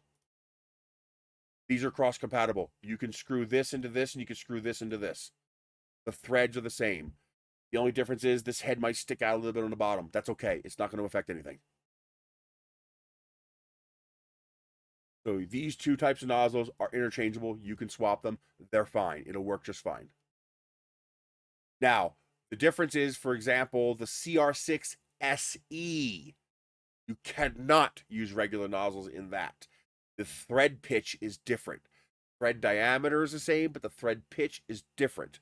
So the two nozzles are not compatible. So when you replace a nozzle on your CR6 SE, you have to actually replace it with a CR6 SE nozzle. But the CR10 uses a standard M6 thread, which is, it looks like this, but this E3D nozzle will fit just fine. Micro Swiss is pretty good. I had the Micro Swiss nozzle. It's on one of my printers. I don't know which one, but it's on one of them. But I liked it. It was a good hot end. So if you decide you like it, keep it. You know, otherwise you can return it brand new. But yeah, if you like it, keep it. But I thought the performance was fine. I had no problems with it. But yeah, those two types are totally compatible.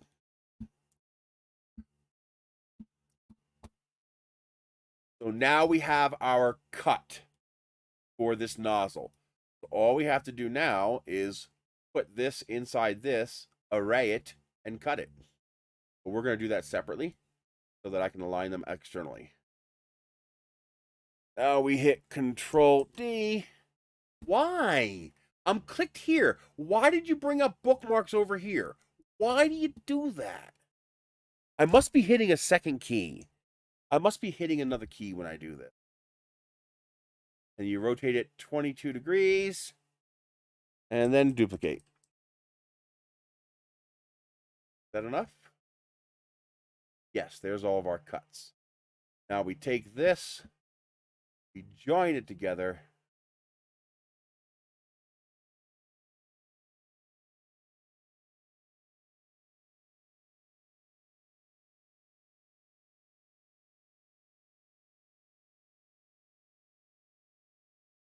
Come on.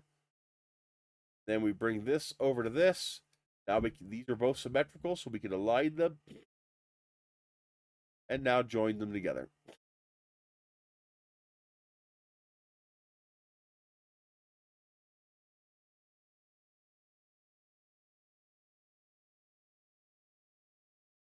And now we have a hollow nose cone all kitted out.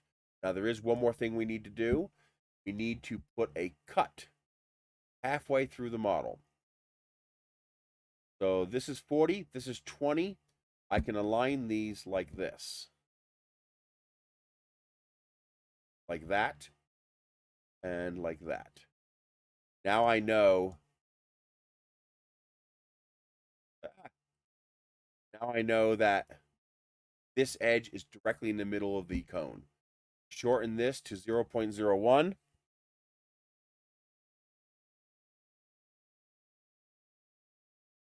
You make it as tall as the nose cone is. We want to make it slightly less. So this is 144. We're going to do this at 143. This way I can have some solid layers up at the top. And now you would align it on the one axis, but not the other. You align it here. Because one of these veins has to go all the way through to the outside. If it doesn't go all the way through to the outside, then you don't get vase mode because you have two separate surfaces. And now we join them. I am going to add a eyelet nose cone as well. I'll show you how to do that too.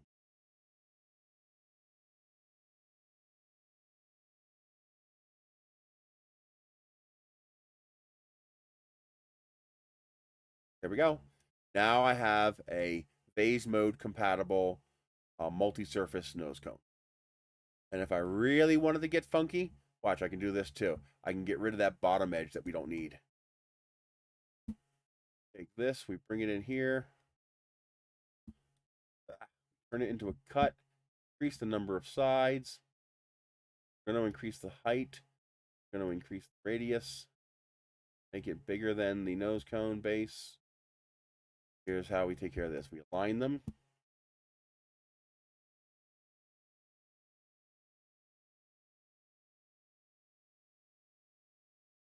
Now we just drag this down until it's not. Okay, you see these lines? See these cuts? You want to just get rid of those cuts in the cone shape. And we're going to make this a whole lot taller, though. Oh, way up there. Because if it's too oblique an angle, it won't work right. Now, you could also just increase the height to get there, or you can raise up the model. Now we just, we're going to change this to off to make fine movements. And we just get rid of those lines. The reason for that is now this width here should be 0.8 millimeters, meaning it should be exactly the width necessary for perimeters. It means this cone will seal without bottom layer. That means you don't have to print bottom layers. Makes it a lot easier.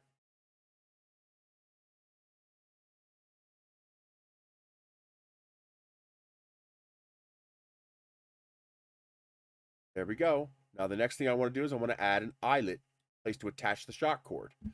What we're going to do with that, we're going to take a square. We're going to get it about the right size. 20 millimeters is fine because this is 30. So we don't want to go above this. So 20 millimeters should be perfect. 20 is fine. This width is just fine, approximate. But this, let's make it 7. Let's make it 8. And then this here width is important. This has to be double your nozzle width. This has to be 0.8. I'm just going to make it 1 millimeter. Oh, no, I usually make them 0.9. 0.9.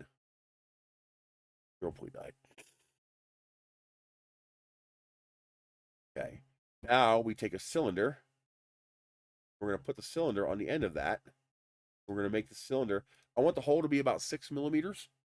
Because 6 millimeters is easy for my eyes and fingers to put a string through. So we're going to make this 7 millimeters. Remember the nozzle diameter, okay?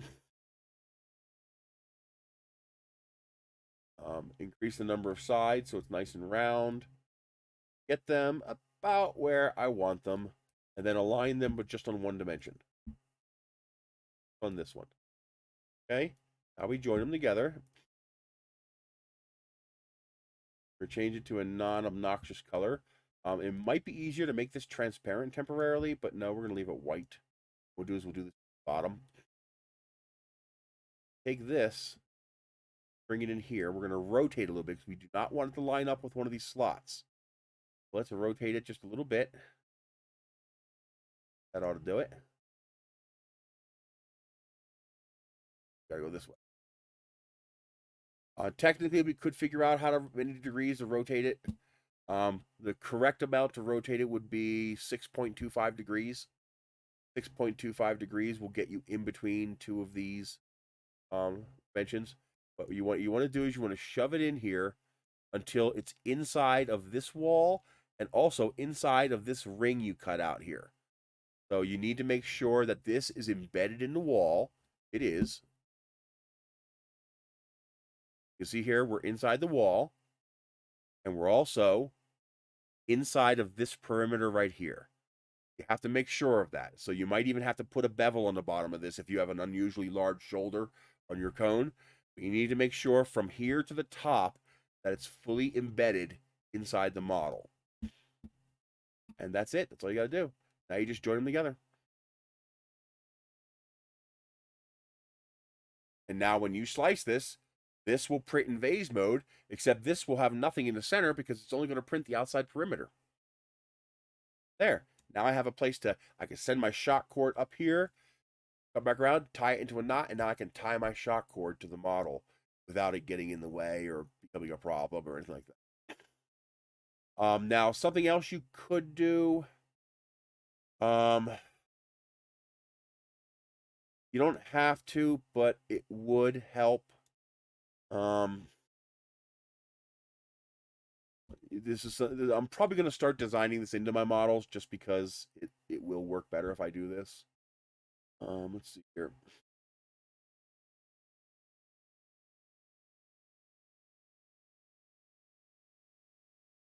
Split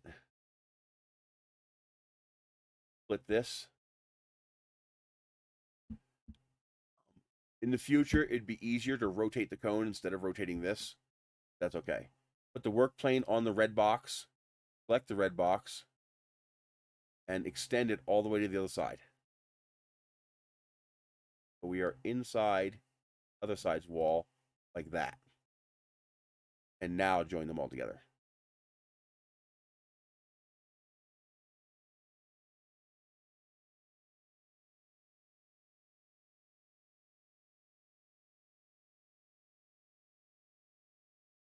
There. Now this is fully vase mode compatible because we have our inside-outside slit right there. No, wait a minute. Did I break it doing this?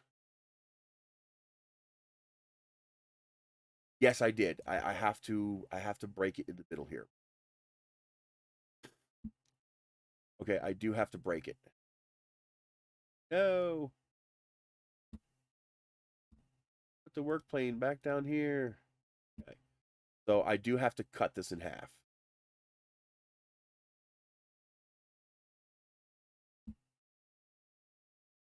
Zero 0.01.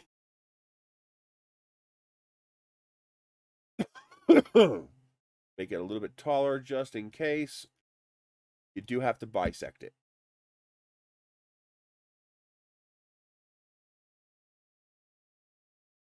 I could add a second outside cut for the first 20 millimeters, and that would work too. That might actually print better. But you need you see right now with this, you can print this half, but not this half. I would need a second bisect over here, but that second bisect could only go to 20 millimeters, where you would then want this to happen. But by doing this, now the parachute can't shoot up inside the nose cone. Because one of the problems you'll have with a design like this is your parachute, your laundry, your parachute could eject into the top half of the rocket as it shoots off the nose cone. And the result of that is, well, your parachute stays inside there and your rocket goes splat. So you need to block that. That's why I have one of these that says closed. So it's actually a wall in here that you can't do that. This is if you want an avionics bay, or if you're doing electronic deployment and the nose cone's already going to be off the model. But by doing a bar across the model like this, having a slit so that it can get to both halves of the model, that's something that parachute it'll crash into that and it won't be able to go inside your inside the top of your nose cone. Okay, so nose cone is done. Is there anything else that we need to do on the rocket body? I don't think so. I think I got it all.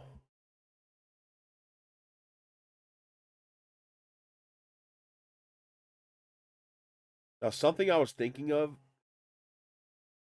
I could actually make my motor retention a part of this. I'm not going to just because I'm lazy, but I could make my motor retention a part of this model. But I do need to do. No, we're gonna leave that solid. We're gonna leave that like that. I think that's it. All I have to do is put in my my bisect cut, like we did the other model. That's actually easy. Put a block in here, somewhere on the inside like that. Make it come to the outside like that. Make it taller than the entire rocket. Go. And we make it 0.01 thick. Then we align it with the white tube. Freeze the white tube. Move it that way. Now we have a bisect for the entire model. Our fins are good. Launch slugs are good.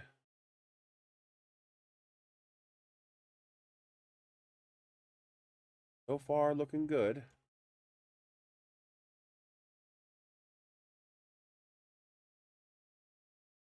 Yeah, I think that looks good. I think I like it. Oh, shockcord mount. We need to add shockcord mount. I forgot about that. That big enough? I think that's big enough.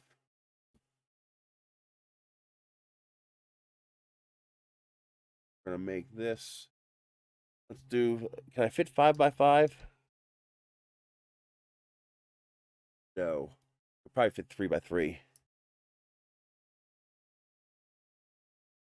Oh, that won't fit either. Oh, that kind of sucks. It's gonna have to be on the outside of the model a little bit.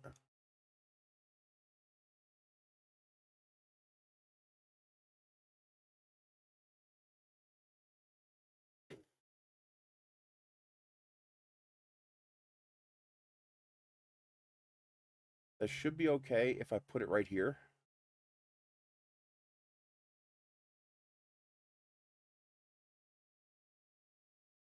Oh man, how small can I make this and get away with it? This is a tiny model.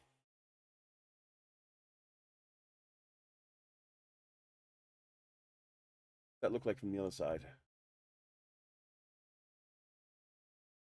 Could make it smaller. Gotta make that taller too. There it is, poking through. Okay, spot there. You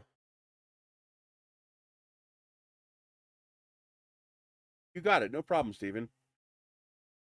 But the first thing is to make sure your printer is mechanically functioning properly. That means make sure that feeder arm isn't cracked. The other problem where you're going to have a filament extrusion problem, and this is a very common problem, I have an entire video dedicated to this. Go to Nerys.com and you go to my today's 3D print tips videos. There is one for rebuilding the hot end. So the hot end on this printer, the PTFE tube touches the nozzle, and if there is any gap whatsoever between those, you're going to have problems. You don't have straight up clogs, you're going to have extrusion inconsistency issues. What's going to happen is that gap is going to fill with filament. That filament is going to sit in your hot end and cook off. And when it starts to cook off, it's either going to clog by falling off and clogging the nozzle, or by grabbing the passing viscous filament, passing it and dragging it down intermittently as little chunks come off. That's going to cause inconsistency issues. I have an entire video dedicated for exactly how to fix that.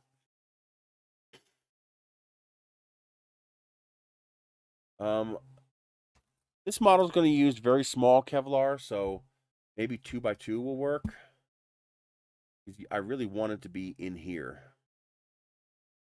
inside this portion of the model. Problem is, will this be big enough to cut it? I might have to make this bigger. See. Control D. Put another one over here.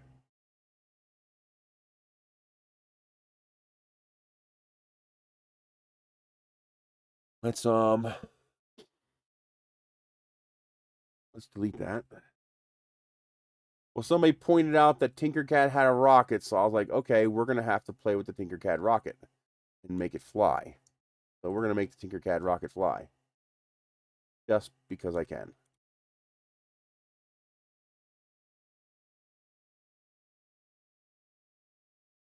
And I think that would be fun.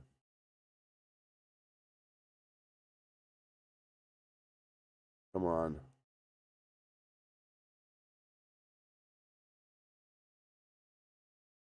You're not going to let me do it, are you? Close enough then, I guess. And then we will put a box in here.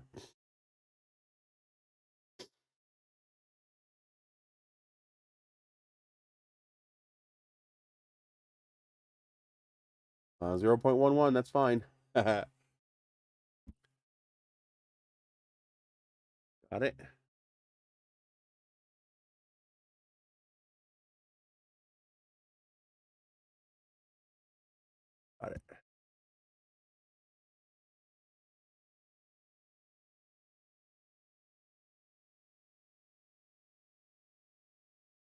Right.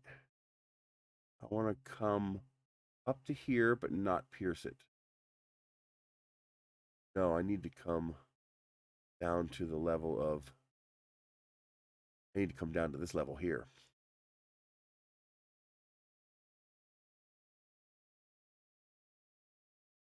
Very hard to navigate Tinkercad when you're this close, because you can, one little twitch and you're outside your window. Very annoying.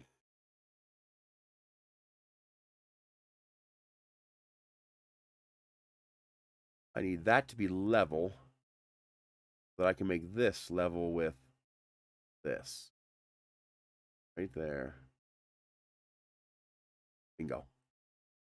Oh no, I'm sorry. It needs to be the bottom of this.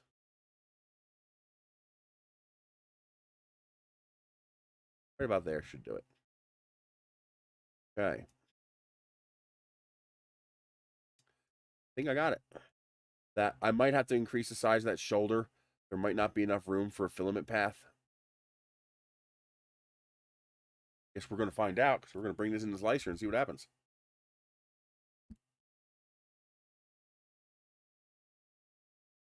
Oh, hell yeah, that looks cool. Now, here's the trick with this rocket. This is something you guys aren't going to realize. How do we print this? Because that is not going to print. But that will. That'll print just fine. Because that angle is okay when it's on top. It's just not okay when it's on the bottom. So we'll just print it like this. We'll put a nice fat brim on it. I'll have to take a burr tool to it. Although, if I shorten this, I could print it on the sapphire and that won't need a brim. But yeah, that should print okay. Oh, one more thing. No, we already bisected them? No, we didn't. We have to bisect these. The way you do that is we have to do this. There we go. Need to bisect these little bad boys. Dimensions.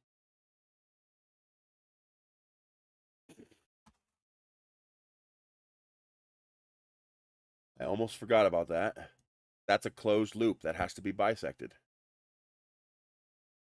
So 88. Oh, it wasn't enough.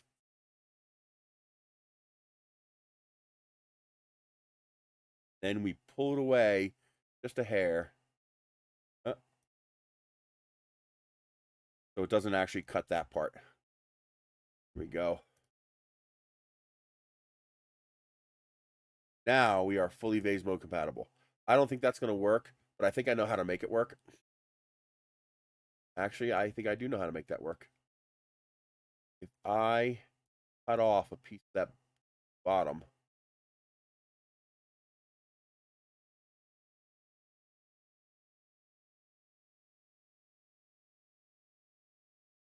that I have more diameter between there and there. Yeah, there we go. Now I think we have enough plastic there. I might need to move them. We'll see. That might not be enough plastic. See, I need this much. I need that much plastic right there. And I got half that. But in wall behavior might be able to take care of that, maybe. I can tweak it later off stream. All right, STL.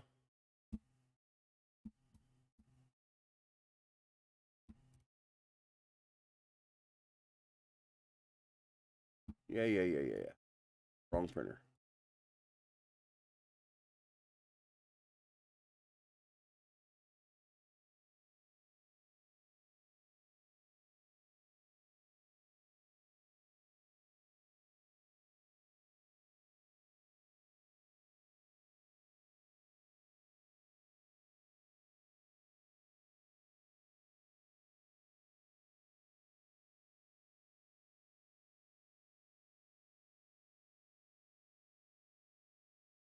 You're at 0.4, 96%. No top and bottom layers. Although we do need top layers there. No, we don't. The inside is sealed. We do not need top layers.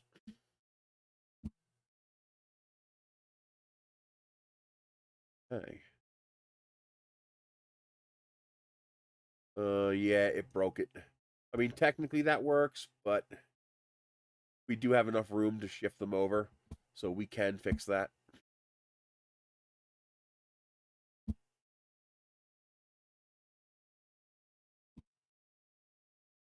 Weird.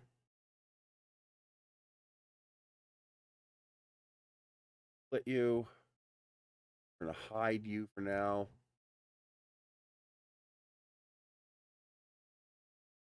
Again. Again. There we go. First thing I want to do is I want to fix this. I want to pre-do the little cut here. That's done. There, I don't have to mess with that again. Now, what we need to do, grab these 3 bits here. Need to grab this. I actually managed to grab it. Yeah. Okay. And this and this. Oh, these are already paired. Join them together. Okay. Now let's bring this back.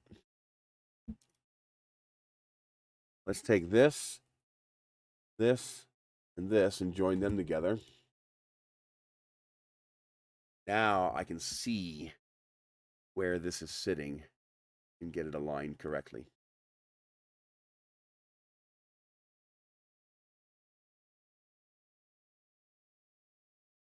Looks pretty close to me. Might be enough. Oh, wait a minute. All. Hide this. So I can merge all of this. I might shorten the model as well, just to avoid this damn thing being so tall when it's trying to print this top part. But I really want to try to print a full height one. It's because I'm a glutton for punishment.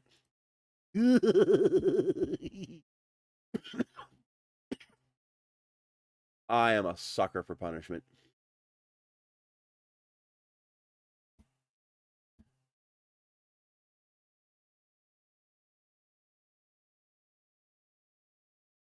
Perfect. Look at that. Look at that. I have a glitch here. Wonder what that's from. Where vase mode is being broken for some reason.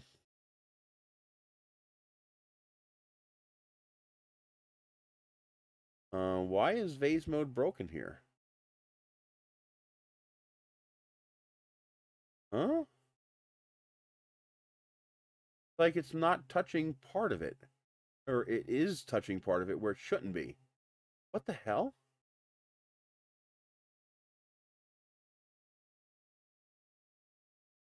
What the? What's up with that?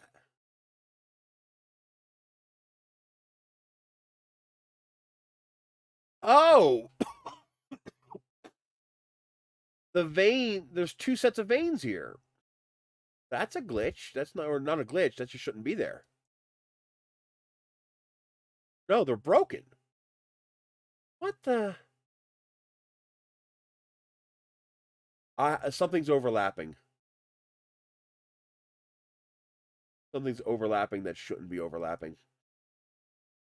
These shouldn't even be here. I don't even know why those are there. But they match up with this.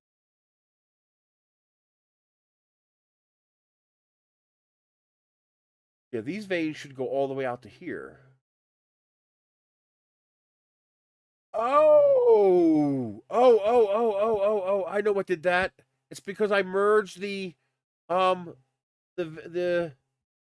merged the fins after the fact. That's why. Oh, crap. The way to fix that is to... I can't fix that. There's no way to fix that. I have to fix it... Well, the way I have to fix it's going to take a few steps. See, technically... See how the fins go inside? So the fins are actually removing part of my veins on the inside. When I merge them, it's overriding the fact that I got rid of the... I see how I got these veins here? those veins are being overridden by the overlap of this fin to this body.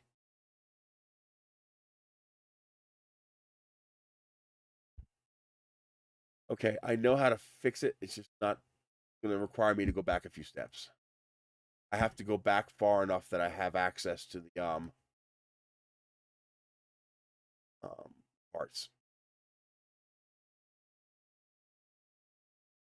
Going to need the master ring for this. Shouldn't be too bad. Okay, what did I just do?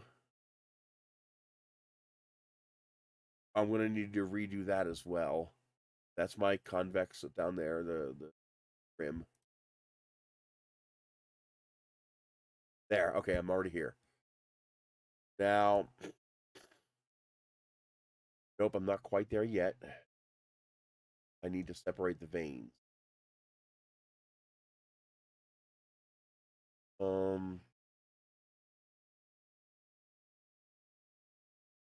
Oh, that's gonna get ugly. Anywhere where one of these veins touches one of these is gonna be a problem. I might have to actually do the veins from the side in order to not break this. Okay, take that. I need to separate you as well.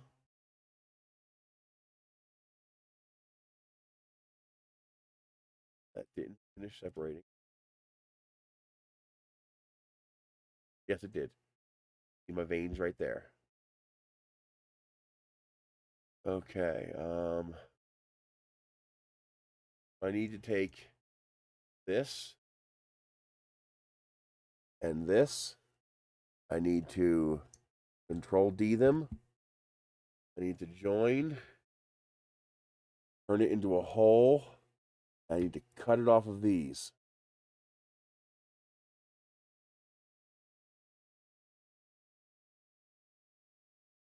That should fix that. I might need to shift these veins all inward 0.1 millimeters. Maybe. I might have to do that. I can pre-cut this now. That gets rid of that problem. Okay. Think good to go there.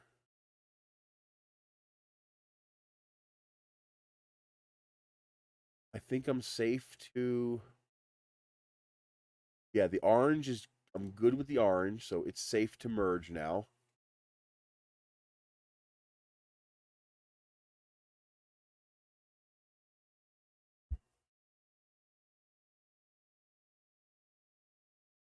Okay. Then take that and merge it with this. The order in which you merge them is important. Okay, that's good. Okay, so the orange one is done. And the orange one should have no problem with the fins because they're on the inside. This, however, is a problem. Now there is a easy but kludgy solution. I could just delete any vein that intersects a fin.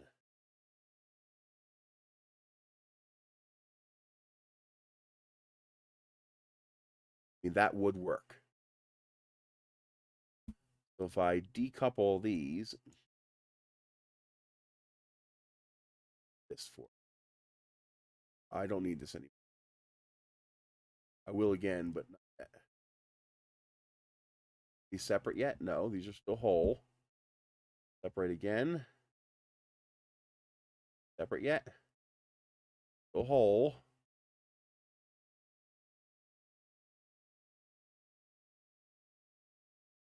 Now they're separate. All red so I can see them.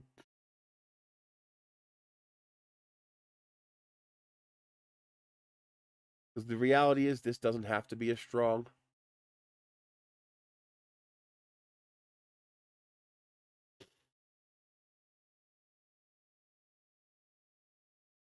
So the easiest solution is to eliminate the overlaps. So before I can do that, however, I have to first put this on this so that I can modify this What I have to do is I have to bring this inside the ring where it's not going to interfere. The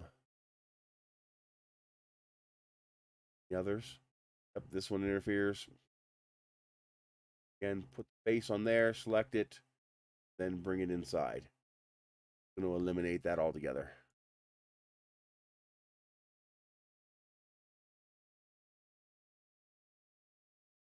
This one, just eliminate altogether. It bisects the fin in half. And this one, just eliminate these two.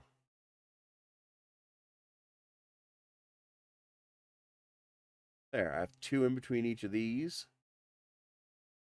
And one for each of these. That's fine. I'm totally okay with that. We bisect anywhere else? No, we do not bisect anywhere else. Now we take all of these and we're going to join them together into one again.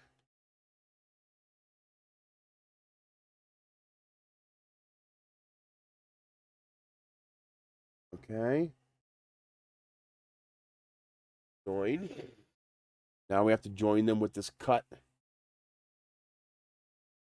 Join.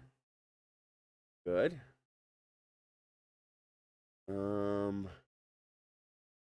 That's okay. They overlap. Turn this hollow. I think we're good.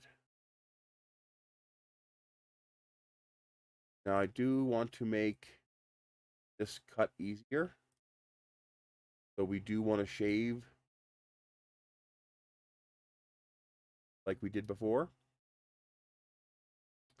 Make them bigger. Invert it and make it 0.6. No, we're not going to do any top layers. We don't need to do this. Because we're printing it upside down, we don't need the top layers. Okay. That. Now I should be able to select just these. And it's selecting the master ring as well because it's a moron. Okay. That should do it. I might still need to adjust the height of this cutout, but if it only creates one imperfection, I think we'll just live with it. Doesn't need to be the epitome of perfect.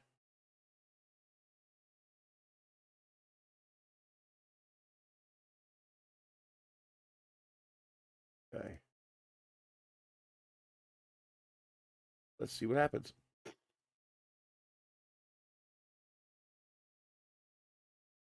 Yeah, I totally forgot about that. I usually trim my fins.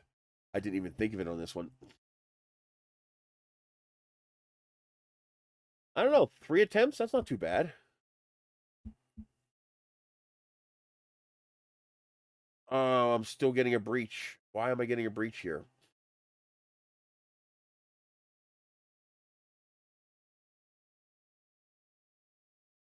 Oh, no, those are supposed to be there. Yeah, they're okay. We're good. Yeah, I have to shift the fins. See, this is a problem with Tinkercad. I used this cylinder to cut this fin. These parts should be touching, but they're not. You see the problem? They're not touching, but they should be. And that's a Tinkercad flaw. So Tinkercad is perceiving a micro gap between these parts. So I have to move each of these fins in just a hair. There might be a way I can cheat that.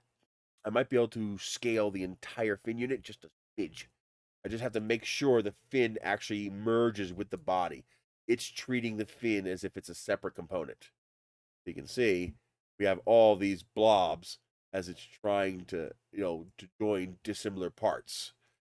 So the way to fix that is we have to trick it. It's an annoying flaw in Tinkercad. And that absolutely is a flaw. I used this cylinder to cut this part. This should be a 0-dimension joint. So a way I can trick this is I can shrink it vertically just a hair, which should also bring the parts in, and they should merge. You need to go away.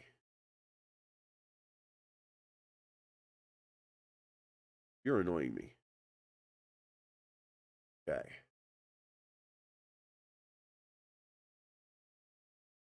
That should do it. We can actually test this here by doing this. Yeah, see how there's no plane between the fin and the body? That means they're one part. As they should be. That should be enough.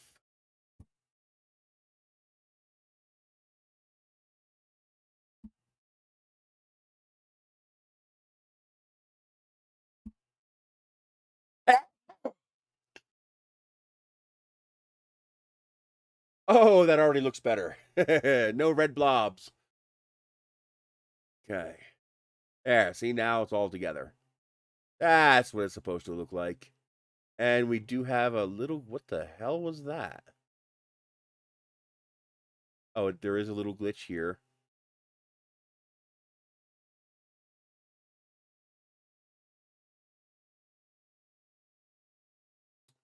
You might just live with it. So the glitch is, as this closes up right there.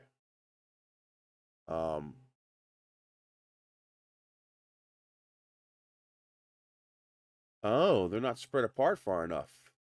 I think I actually got the line good. They're just not spread out enough. Are you going to move the goddamn point so I can see it? We'll head away. Oh, there it is. It breached right here. But why did it do that?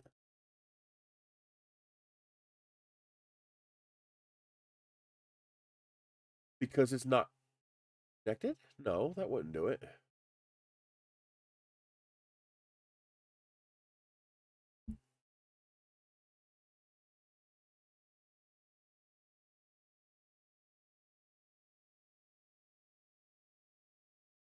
Okay, it's connected there.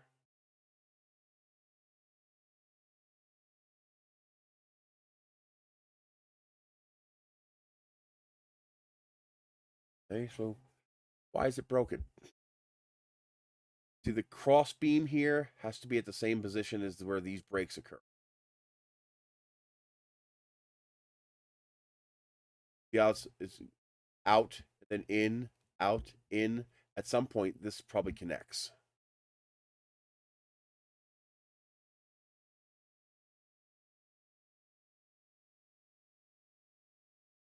What am I missing? Just because it's too close and it's creating a merge point, I just have to spread them apart a little bit. Yeah, I think that's all it is.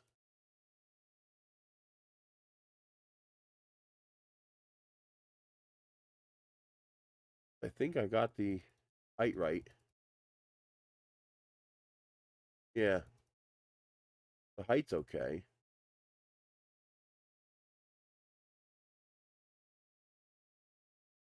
I think I just need to spread them apart more.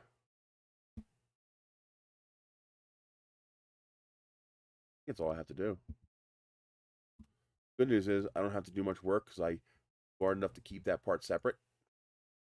But we do need to change the color of this goddamn purple part so I can see what I'm doing.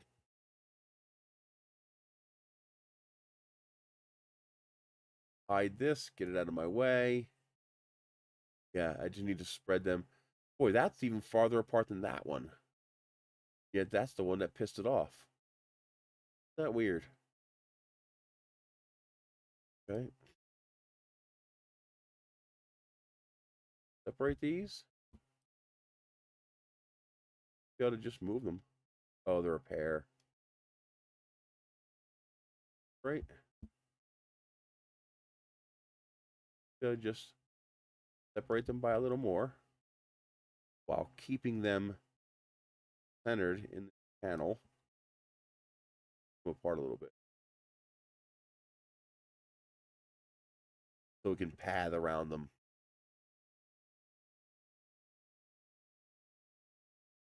Do I have enough gap? Damn it. I think that's enough.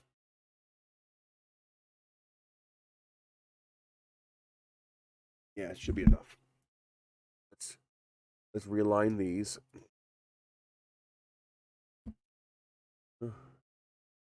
Really? You're all the way. You're gonna be all the way down. I know how to fix your ass. Yeah. Now what are you gonna do? Yeah, that's what I thought. That's what me. Uh,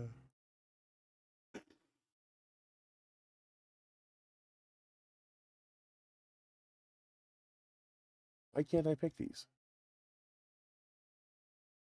Join them back together. Join them back together with that.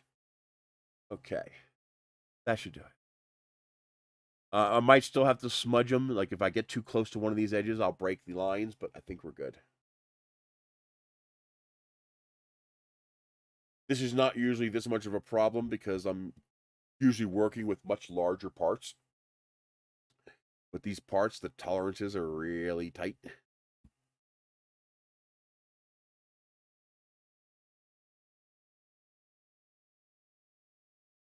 Okay.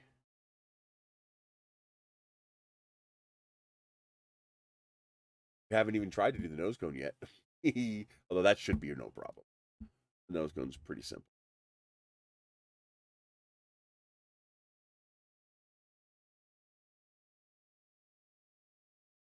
Okay.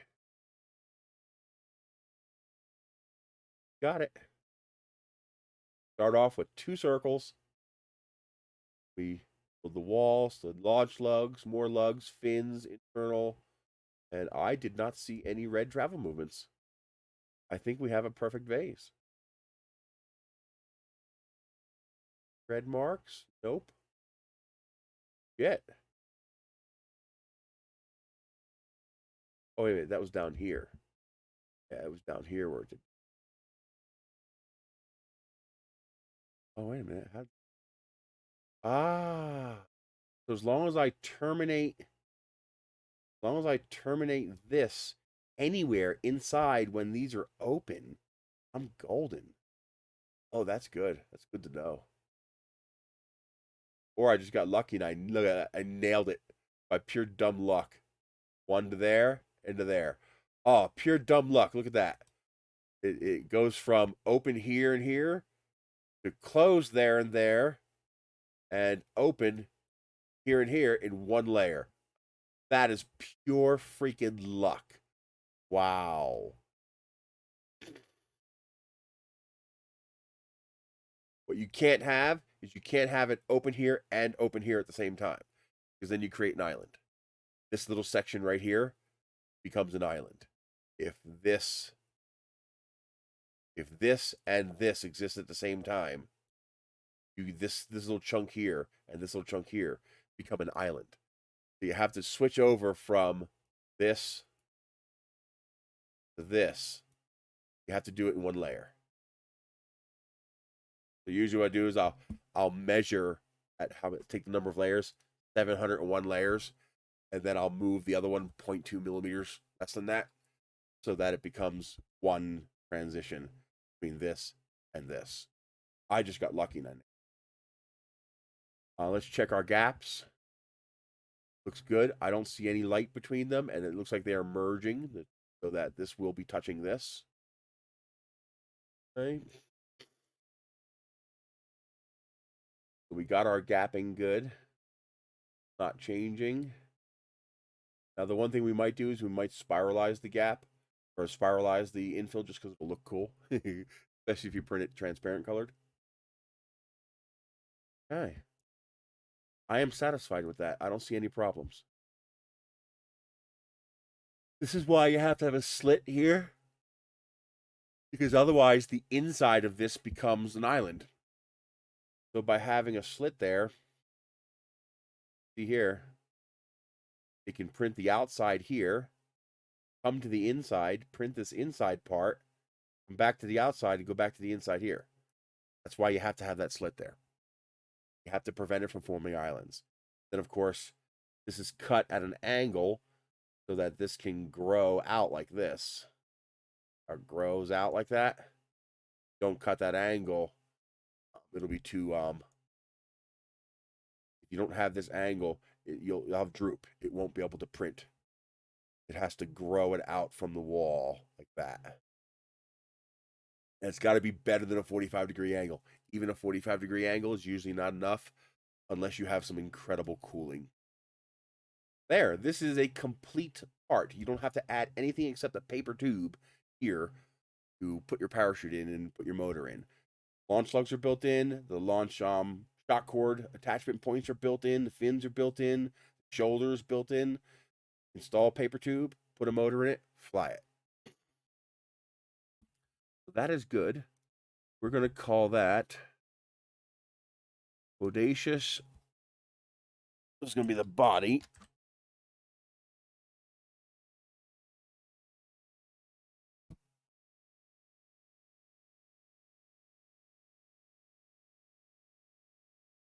And body. Delete all the extras. Now we download the cone. Give me your cone. There's the cone. Nope. Back. Might as well rename you to cone.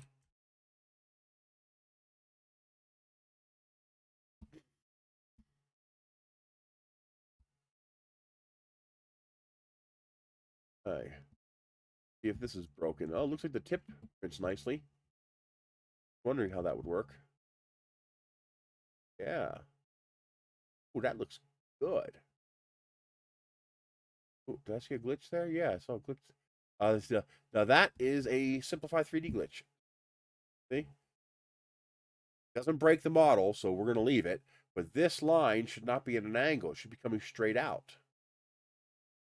And for some reason, Simplify 3D interpreted that as an open space there. I don't know if it's a model thing or if it's a slicer thing. Could be both. It could be a slicer error because when I do this with Prusa, it doesn't do that. But it could be a model issue, and Prusa is correcting the model issue, and Simplify 3D is not correcting the model issue. So it could be a model issue, and Prusa is just able to compensate, or Slick 3R, which is what Prusa is made from, is able to compensate. I'm not sure, but it's non-fatal. It doesn't break the model, so I don't care. Okay.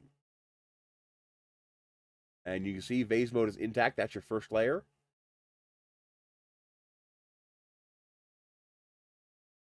You know, because of what this is, I should have just cut it right here.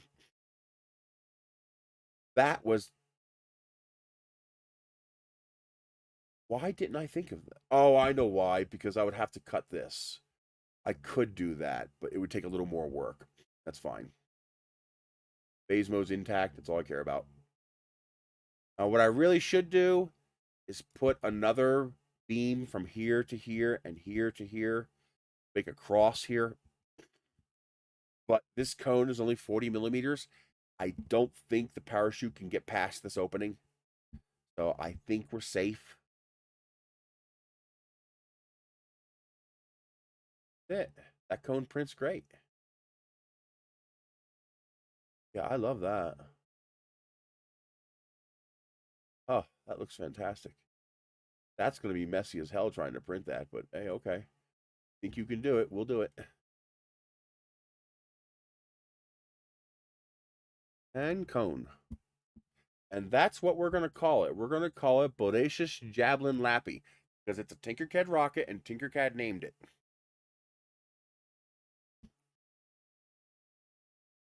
Now, do keep in mind, I have not printed this. I have not test fit this. I have not done anything with this. I don't even know if it's stable. But if you guys want to print it, you can print it. Let's see. Log in.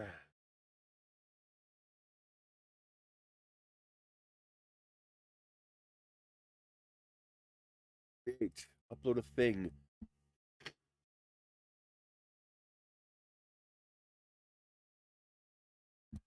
Right. I'll even include the vase mode G code. Although if you print this with Prusa,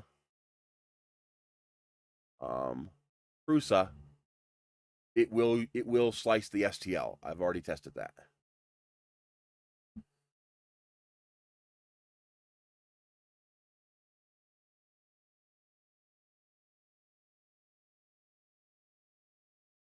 Wow, the G code's 4 MB compared to a 192 kilobyte file and the 428 kilobyte. What?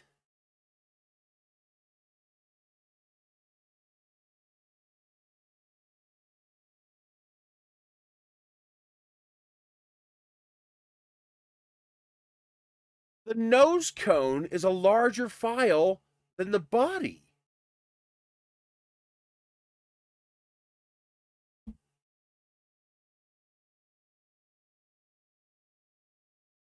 This nose cone is a bigger file than this.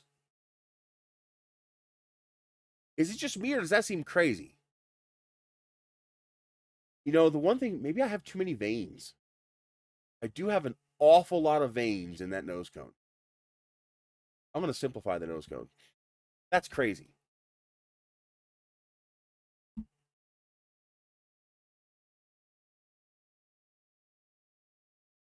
It won't be that hard to do either. I'll hide this for now.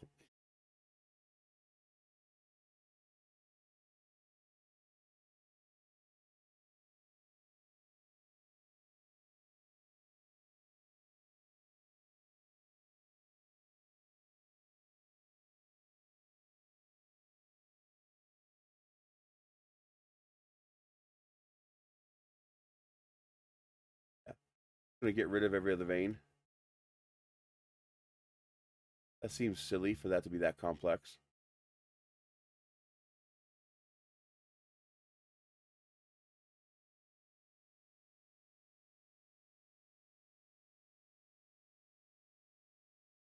Okay. That looks good. I bet you that's why all the vein cuts. That just seems ridiculously complex. Highlight all this, but not this.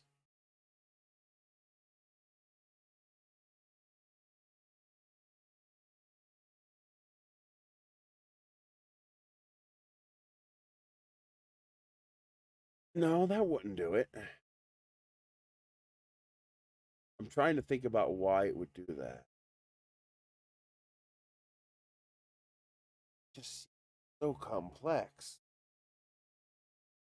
Like it doesn't need to be that complex.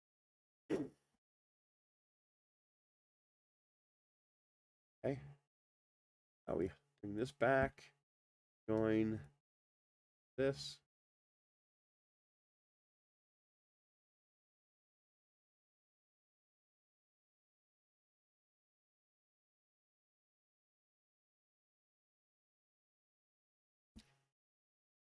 Now we join this with this.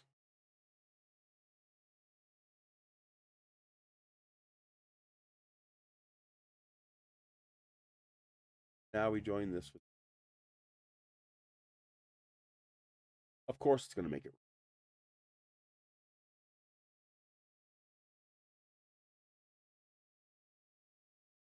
Okay, that should do it. That's much simpler.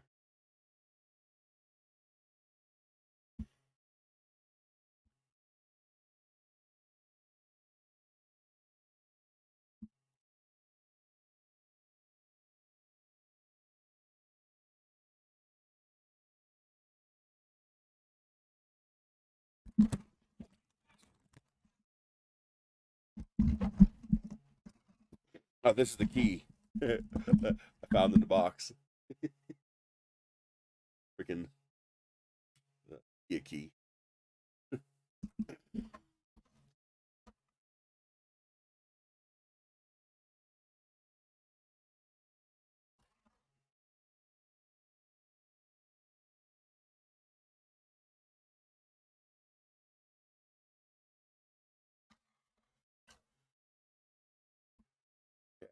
So bring this into here.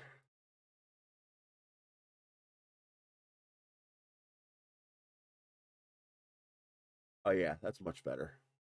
Yeah, there was no reason to have that many cuts. Okay. Yes.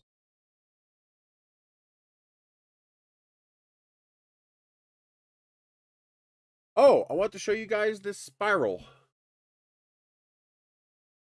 That is a really neat trick. It won't be that hard.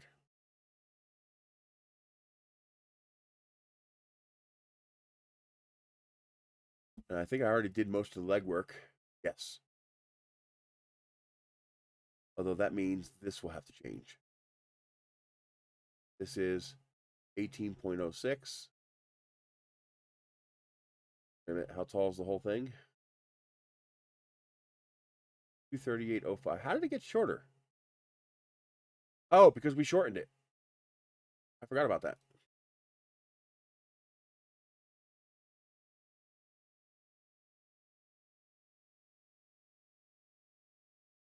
That is not what I wanted you to do. Why would you do that? Oh, because you did that. It is what I want you to do. Ignore me. There we go. Now I come over here. I just changed 20. That's all. 20, right? 18.06.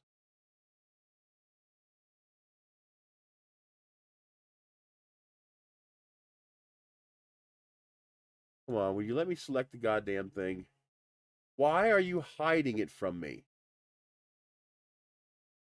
Why? Damn it, why does it have to be a bitch? I select this one? I need the height! And it insists on making it. It's gonna make me go up here and do it.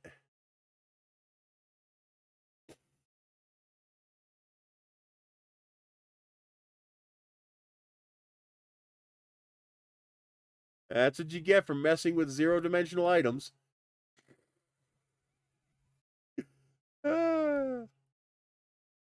So this has to be 220.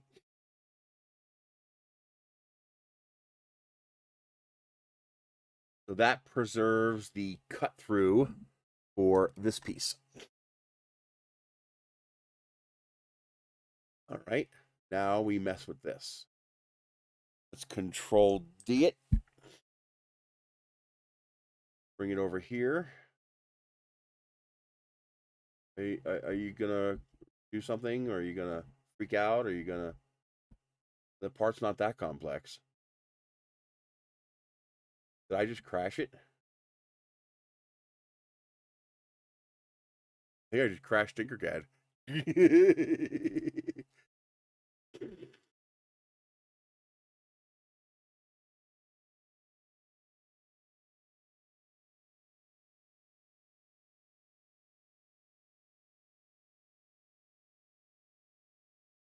I think I just crashed Tinkercad.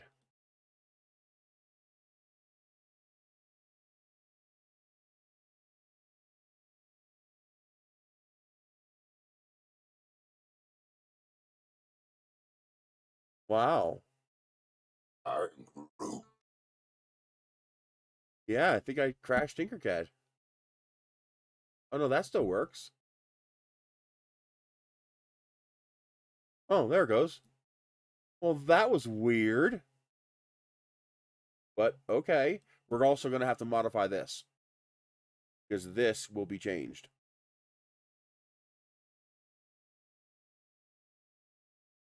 That's going to penetrate my slices that I'm about to make.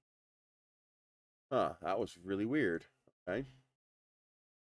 So this dimension here determines how far we can tilt the slices. Can't tilt the slices any more than the smallest width of your object. So split it. Then split it again. Right? How am I going to do this? Do it. To hide you. To hide you. I need you. Oh. You. Go away.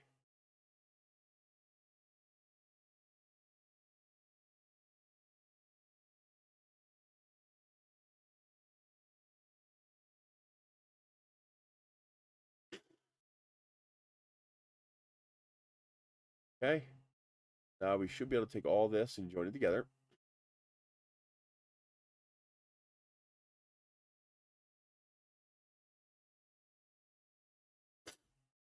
Okay.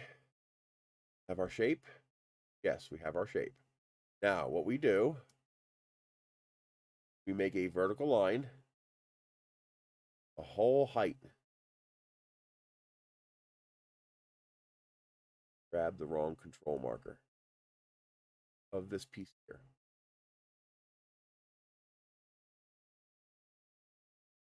So here. Now, we're going to start off with 0.1 because that's easier. Well, let's screw it. 0.01.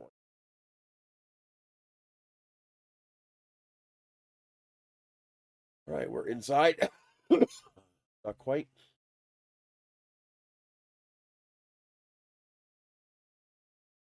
Now we're inside. Now here's what we do. Am I getting close? Yes. Coming close, and we grab this.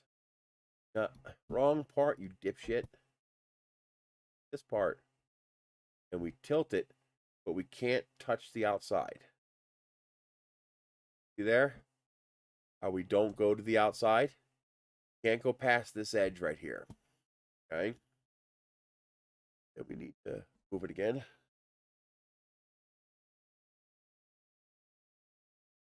So we fully penetrate.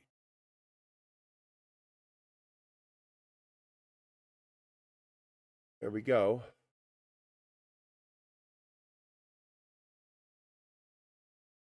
Okay.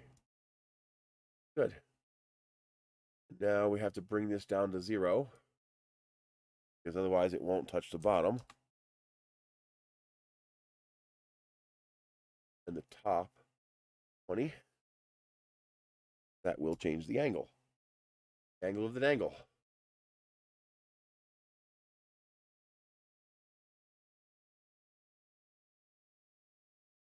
Center it. Okay, we are penetrating. There. Now.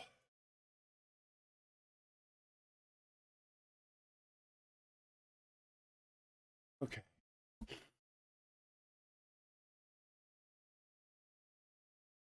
Chorus in here.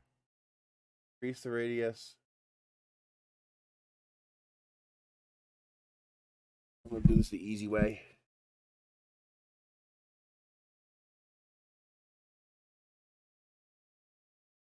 Okay.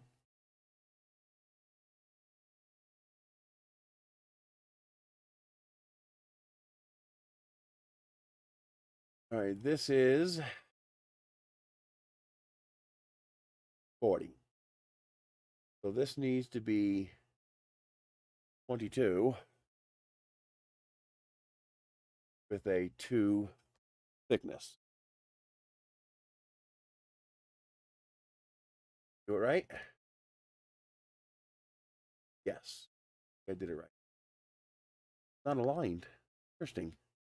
Oh, I didn't change the number of sides. Bevel. God damn it. Come on. Pick it.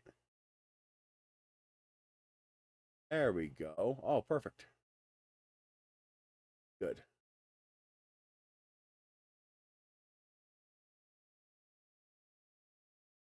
Okay. So here's my bevel. We're going to turn it into a solid first.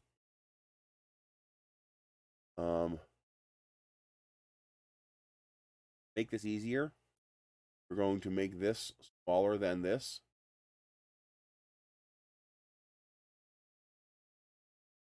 15. Small. 18. Big.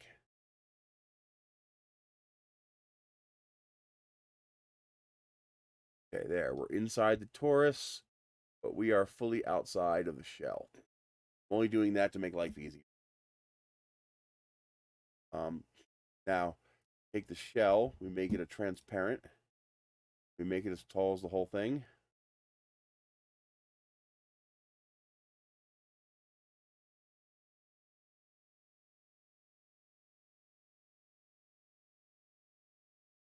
Okay. Take the torus and we join it with the red piece. That now makes this red piece conformal to the shape of the cylinder while it's at an angle. It means it's actually a curve. I'll show you. See? It's actually a gentle curve that matches the cylinder. Now we turn it into a hole, and we have to shift it 0.8 millimeters this way. 0.8. There we have our cut that goes to our wall. The inside doesn't matter, only the outside matters. As long as we are not forgetting to penetrate something, should be okay. I did something wrong, because that doesn't match. I only moved it 0.8. That's way more than 0.8. Or am I just seeing this wrong? No, I'm not seeing this wrong. It's not. Why did it do that? Did I shift it too much somehow?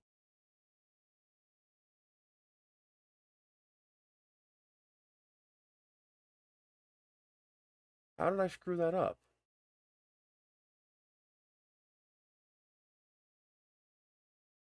Shift it this way. Oh yeah, I did it wrong. I don't know how I did it that much. I forgot the decimal and I must have done 8 instead of 0.8. There we go. Okay. Now we're good. That's what it should be. But this should be all the way down? Yes. Okay. Okay, I don't know how I messed that up, but I did. But now we're good. Okay.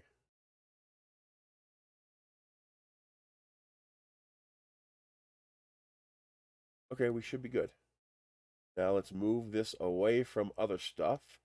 Now we have to bring out another ring. All we have to do is make it bigger than the model.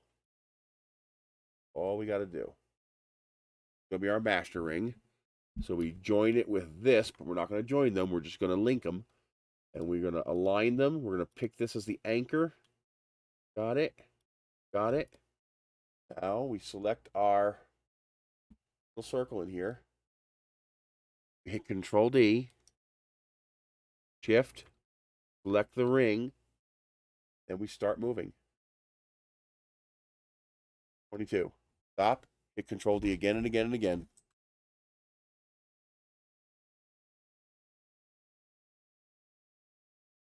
There.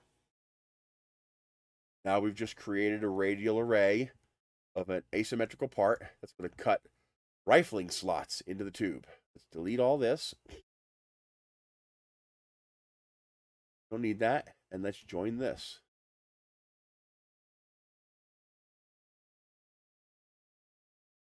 Okay. I'm going to change the color to white now. Well, if I make it transparent, you can see how slots go through. Isn't that cool?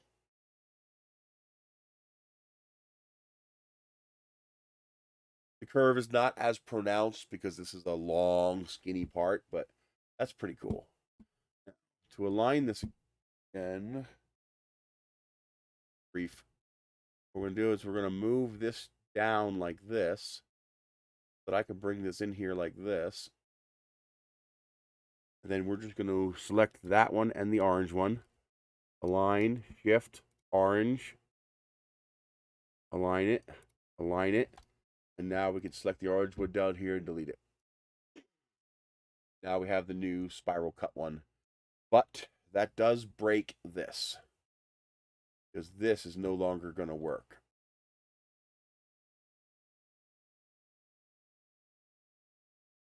Because as you're going to see, now the tubes are penetrated by the spirals. Not 100% sure how I'd fix that. I have a couple ideas of how I can fix that.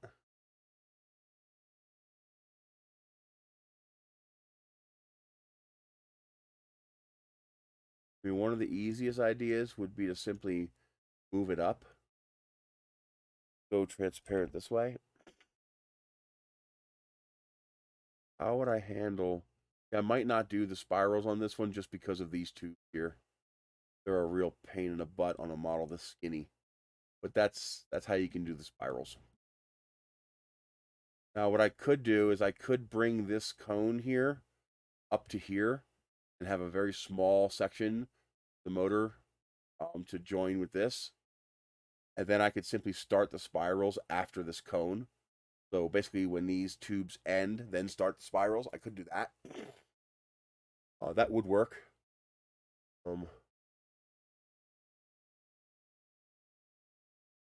Yeah, I could do that. But screw it. We're just gonna live with what we got. Oh, wait a minute. In case I decide I want to mess with this in the future.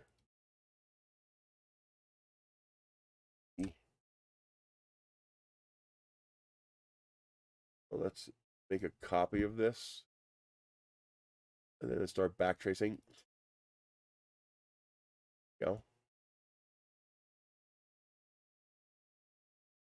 Actually, it's still there. Or we still have it. It's right here. Go.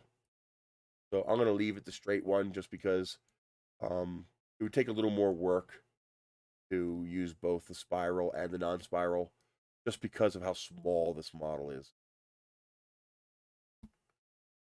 So I'm not going to do the spiral on this one. I'm going to leave the straight ones.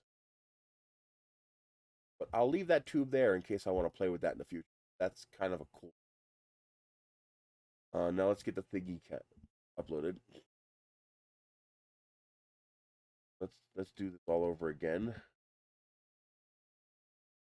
Computer. Oh. And they should be smaller now. Oh, I never re-uploaded it? Yeah, the cone's only 3 megabytes now. The body is 9 megabytes. Okay, that's more like it. I must have just read it backwards. Okay, and you're going to name it this.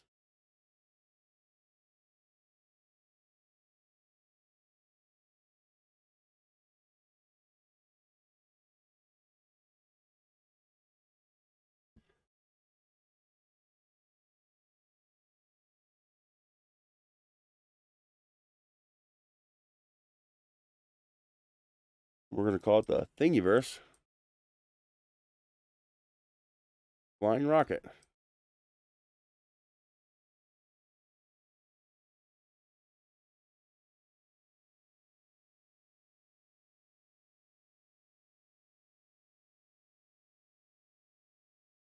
If you go to naramlive.com, you can see a whole bunch of my rocket stuff, including videos and pictures.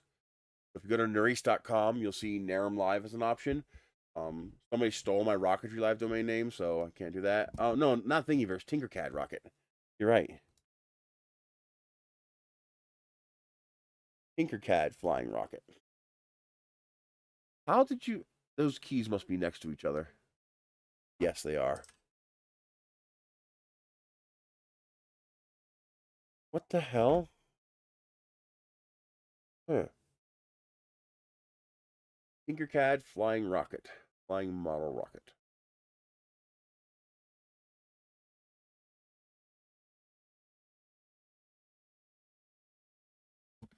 And we need a picture.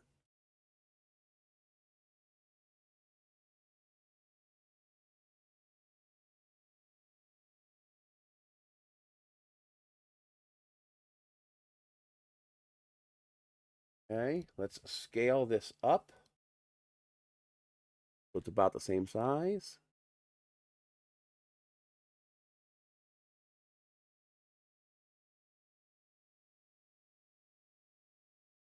Get you off the screen.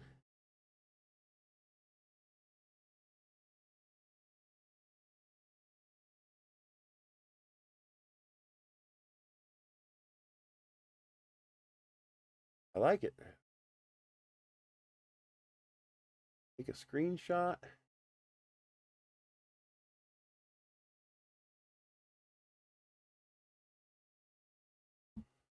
Let me upload that. Oh. Yes, it will. Yes, it will.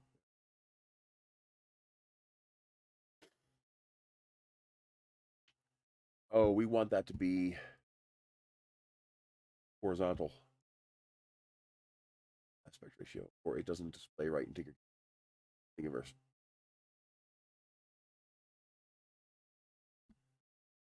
Gotta have the wider aspect ratio, or you don't see the whole thing.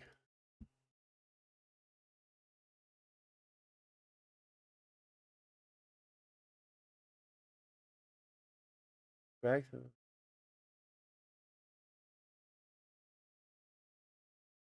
How do you delete it?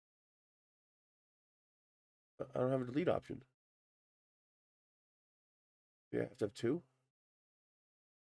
Ah, you have to have two. Like, it won't let you delete one if you only have one. I didn't know that. Okay.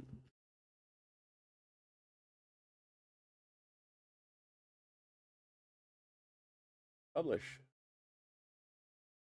Oh, wait a minute. I got a category.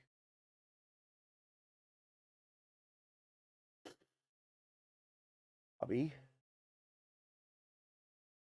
Big hobby. And I used Tinkercad.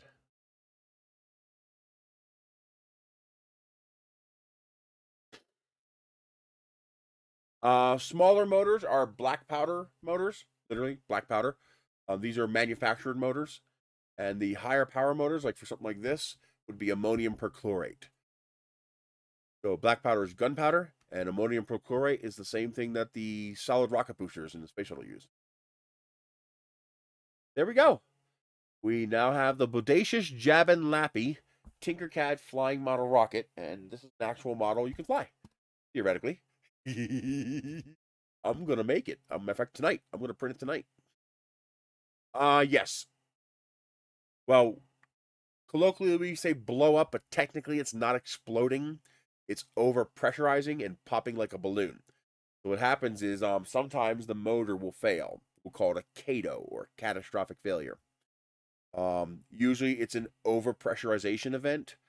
So the propellant cracks and separates from the wall of the motor, or it just forms cracks, whatever. Point is, more surface area of propellant is permitted to ignite than should be. It generates pressure faster than the casing of the motor can handle, and you see shredded pieces all over the place. It's usually just like a bomb. Boom! And you have shrapnel everywhere. The other way they fail is a forward closure failure, or a rear closure or nozzle failure. A nozzle failure is your best bet, because if a nozzle failure happens, whoosh, a whole bunch of fire comes out the bottom. Maybe propellant chunks fall out the bottom. You go out there to fire extinguisher, you put it out. But usually your rocket is okay. A forward closure failure, depending on the motor and the model, your model might survive. So the forward closure will fail, and all the fire will go like a Roman candle straight out the top of the rocket. Your nose cone comes off, your laundry comes out. Depending on what your model's made of, depending on how big your model is, depending on how much propellant there is, depending on how much stays in the model and comes out of the model, your model might be okay, or your model might burn to the ground. um, there are other failures, but those aren't failures of the motor. So, for example, there was one guy, Mark McReynolds. I always pick on him, but I got such a good video. He built his level 1 certification rocket, and he made the mistake of using super glue, CA, cyanoacrylate, to attach the motor mount to the rocket. Well, that's a big problem because CA is brittle. Now, think of the difference between black powder and APCP as the difference between me coming up to you and shoving you. I put my hands on your chest and I shove you to the ground. That's a black powder motor. An APCP motor is like I take my fist and I whop you so hard in the nose, pop, and you go straight to the ground. That's an APCP motor hitting. So the initial ignition of the motor creates a shock, because you're going from an inert object to thrusting object. The BP motor is like a shove, while the AP motor is like taking a sledgehammer to the face. Even if I hit you softly, you're gonna feel it because it's an instantaneous crack. And what happens? No. The heat's not a problem. Super glue does not melt under the power rocket. If the paper rocket isn't burning, your super glue is fine.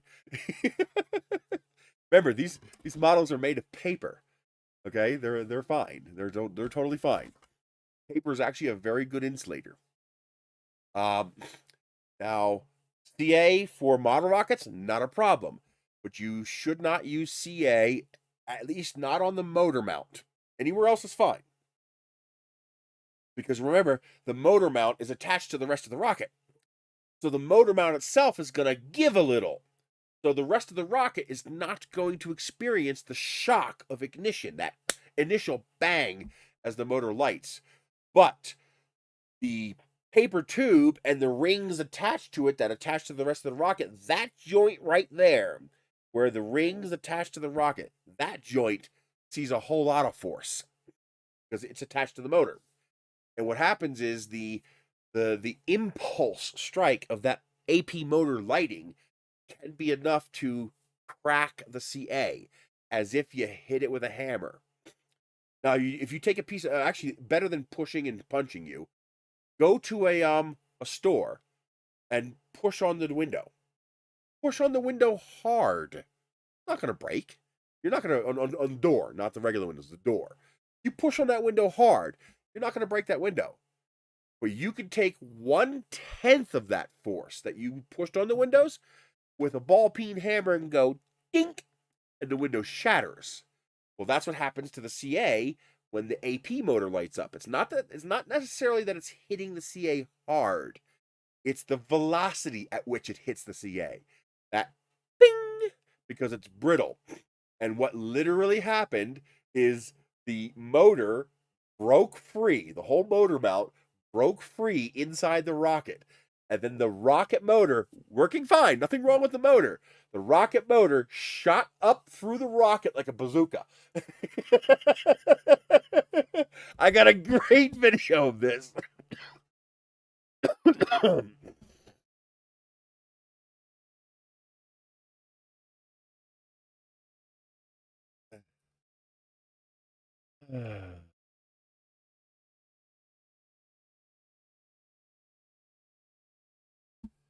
There it is.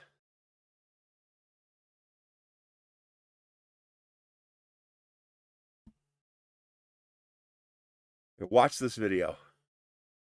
I shot this video with my Casio EX-F1 camera at 600 frame. No, was it 600 or 300? I don't remember if it was 300 or 600. It might be 600. The resolution looks like it's either 300 frames per second or 600 frames per second. You actually watch the motor. You just see the rocket light, and it's like, okay, it's get ready to go, and then the flame disappears. Like, where'd the flame go? And then you see the nose cone and parachute come out, and then this flaming torch.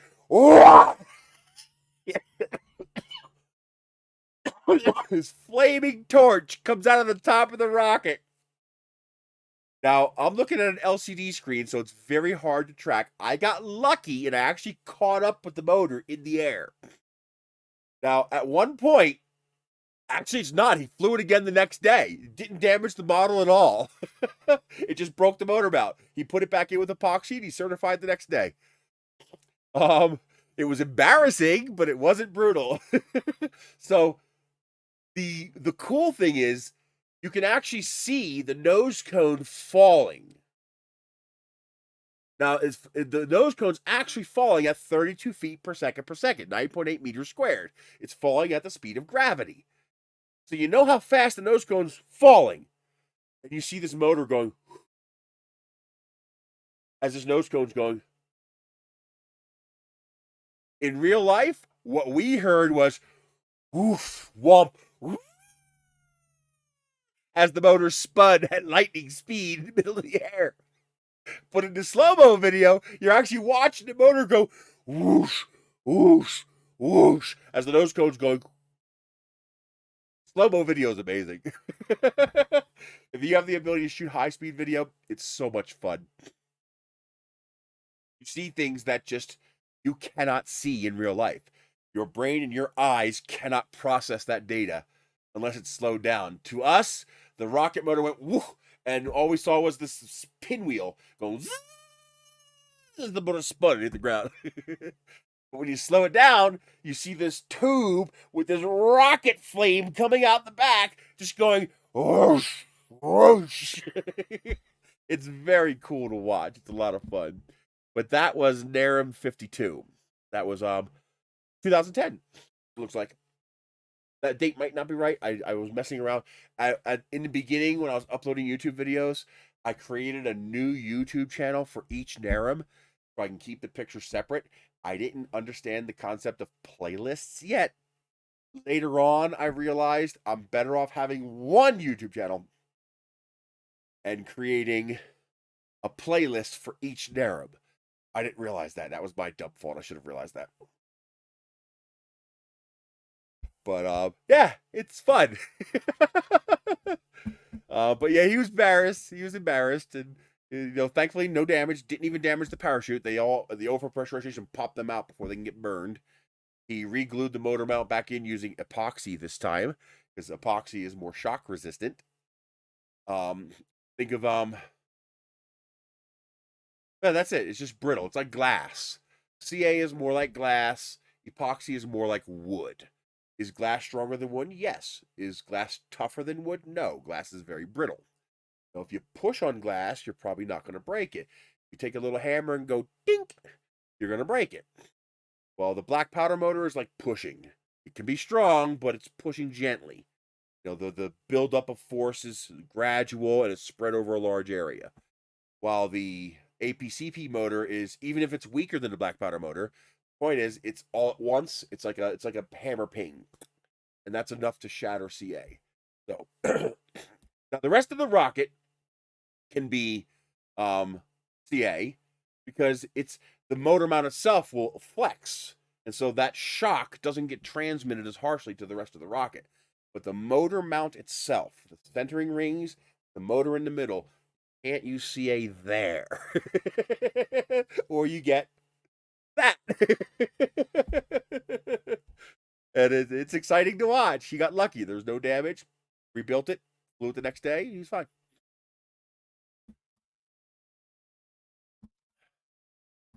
So there you go. It is now available on Thingiverse. You now have the Tinkercad rocket. I might even paint it those colors just for shits and giggles. Probably the easiest thing to do would be to print the body in orange and then paint the blue and purple part. And then print the nose cone probably in white and then paint the purple part.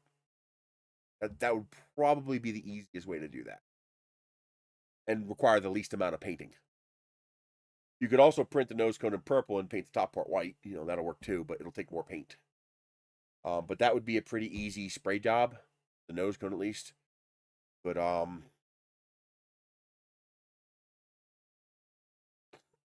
much, if I increase 18 by 50%, what is that? 27 millimeters. So you could scale this up 50% and print it for 24 millimeter motor. How big would that make it? Using a 0.6 millimeter nozzle. Oh, okay. Technically, if you could assign a filament change point, you can assign it anywhere, I assume. That might break vase mode, though. Now, while technically no longer be vase mode, It is possible.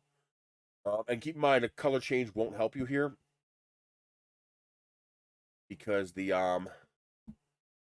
color change will work for the nose cone, but it won't work for this because the you have the blue, the orange, and the purple commingling. That absolutely will not work with phase mode. That will totally fuck phase mode altogether. Forget about it. Don't even try. This, however, you could do. What I would do is I would actually I would separate this nose cone into 2 pieces. I would cut the nose cone right here in half, and I would make 2 files, but I would geolocate them together so that I can tell to align model origins. The way I would do that here is I would this. This is 30, I believe. 30. No, I'm sorry. I'm doing this totally wrong. It needs to be up here. This changes right there. So on this model, we're talking about 53 millimeters. Okay. So and let me duplicate this so I don't mess up my model.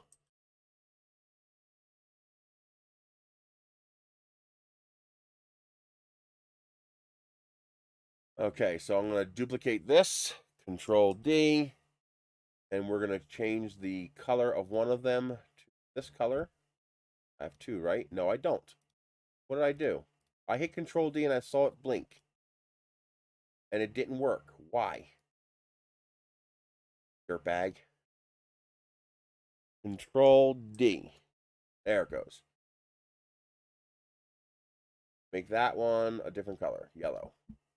Then we take this, Control D, and we invert it.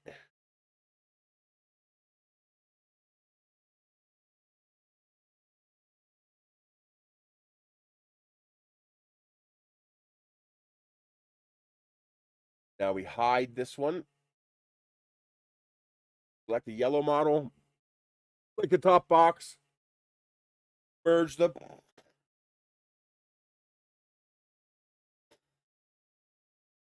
You see the yellow is going to disappear and the white will be left behind, or the skin color. Sexy version. We unhide the box that we hid. We make sure we have the skin colored one selected. And we select the bottom box. We do that again, just like we did with the nose cone. Make the cut tool. Except now we're not going to do anything. We're going to leave them like this. So now we technically have 2 pieces. See? We got 2 pieces there. And what I would do is I would save this as nose 1 and nose 2. Actually, I can show you. Let's just save them. Export. L. That one's called Loppy. This one's called Loppy 1. Okay. Now I bring up my slicer. And I put both of these in the slicer. And then what I do is I have them both selected. Is it under mesh? Or is it under view?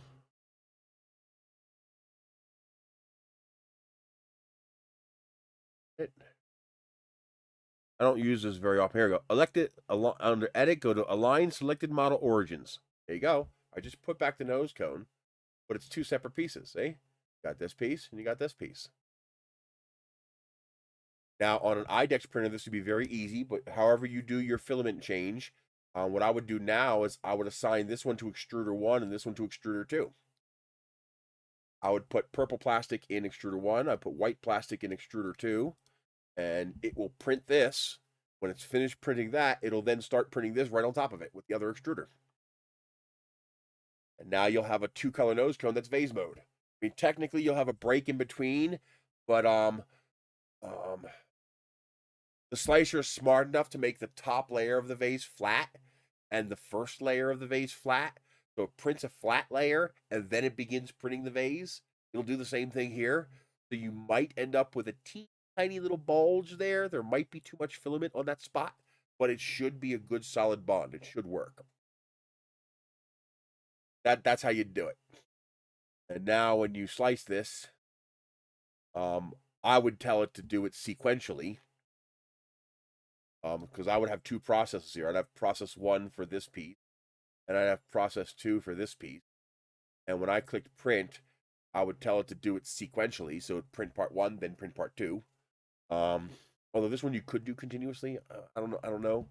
And when it sliced it, it would then have no problem doing the vase. This would be the first color, and this would be the second color. Now, the problem is you can't do that with the body, because you will totally your print will fail. It will not work. There's no way that's going to work successfully.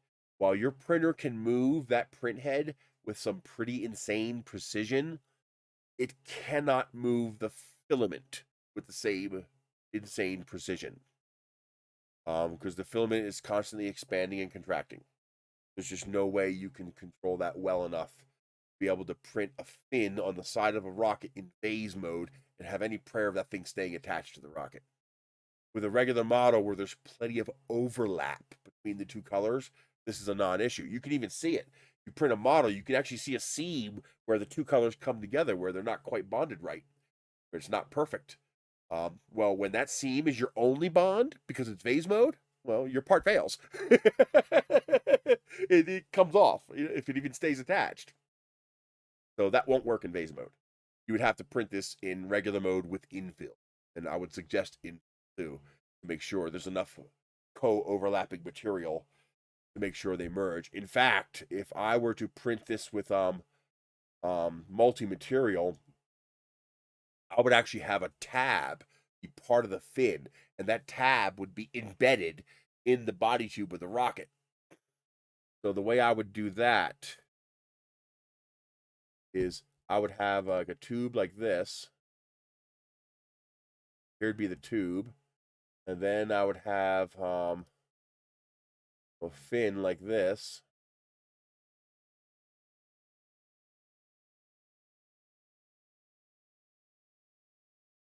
Say I did fin like this.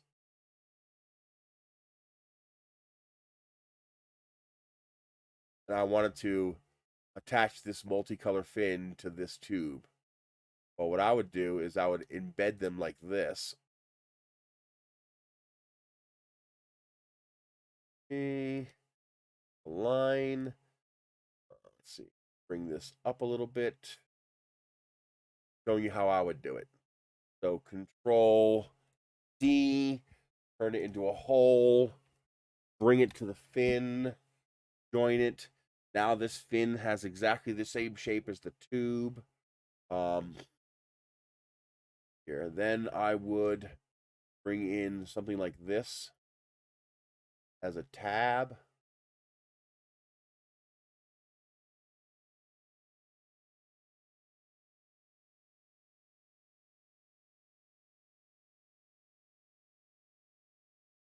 Something like that. Line them. Why are you selecting stuff behind me? You're selecting stuff that's off the goddamn screen. Why? I hate that so much. One of the few things that really aggravates me about Tinkercad.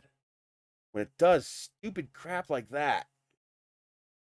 I'm going to make that transparent. Press T, by the way, to make a part transparent. And now I'm going to adjust how much I want it to overlap.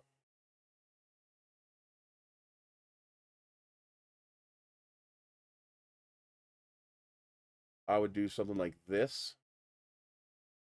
I'd make this a little smaller. And then I would bring this in model a little bit. Make sure that those two parts overlapped.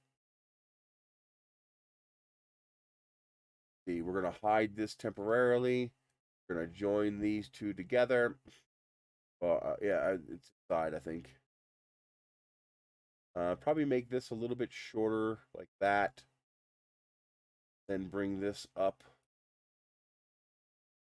That is not what I asked you to do. I don't care if you think it's what I asked you to do. It's not what I asked you to do. Like that. And now I have a fin, the tab. And what I'm going to do is I'm going to join those together. I'm going to bring back my tube.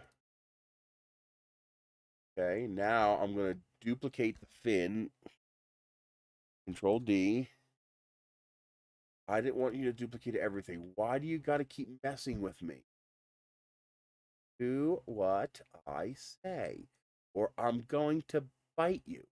I'm going to bite you so hard it's going to hurt right through the screen. Did I get this one? Yes, I did. So we take one of these, make it transparent, or a hole, and we join it with the tube, and we do that. Now we turn this back into a solid. Right, I got a E.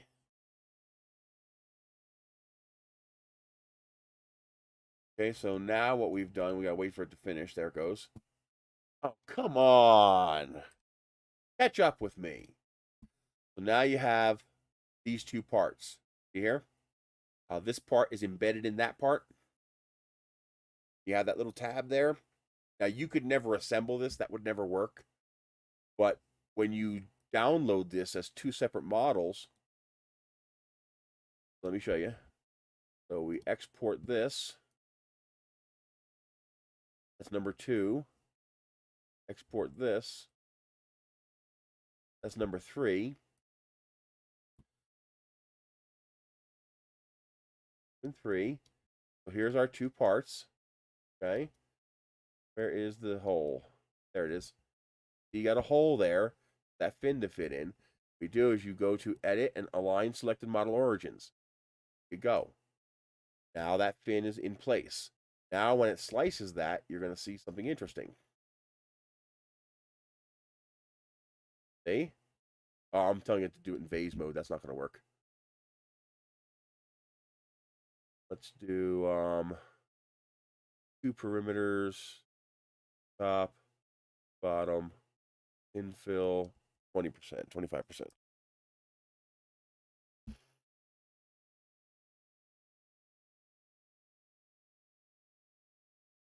There we go. Now we have the printed part. See here. Well, this did something weird. Oh, I think this is because it's merging them together, but in a proper thing where it didn't do that. Is there a way for me to stop it from doing that? Oh, I think I have to actually print them separate. Nope. Control CV. So this one will be model 1. One will be model 2. And print continuously. Think that won't break it? There it goes. So now you'll have this printing. And you'll assign this part to extruder 1 and this part to extruder 2 and your tail cone to extruder 3. And this gives you an overlap. So by having this overlap, you have something to attach to. This would actually probably fail because you would want this tab, this yellow tab, to actually extend down below where it separates from the part. So that would be something like this.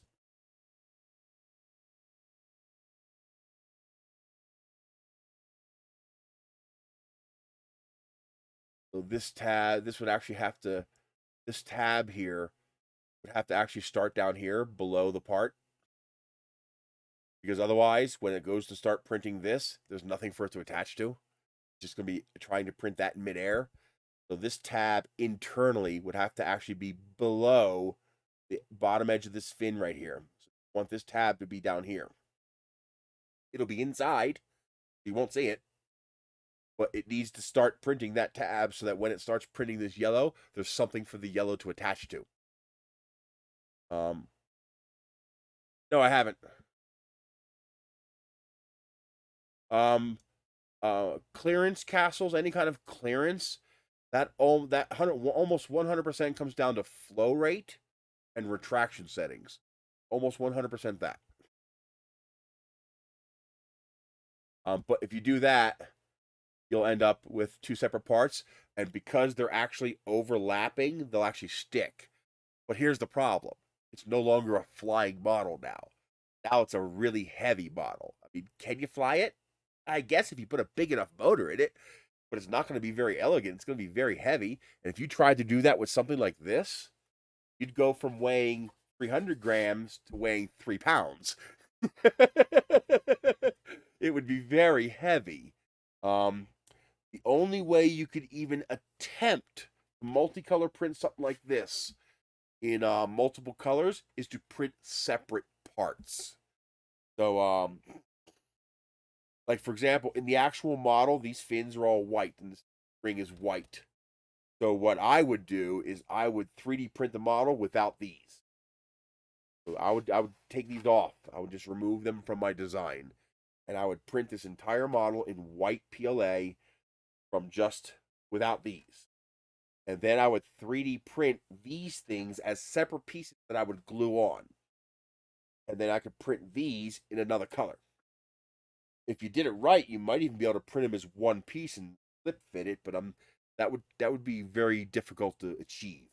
But I would then print 8 of these in the separate, red color that they are, if they are that, and then glue them on. That would be your lightest way to do that. Or find a model that's compatible being multiple pieces, like the ramjet that I fabbed up. That is compatible with the idea of print multiple pieces in each own color. It's compatible with that, so it can work.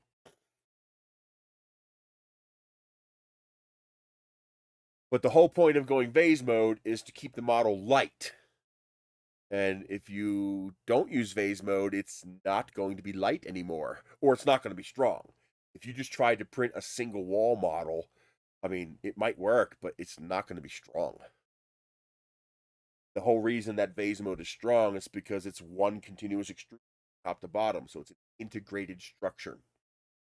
A good way of thinking of that is how would I describe that? Oh, I guess this is a good way of describing it. This piece right here is a good way of describing it. If you this is not integrated, so it's squishy. This is highly integrated, much less squishy, about the same mass. Because this is using engineering to make the part stronger. This is using incomplete engineering. I've got 2 dimensions. It's strong this way and it's strong this way, but it's not strong this way. This is strong in all 3 dimensions. Because I've used structure, interconnect everything on all 3 dimensions, and then I've overcome the filament limitations by making it one continuous extrusion. Now, can you break this? Yes, you can. It's a lightweight part. It's a high-performance part as far as 3D prints go. But for what it is, for its size, it's very light relative to its size, it's relative to the materials used. I'm getting ready to get out of here anyway. It's 5:30.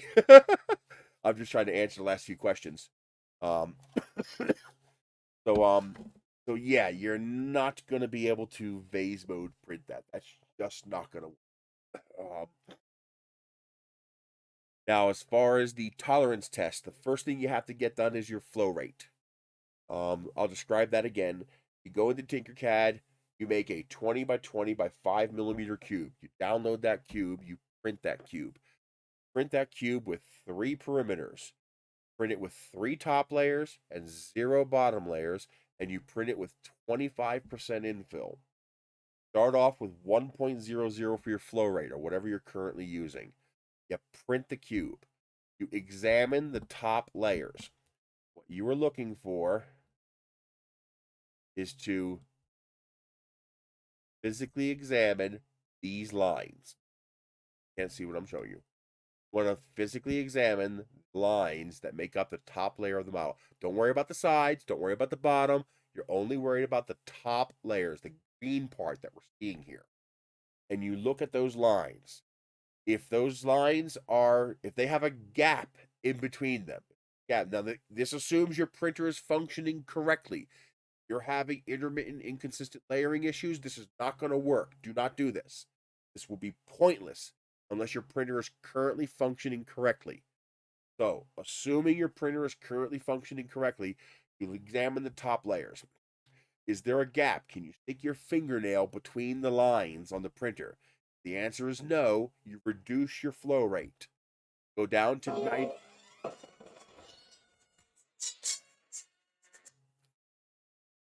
Idiot.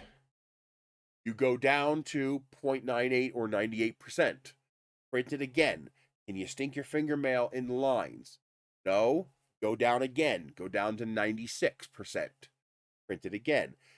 Keep going down. 94%, 92%, 90%. Keep going down until you can actually see a gap between the lines. And you can you'll be able to feel it and stick your fingernail in it. Okay? Or your perimeters. They might not be attached. And make sure your settings are 0.4 millimeter for nozzle, 0.4 millimeter for line width. Don't use any weird numbers. You want your line width and your nozzle diameter equal what your nozzle actually is. Once you have a gap between the lines, stop, go backwards.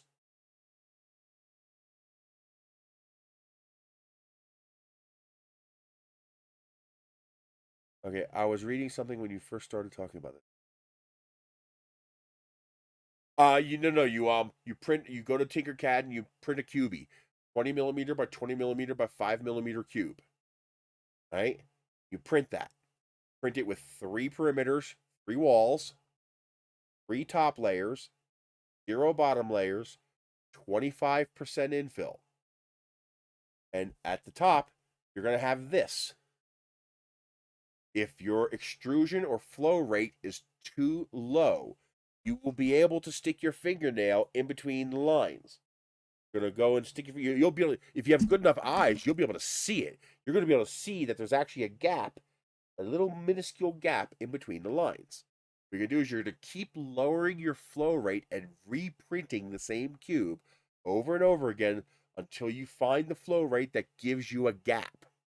Once you find the gap, you go backwards half a step.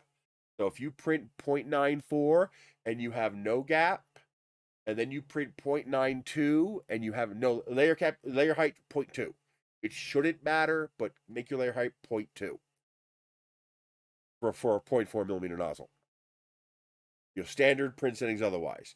3 perimeters, 3 top, 0 bottom, 0.2 millimeter layer height, 25% infill. Grid, not rectilinear. Use grid infill. Once you print that, once you have a gap, go back. So if you get down to 0.90 and you have a gap, and 0.92 you didn't have a gap, try printing 0.91. You still have a gap, or did the gap go away? If you still have a gap, go back to 0.92, go up until you get rid of the gap. When you get rid of the gap, now you've found the correct flow rate for that printer at that temperature for that filament. Write that number down because that's what you're going to use from now on. Now, there's a second overlap thing that we can check with to adjust and work with, and that's perimeter overlap. That's not this part, not the green part. We're no longer worried about that. Now we're looking at the green to light blue interface, the green to turquoise interface. You'll see what looks like little curlicues. So little curlicues would be like if you took your pastry bag and did a little bloop, a little dollop to make a little flower. You're going to see those little twirls at each line when it comes back. So when the line gets to the wall, it's actually purposely crashing with the wall. That's to make sure that this surface joins with this surface. Because if they're not overlapped enough, then they don't join together, do they? So you have to adjust your overlap percentage until you reduce those little curlicues as much as possible, but not so much that your walls don't touch with your infill, because you want that to all be an integrated structure. And so, but you can't adjust that until after you adjust your flow rate, because your flow rate affects that. Okay? You also can't use this to adjust for your bed level, because your bed level could be too high or too low. That's why we don't look at the bottom. That's why we only look at the top. That once you do this, your flow rate will be correct and your perimeter overlap will be correct. Now, if you have a problem, you know it's not that. Not your slicer settings there. Now, if you change filaments, this could change, but most modern filament is built to pretty good standards nowadays. Very rare to get bad filament. So you're very unlikely to have that happen. That's it. Do that, and then you'll have much cleaner lines. The very minor extrusion inconsistencies will start going away because you won't be extruding too much filament, which will build up over time, and then it relieves when it pushes it out of the way. But you can't do any of that until the machine is mechanically functioning correctly. And an Ender 3 stock should make some pretty damn clean prints at 50 millimeters per second. If you want to go a true speed of 80 or 100 millimeters per second, that requires hardware modifications. You're going to have to beef up the hardware because the Ender 3, while a fantastically designed machine, is also a relatively flimsy. I don't mean flimsy in the sense it's going to fall apart. What I mean flimsy is the bed is thin. The attachment to the rail is relatively narrow. So at high speed, things start to flex and vibrate. And that's what's going to cause you problems when you try to print fast. But 50 or 60 millimeters per second is not fast. You have to lower your speed to 20 millimeters per second to get acceptable results. Something's wrong. Should be able to print at 50 or 60 without a problem. So check the tension arm, make sure it's not cracked. Check the grub screws for the brass screw that attaches to the stepper motor of the feeder. Make sure they're not loose. Might be time to rebuild the hot end. I have an entire video dedicated just to that. Go to... Oh, come on, really? Where the hell did you get that? I mean, I didn't even press keys close to that. If you go to Nerys.com, I have a 3DP basics section right here. If you click on the 3DP basics, these are my educational videos. So bed leveling basics, that applies to your Ender 3. It's a long one, but it's a good one. Eccentric wheel adjustment, that applies to your Ender 3. Z-wobble motion guidance systems coupling, that applies. That should be it. But this is the one you want, the hot end video. That's the one you're going to watch. I have a big giant model I made and everything. Make it easy for you to understand what you're looking at. But that's important. Yeah, bed leveling is one of those weird things. Why, even though my video is 45 minutes long, it works. I haven't figured out a way to make it shorter yet. I wish I could, but I think by the time I figure out how to make it shorter, ABL will be perfect. Nobody will care anymore. But it's that thing that when you figure it, it's bed leveling is not hard, but it's also not intuitive. Once you get it, once the light bulb goes off in your head and go, I understand now, you're going to run around your house and level every single printer in 5 minutes. It's going to be like, wow, I get it now. Now it makes sense. Once it clicks, it's that kind of thing that it's not hard, but it has to click. And once it clicks, basically it comes down to this. I offset my nozzle with my Mark 1 eyeball. I only have one, so there's no Mark 2 here. This one doesn't work. I only have this one. So I come down here and I actually look. I can see the light. You want to make sure you pull the filament out so there's no filament oozing. Clean off the nozzle. Make sure it's not oozing.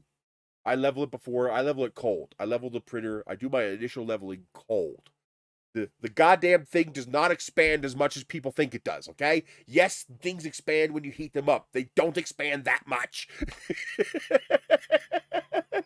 The whole world would fall apart if things expanded that much. But anyway, cold with the nozzle cleaned off so there's no boogers on the end of the nozzle. I set my offset using my eyeball. Yes, the circle helps you live level. That comes later. But in the beginning, when I'm doing my initial bed leveling, all right, I bring my eyeball down and I look at the light gap, and you just learn, the card trick works pretty good. You can't really use a business card; it's too thick. You just need a piece of thin cardstock or construction paper. That works perfect. 2 Post-it notes probably be about right. And that is actually, you're not using that by sight; you're using that by touch. You're feeling the friction. But anyway, I just use my eyeball and I look at it. I adjust. Oh, that looks right. I like that. Okay. And another trick is you don't level at the corners of the bed. You level at the screws. So think of it like this. You're taking a plane and you are trying to distort that plane to make it level. When you're bed leveling, you're actually leveling 2 planes and controlling the offset. So you're taking this plane and feeler gauges are bad. Don't use feeler gauges. No. Feeler gauges only work if you know how to use feeler gauges. If you are a CNC mechanic, if you are an engineer, if you've used feeler gauges before and you know how to use them, then fine. Feeler gauges work. But for a person who does not know how to use feeler gauges, they do not work. That only works if you're on a glass or metal bed, which I don't typically use, but yeah, that could work. And I always tap the bed, but only to make sure the springs are set. To make sure the springs are in their natural position, because sometimes when you turn them, they twist a little bit. And so I'll literally give the bed just to make sure the springs are set and nothing's going to move on its own after the fact. But the problem with feeler gauges is I can make your nozzle 0 distance from the bed and your feeler gauge will fit, because you'll shove the feeler gauge in there and the bed will move out of the way and allow the feeler gauge to come in. That's why when you use the paper, after you pull the paper out, most people think they're done. No, put the paper back in now. Because if you can't put the paper back in, you're too close. And what happens is the paper is holding the nozzle up.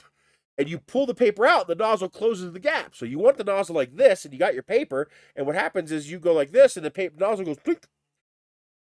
Well, the same thing happens with the feeler gauge, except the feeler gauge will push right between the nozzle and the bed. So if you are a mechanic or an engineer and you know how feeler gauges work, they work great. But otherwise, feeler gauges don't work. Now, the way you test whether this is happening with the feeler gauge is you try to put the paper back in. If you have the correct gap, you'll be able to get the paper back in.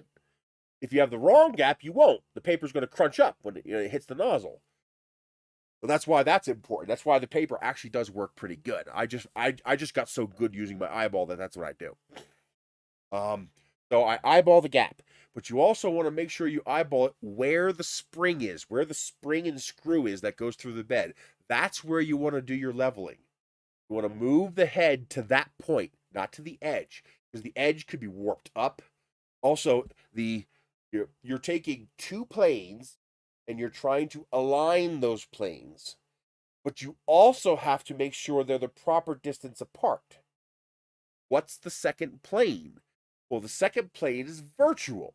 Your first plane is your bed. The second plane is if you were to draw a 2-dimensional plane based on whatever your nozzle was touching. So here's my nozzle. Whatever outline I make with that nozzle, make a plane. That's the second plane. It's formed by the kinematics of your X and Y axis. And you have to bring that virtual plane into alignment with your physical plane and offset them the correct distance. So when you're leveling the bed, now if you have an unusually flat bed, this doesn't matter. But if your bed is less than perfect, like the original CR10 beds, have fun, you want to align where the screws are. Because the screws are where the adjustment's made, up and down. The adjustment out here is going to be affected by all the other screws. Because when I adjust this screw over here, the whole plane does this. You notice it's higher here than where the screw is? Okay? So you want to make your leveling points where the screws are. And after you go around once, you go around again. And then you go around again. And then maybe you go around a fourth time. Why? Because each time you adjust one screw, you're distorting the entire plane. So adjusting this screw fucks up those other three screws. And so each time you go around, what you're doing is you're reducing the fuck up each time you go around. Each time you go around, the adjustment is smaller, so you're making less of a change on the other end. And eventually, you reduce the discrepancies to below the threshold where it matters. That's why you got to do it multiple times. Now, ABL gets around this by not adjusting the bed. It adjusts the Z height to compensate for the bed. Now, once you do that, the next thing to do is to get the offset really right. And to do that, the first thing you're going to do is you're going to slow down your print speed and increase your temperature. You're going to be going at like 5 millimeters per second. So you take your Marvin, you lower your print speed. You're going to make your print speed, your first layer, 10%, and then you're going to lower your printer to 25%. It's going to be crawling. It's going to be like, and that's what you want because that gives you time to react. Now, when you're ready to start printing, you slice up a Marvin. Why a Marvin? Because it's small. Okay? And when you put a big skirt around something small, the skirt tends to be a circle, and that's what you want.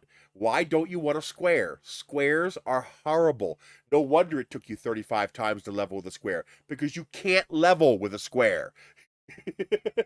Why can't you level with a square? Well, do you know what a tangent is? Well, no, not a tangent. It's a line. Okay? Well, when your filament, let's say I'm trying to print, well, let's start with a square. I want to print from here to here. Okay? Let's use something that you can see better. So imagine I'm printing a straight line. Okay? Imagine this is the filament coming out of your printer. We have a 40 millimeter nozzle, okay? And we're printing a filament line like this. Tell me what the difference is between this line with the nozzle at the correct height and this line with the nozzle at the incorrect height, where it's too high. Nothing. Because they're both a straight line. There's no difference. You know, the only way you can tell that that filament is not attached to the bed, you got to touch it and see if it moves.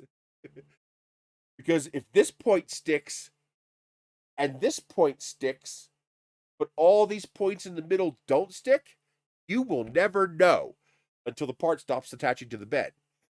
However, when you draw a circle, okay, what happens when you touch here, you don't touch here, and you do touch here, and you're drawing a line? What happens? Well, the line does this. See? This is what the line does. My finger's the filament. The filament does this. You notice what's happening? The filament's moving. It's staying in a straight line because it's not attached to the bed. And so when you print a circle, you know instantaneously when the filament stops sticking to the bed, because it stops drawing a circle and it starts drawing a line. Your nozzle's moving in a circle, but the filament trail behind it is becoming a line because it's just being pulled along that path and staying in a straight line. So you know immediately when a circle has failed to attach to the bed because it forms a line. While a square, it's still a square, whether it's attached or not. What? Oh. Cannibal Corpse. I never heard of that. So that's why I tell people to print circles. You also want the circle to be an average of your print area. You don't want to print a small circle because then if your center's good, you're good, your outer's not good. And you don't want to print too big a circle because again, it's out of the average. You want to make the circle about 75% of your bed width. So if you have a 200 millimeter bed, that means you have a 100 millimeter radius. That means you want to use 75 millimeters from the model. You print a Marvin and you want to offset 75 millimeters. That's going to give you a 150 millimeter circle that's about 3/4 the size of your bed, and that's what you want. On a CR10, you got 300. That's 150. 150, you use 100. 100's close enough. So do a 100 millimeter, which is a 200 millimeter circle. And then what you do is when it begins, you want to print the skirt. You want to tell it to print, 10 perimeters.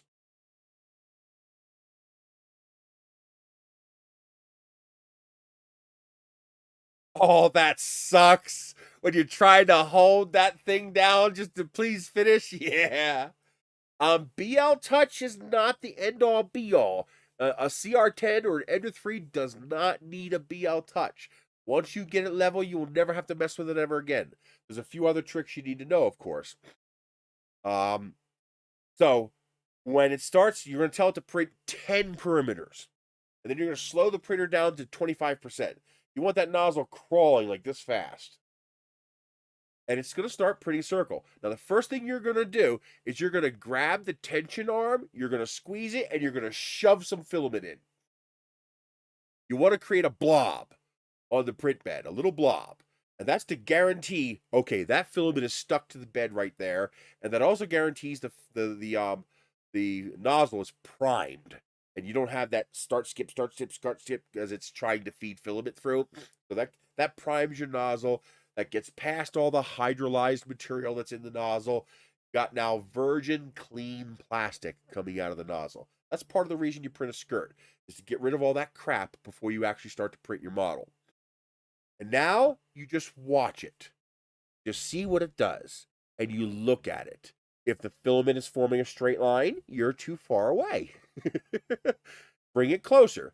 Now, what you do is you wait until the nozzle gets near one of the four corners, and then you adjust it live. This is the live leveling. As it's printing the skirt, you just tweak the nozzle, the leveling knob.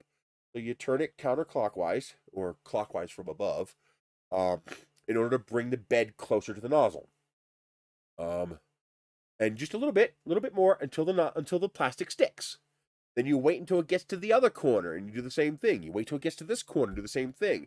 Wait till it gets to this corner. At this point, you grab the filament and you tear it off. You want to start with a clean bed again. So you grab the filament that's already laid down and you tear it off. Because what can happen is the first line can help the second line stick. And so your level's not right, but you think it is because it's staying, but that's because it's sticking to the first line. So you tear that first line off and you repeat the process. You let it start printing again. And each time it goes around, you tweak, you tweak, you tweak. Now, when you have it consistently sticking to the bed. Oh, by the way, if no filament's coming out, that means you're too close. You're stuffing the nozzle into the bed. And usually you'll hear the extruder clicking. It won't be very fast. It'll be like once every 20 seconds because you're not extruding much plastic. So it takes a while for the pressure to build up. And you'll hear the clunk, clunk, and you'll hear that little click or clunk. And you'll see no filament coming out. Assuming you don't have a clog, that means you're too close. How do you test that? Push on the bed. Take your finger as close to the nozzle as you can and push down. The spring will compress a little bit, and you should see a big blob of filament come out. It's not going to be that big. It's going to be this big. But it'll be a blob of film. It'll come out because it'll be unladening all that pressure because it was stuffed into the bed. Well, that's your indication you're too close. Well, tighten up the knob until filament starts to come out. Don't worry about measuring whether it's the proper height yet, because remember, you have overpressurization in there. It's got to relieve all that pressure now. Wait until the line is more consistent, and then make your next adjustment. And pretty soon, you're going to have a good stick. Now, how do you get the perfect stick? Well, that's easy because see if you're too flat, it might work. You might work fine, but then you're going to have elephant's foot. You're going to have one extrusion crashing into another extrusion, and your bottom layer is going to be real sloppy and nasty and icky. Right? Well, now we get into fine tuning. Well, this is where touch comes into place. To make sure your filament is both attached and the right height, literally, take your single strand extrusion and feel it. Take your finger and just rub it over the filament line. First of all, it shouldn't move. If it moves, you're too far away. It is possible, especially going as slow as we are, that you could drop filament from too far away that will look like it's sticking. Right? The filament does need to be a little bit flattened because it's not supposed to be around like this. It's supposed to be shaped like this, like a Lincoln log. So slightly flattened circle, 0.4 by 0.2 millimeters. So feel it with your fingers. Literally, just take your fingers and just go and feel it. That's what I do. I just feel it right along the path. I feel the filament. First, I'm looking for, does any of it move? If it doesn't move, good. That means it's actually stuck to the bed. It's not hard. You're not trying to scrape it off. Just like you're petting, like you're checking your 5 o'clock fuzz on your face. See if you have hair sticking out. Just pet it. What it should feel like is it should feel like a stuck piece of fishing line. When you give it that little rub, it should feel like a piece of fishing line stuck to your bed. If it feels smooth and flat, you're too close. You gotta lower the bed a little bit to give the nozzle a little bit more room. Just a tiny bit. It might be a quarter turn of that knob. And you just adjust it a little more, peel it, rip off the filament, let it do another loop, and then feel it again. As the nozzle's going by, feel the path it's making. It should feel like stuck down fishing line. Now, there are some other things that cause problems. For example, if you level the bed perfectly and you make a print, but then tomorrow you go to make another print and the bed is not level again. Assuming the printer is mechanically okay, like you don't have bad end stops and stuff like that, there are two primary things that cause that. One, your bed is spring tensioned. The springs have to be tight. If the springs are loose, I have literally watched leveling knobs walk. I've watched that as that printer vibrates back and forth. I've watched that printer knob go plip, plip, plip, plip, plip, plip, plip, plip, plip, plip, plip, plip, plip, plip, plip, and work itself loose. Let me tell you, that's annoying. The way I finally tested it is I took a white nail polish and I put a line on the knob. And when I came back, sure enough, that line was now over here. So that fucking knob had moved during that 12-hour print. I was pissed. So what you have to do with that is first you want to make sure you're using the yellow dye compression spring, 8 by 20 millimeter. Do not use the medium or heavy duty or high tension ones. Yes and no, but then you have to unlock them to do it. A little bit of blue Loctite might help. Anything to increase the friction. But the biggest thing you can do is to you want to all your bed leveling knobs, you want to tighten them down all as tight as they will go. But remember, some of the older printers have a tension relief arm on the back left hand corner for the heater bed, which means that arm cannot compress as much as the other arms. So you need to compress that one as much as it'll go, and then compress the other three to match that one. Then you lower your end stop to bring the nozzle as close as you can to the bed. Then you bring the bed up to the nozzle. This way your springs will be compressed as tight as possible. The combination of doing that, plus using the yellow dye compression springs, you can even put a washer in there if you want to make them tighter. If you have room to make them tighter, but you can't because of your leveling, add a washer to compress the spring more. The more you compress the spring, the more it pushes on the threads of the leveling knob and the more friction there is. They'll stop turning. The other problem you have, especially on the original CR10s, it's not as big of a problem on an Ender 3 because the arm is shorter, but it can still be a problem. But it was particularly a problem. Did my stream freeze up? Oh, no, it didn't. My connection's being weird. This is a particular problem for the original single steppers CR10. I actually have an entire video on that. um, the three wheels. You have a three-wheel arrangement on each side of the X arm. So you have a three-wheel trolley carriage here, and you have a three-wheel trolley carriage here. If those are not adjusted correctly, they can lag. You can see this by turning your printer off, lifting your nozzle so it's about that high off the bed, and then what you do is you take your fingers, you put them on the coupler for the stepper motor, and you roll the coupler back and forth gently. That's going to make your Z-axis go. Now, while you're doing that, look at your Z-axis going up and down. Keep doing it, and now switch to looking at the right side, the left side. Look at the right side. Look at the left side. What you should be seeing is this. If they're not adjusted correctly, what I'm going to exaggerate it, but your eyes are good enough to see this. What you're going to see is it doing this. This is the side with the stepper motor. You're going to see this. You're going to see that arm tilt just slightly as you change direction in motion on that stepper, as this side lags behind the other side. And that's what's causing your bed leveling inconsistency between prints. Every time it does this and it comes down in a slightly different spot each time. So it's never level. It'll drive you mad. That's the reason the CR10S came out with the second motor. You don't need the second motor. The CR10 works fine, but the second motor means you don't have to train your users on how to adjust it. Well, what you have to do is you have to adjust that three-wheel assembly on the right-hand side. If the left-hand side is too tight, it doesn't really matter because it's got the lead screw controlling it. So the stepper motor, the wheels are just providing guidance, not motion. However, on this side, the wheels can impact motion if they're too loose, or too tight. You have to make sure they're both. Either way is bad.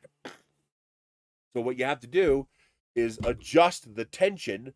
One of those wheels, usually the third one, the single one, has an eccentric. So you can adjust the tightness of how tight the wheel is. You need to adjust it so that all the weight is on the two wheels. And then what you do is you adjust it until that third wheel just starts to impart force on the assembly. But not enough to push the other two wheels away or to squeeze them too tight. Because what that's going to do is that's going to cause you to get that. And that's what's making your bed level not work right. I have about 170 printers.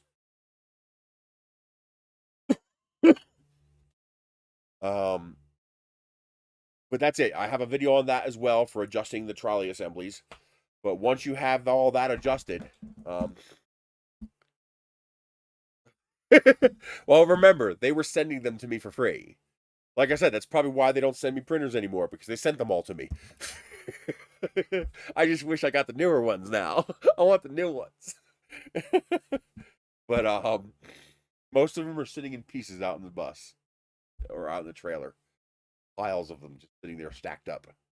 I can't do anything with all of them. I can't sell them. They're not worth anything.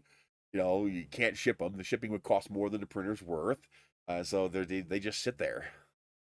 Well, I would love to print a house, but there's some problems with that. Namely that, well, first of all, even 700 kilograms of plastic is nowhere near enough to print a house. Although I am thinking about trying to print a shed, just because I want to say I did it. I want to say I printed a structure you could live in, theoretically. You know, a shed. You made it big enough. You could, theoretically, you could live in a shed.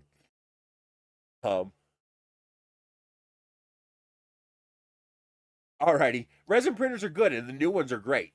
This should not be an issue, but just to make sure it has a black and white screen. Under no conditions buy an RGB resin printer. Under no conditions. As long as you make sure it has a black and white screen, you're good. Mm. Yeah, it's dinner time here too. I'm getting hungry. I haven't eaten yet.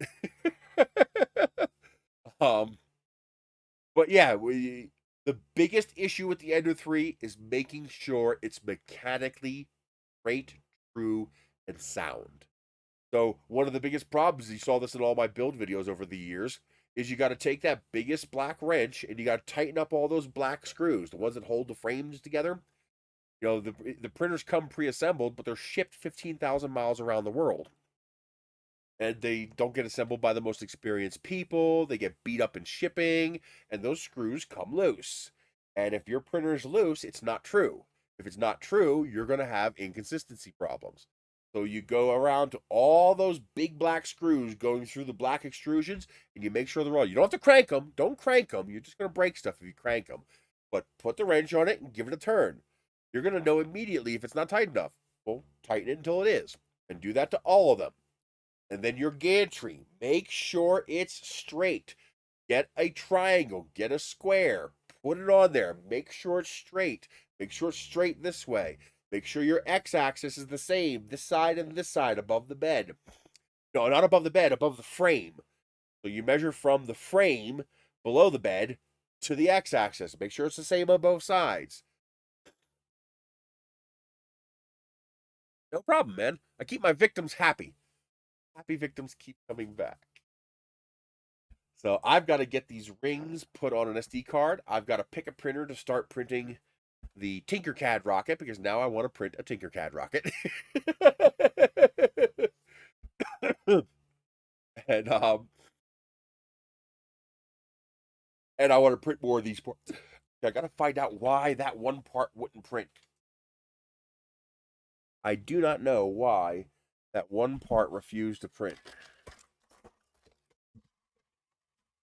Where is that reader? It's here somewhere. Hope I didn't fling it off somewhere, moving all this stuff. There it is.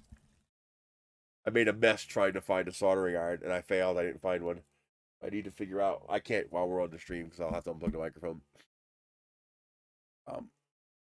Coffee pot holder worked. As soon as I build the new, probably in the springtime, as soon as I build the new, butcher rack thing where we keep the coffee machine, I have a new one that I got off Vine a year ago. As soon as I get that one built, because that one has the rails that I'm going to attach it to, so I can keep ones that I use a lot inside that. But yeah, they work good. I haven't tried to print a 400mm tall one yet. See if I can make one single piece that tall. I don't know how much it's going to vibrate. It doesn't move that much because the part's not that big. So I'm hoping I'll be okay. I mean, I printed this and it had no problems. So that's about as tall as, well, I want to print a little taller than that. I want to print one piece, 400mm. But the short 240mm pieces work great. All of those are linked down below. So if you want to go to Thingiverse and try to print any of those, I got the funnels on there. The different funnels that I made for pouring water into gallon jugs and stuff like that. I got the 3D printed flashlight kit using dollar store flashlight parts, lithium iron phosphate batteries. That's on there. I got all the links for all the stuff I designed down there. And I will add the Tinkercad rocket there. Oh god. Oh. Go from there. But yeah, it's fun. I can't wait to actually try to fly one of these gliders. I'm kind of afraid to fly the red one because I don't want to break it. I really, really don't want to break it, and I only have so much of this filament left. I got maybe enough to print 2 more of these. And so I still have to print 2 more parts for this rocket that I want to do in the red, and then I should have enough left to print 2 or 3 of these gliders. So even though it's actually not a good filament for the gliders, it's a bit brittle. It is still pretty strong. It's just so beautiful. Such a beautiful color. If anybody finds this filament, let me know. It's a dark, transparent red. You can see the color. And it has little speckles in it, like little glitter, like a black glitter. And it has, it's a sparkling filament, a shining, sparkling filament. But it's also got a gold pearlescent. See it there? See that gold? That's a pearlescent that's in there. I have red sparkle filaments. I know how to get those.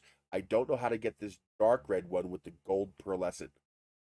Alien 3D, who makes the Alien 3D filament sample box, he used to sell it.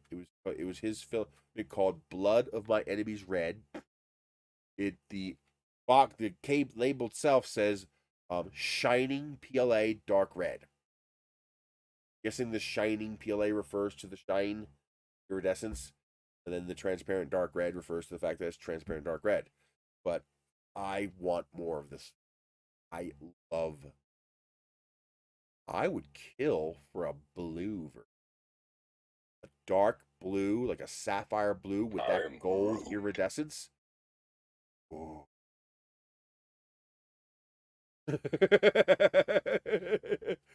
I wish I did see that one company in Australia finally made a glitter ABS.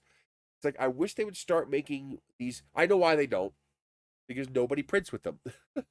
But even at a premium, I'd like to start getting some higher quality filaments in nice colors, like nice color ASA filament, so I can actually make stuff that'll survive outdoors in the sun.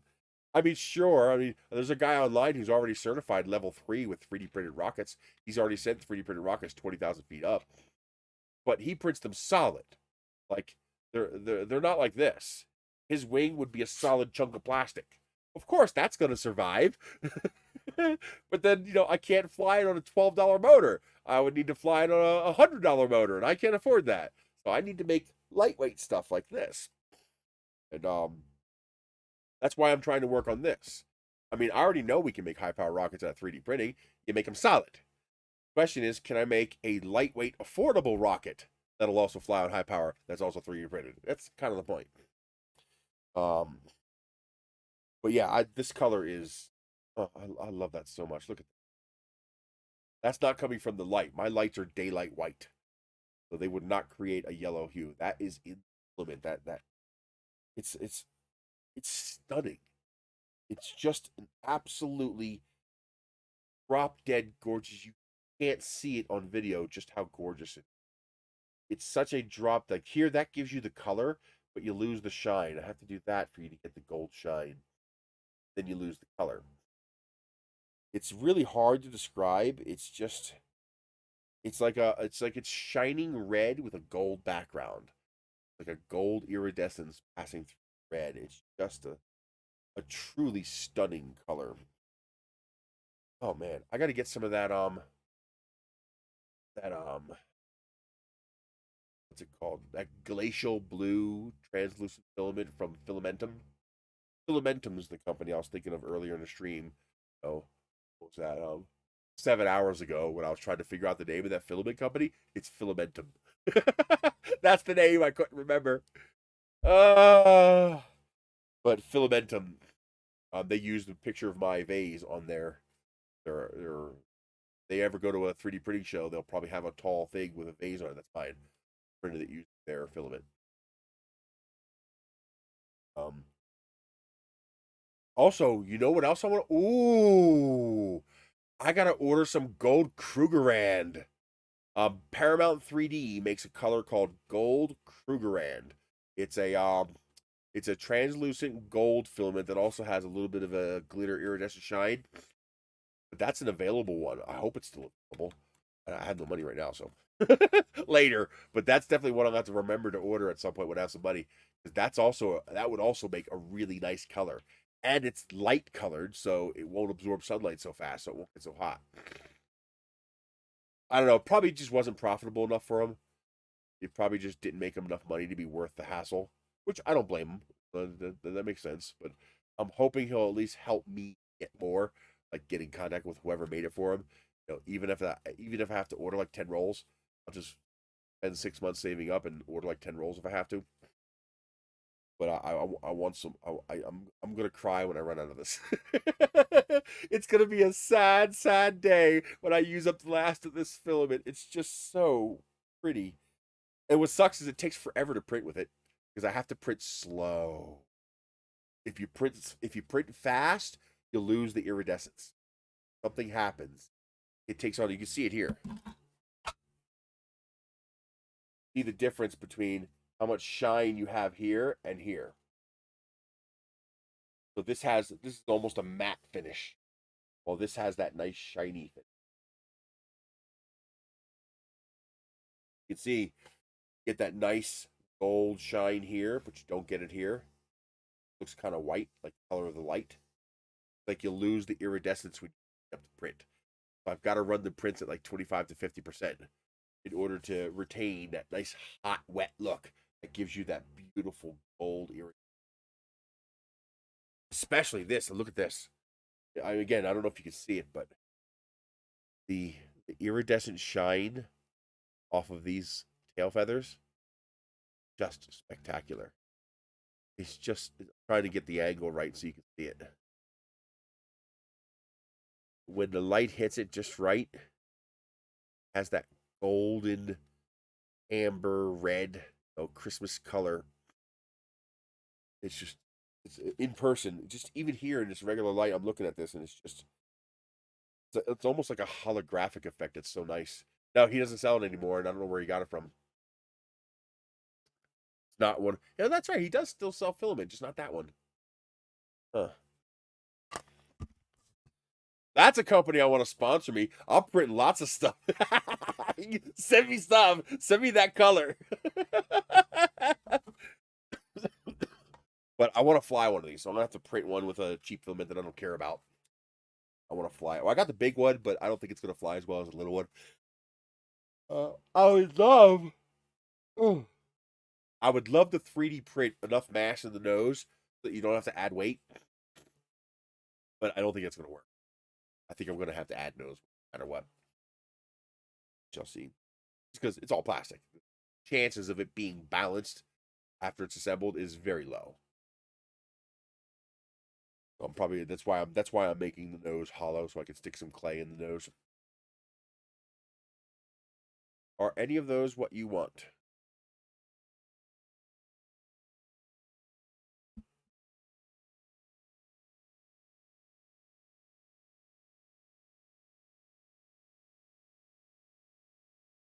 Yeah, it's not the milky transparent colors.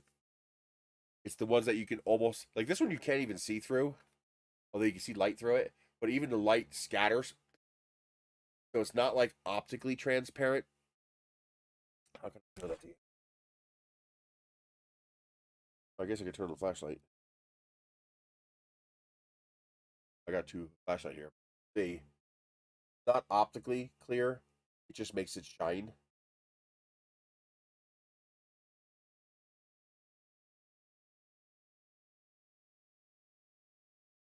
This monster has actual LEDs in the front.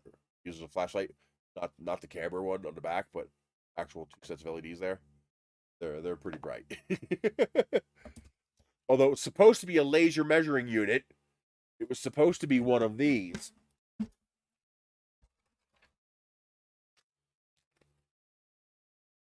It was supposed to be one of these built into the phone, a laser rangefinder, so you go and see how far away something is.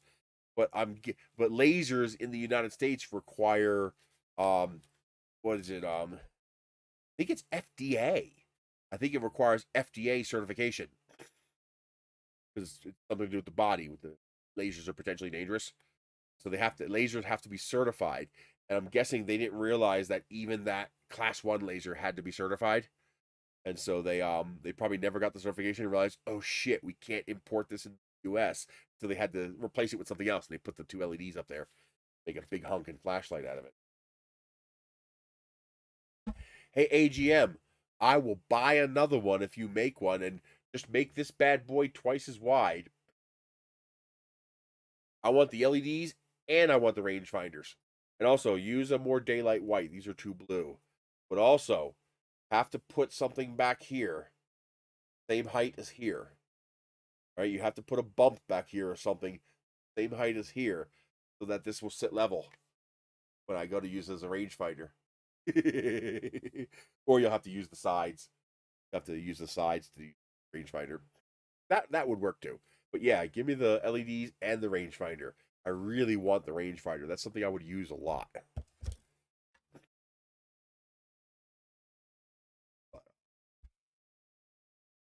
Oh, I gotta get more transparent colors because they really. You saw here the inside of this just looks amazing. Look at that. When I do the spiral grooves, it just looks stunning.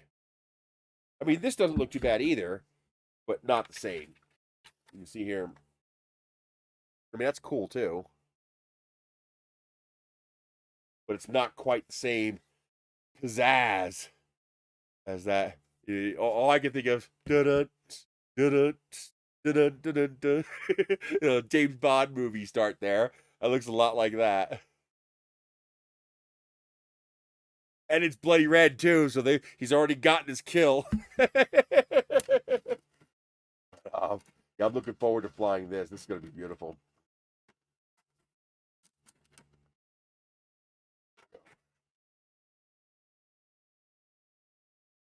I did my tube fin tail cone in that red too. This has got the built-in launch lugs and everything. 24 millimeter. Change it out to 29 or an 18. I just love this. I figured out what I'm gonna do. I'm going to make a basic rocket with a non modular nose cone with a standard. Gonna have that kind of nose cone, and I'm gonna put that on Thingiverse for free. And then I'm going to you'll get one motor mount, and you can then I'll also include a blank so that you can make your own. So you'll get this with no holes in it, that you can then make your own custom one. And then I'm gonna put on things like Cults and My Mini Factory and stuff like that, and I'm gonna sell advanced kits that will include all the advanced features, the modular parts and everything, more of that. And all the extra, I'll have a motor mount pack and see if I can make a little money doing that. I won't make much, but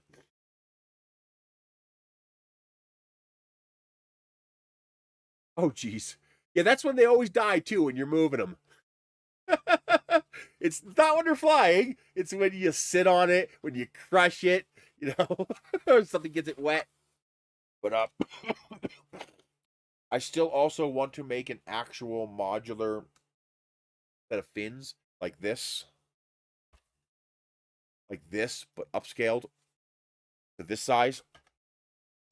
So instead of printing an entire fin can, you'll print a fin can with slots. Then you install fins onto the side. That would be for a simple rocket, where you're not looking for complex. You just want something that works. And then your base fin unit will have all of those slots on it, and you can then install whatever you want onto those slots. Like the MRS, like my little rocket, the MRS I made. So just like that, but upscaled to 3 inches.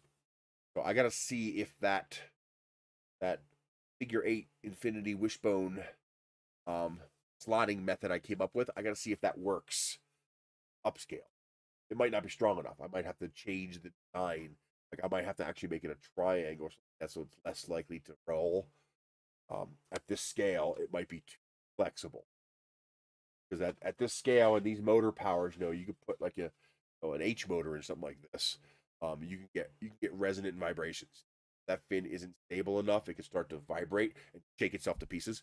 So you got to make sure stuff like that doesn't happen when you're talking. When you're talking that scale, it doesn't matter. It's never going to go fast enough. But this, they could put a 38 millimeter motor in here if they're ballsy enough. So you're going to want to make sure it's got a little, exactly, doesn't tear itself apart. So that fin attachment method I came up with might not work. We'll have to see. But yeah, it's fun. I've been having a blast this last week. I've been just cranking out parts. I've been going nuts in Tinkercad. I've added over a page and a half to Tinkercad, just coming up with new designs and new ideas. Like this weekend, I'm making that other model. This one here.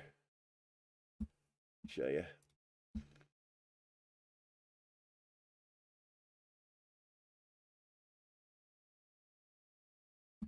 Yeah, this here, that's getting made this weekend because I think this design is too cool to pass up. That's just neat.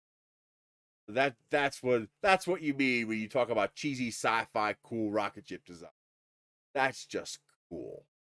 So I'm gonna have to design that. This one here is based on the Semrock Hydra, and that we can do. That's a 5-engine cluster right there. Oh yeah. So that's one of the most complex phase mode designs I've worked, and error free, no errors. It slices top to bottom without an error in phase mode. I was very pleased by that. Yeah, it's fun. So keep an eye out for this soon. I don't really want to post it. Maybe if I could find somebody who's willing to fly it, but I don't want to.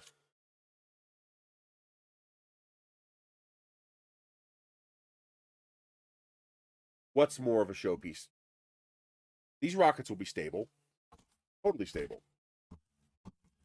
This one here is actually too short. This is supposed to have one more body segment, so it'll actually be this long. Oh no, that'll be stable. Oh yeah, that'll be easily stable. That shouldn't be a problem at all to make that stable. Now, whether or not that one actually ever flew, I don't know if that's actually a flying model. That might just be a prototype that was never made, but there should be no issue with making that stable. Now, I'm going to make some changes to it to increase the stability. So the distance between the two rings, I'm going to shrink them a little bit. I'm going to make those solar panel radiator fins a little bit bigger. And I'm going to make the body a little longer. I'm going to do that just because I don't want to have to add a whole bunch of nose weight. I like to keep my rockets lightweight. I like being able to fly big rockets with small engines. No, they wouldn't. They wouldn't be hard to align at all. Because remember, they're tubes. So they're going to sit flat on the table. Tubes are easy to align. Well, first of all, I'm 3D printing them, so that's not a problem at all. They will be perfect. But even building that as a model would not be difficult. Not at all. When you're talking about a tube, I mean, it's a tube. Well, that tube sits flat.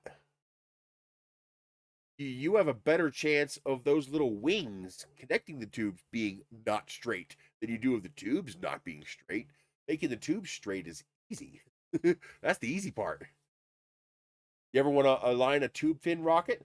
This is how easy it is. Most tube fin rockets are 6 tubes because 6 of the same size tube will fit around in existing tubes. But take the 2 tubes, you glue them together like this, and you sit them down on the table like that, and they self-align. And once you have 2 glued together, it will self-align with your body tube. So aligning tube fins is actually very easy. And well, the way I'm going to do the model is it's going to be 3 pieces. So you're going to have that bottom piece with the tube sticking out, kind of like this. And then you're going to have, instead of having threads here, it's going to be just a smooth shoulder.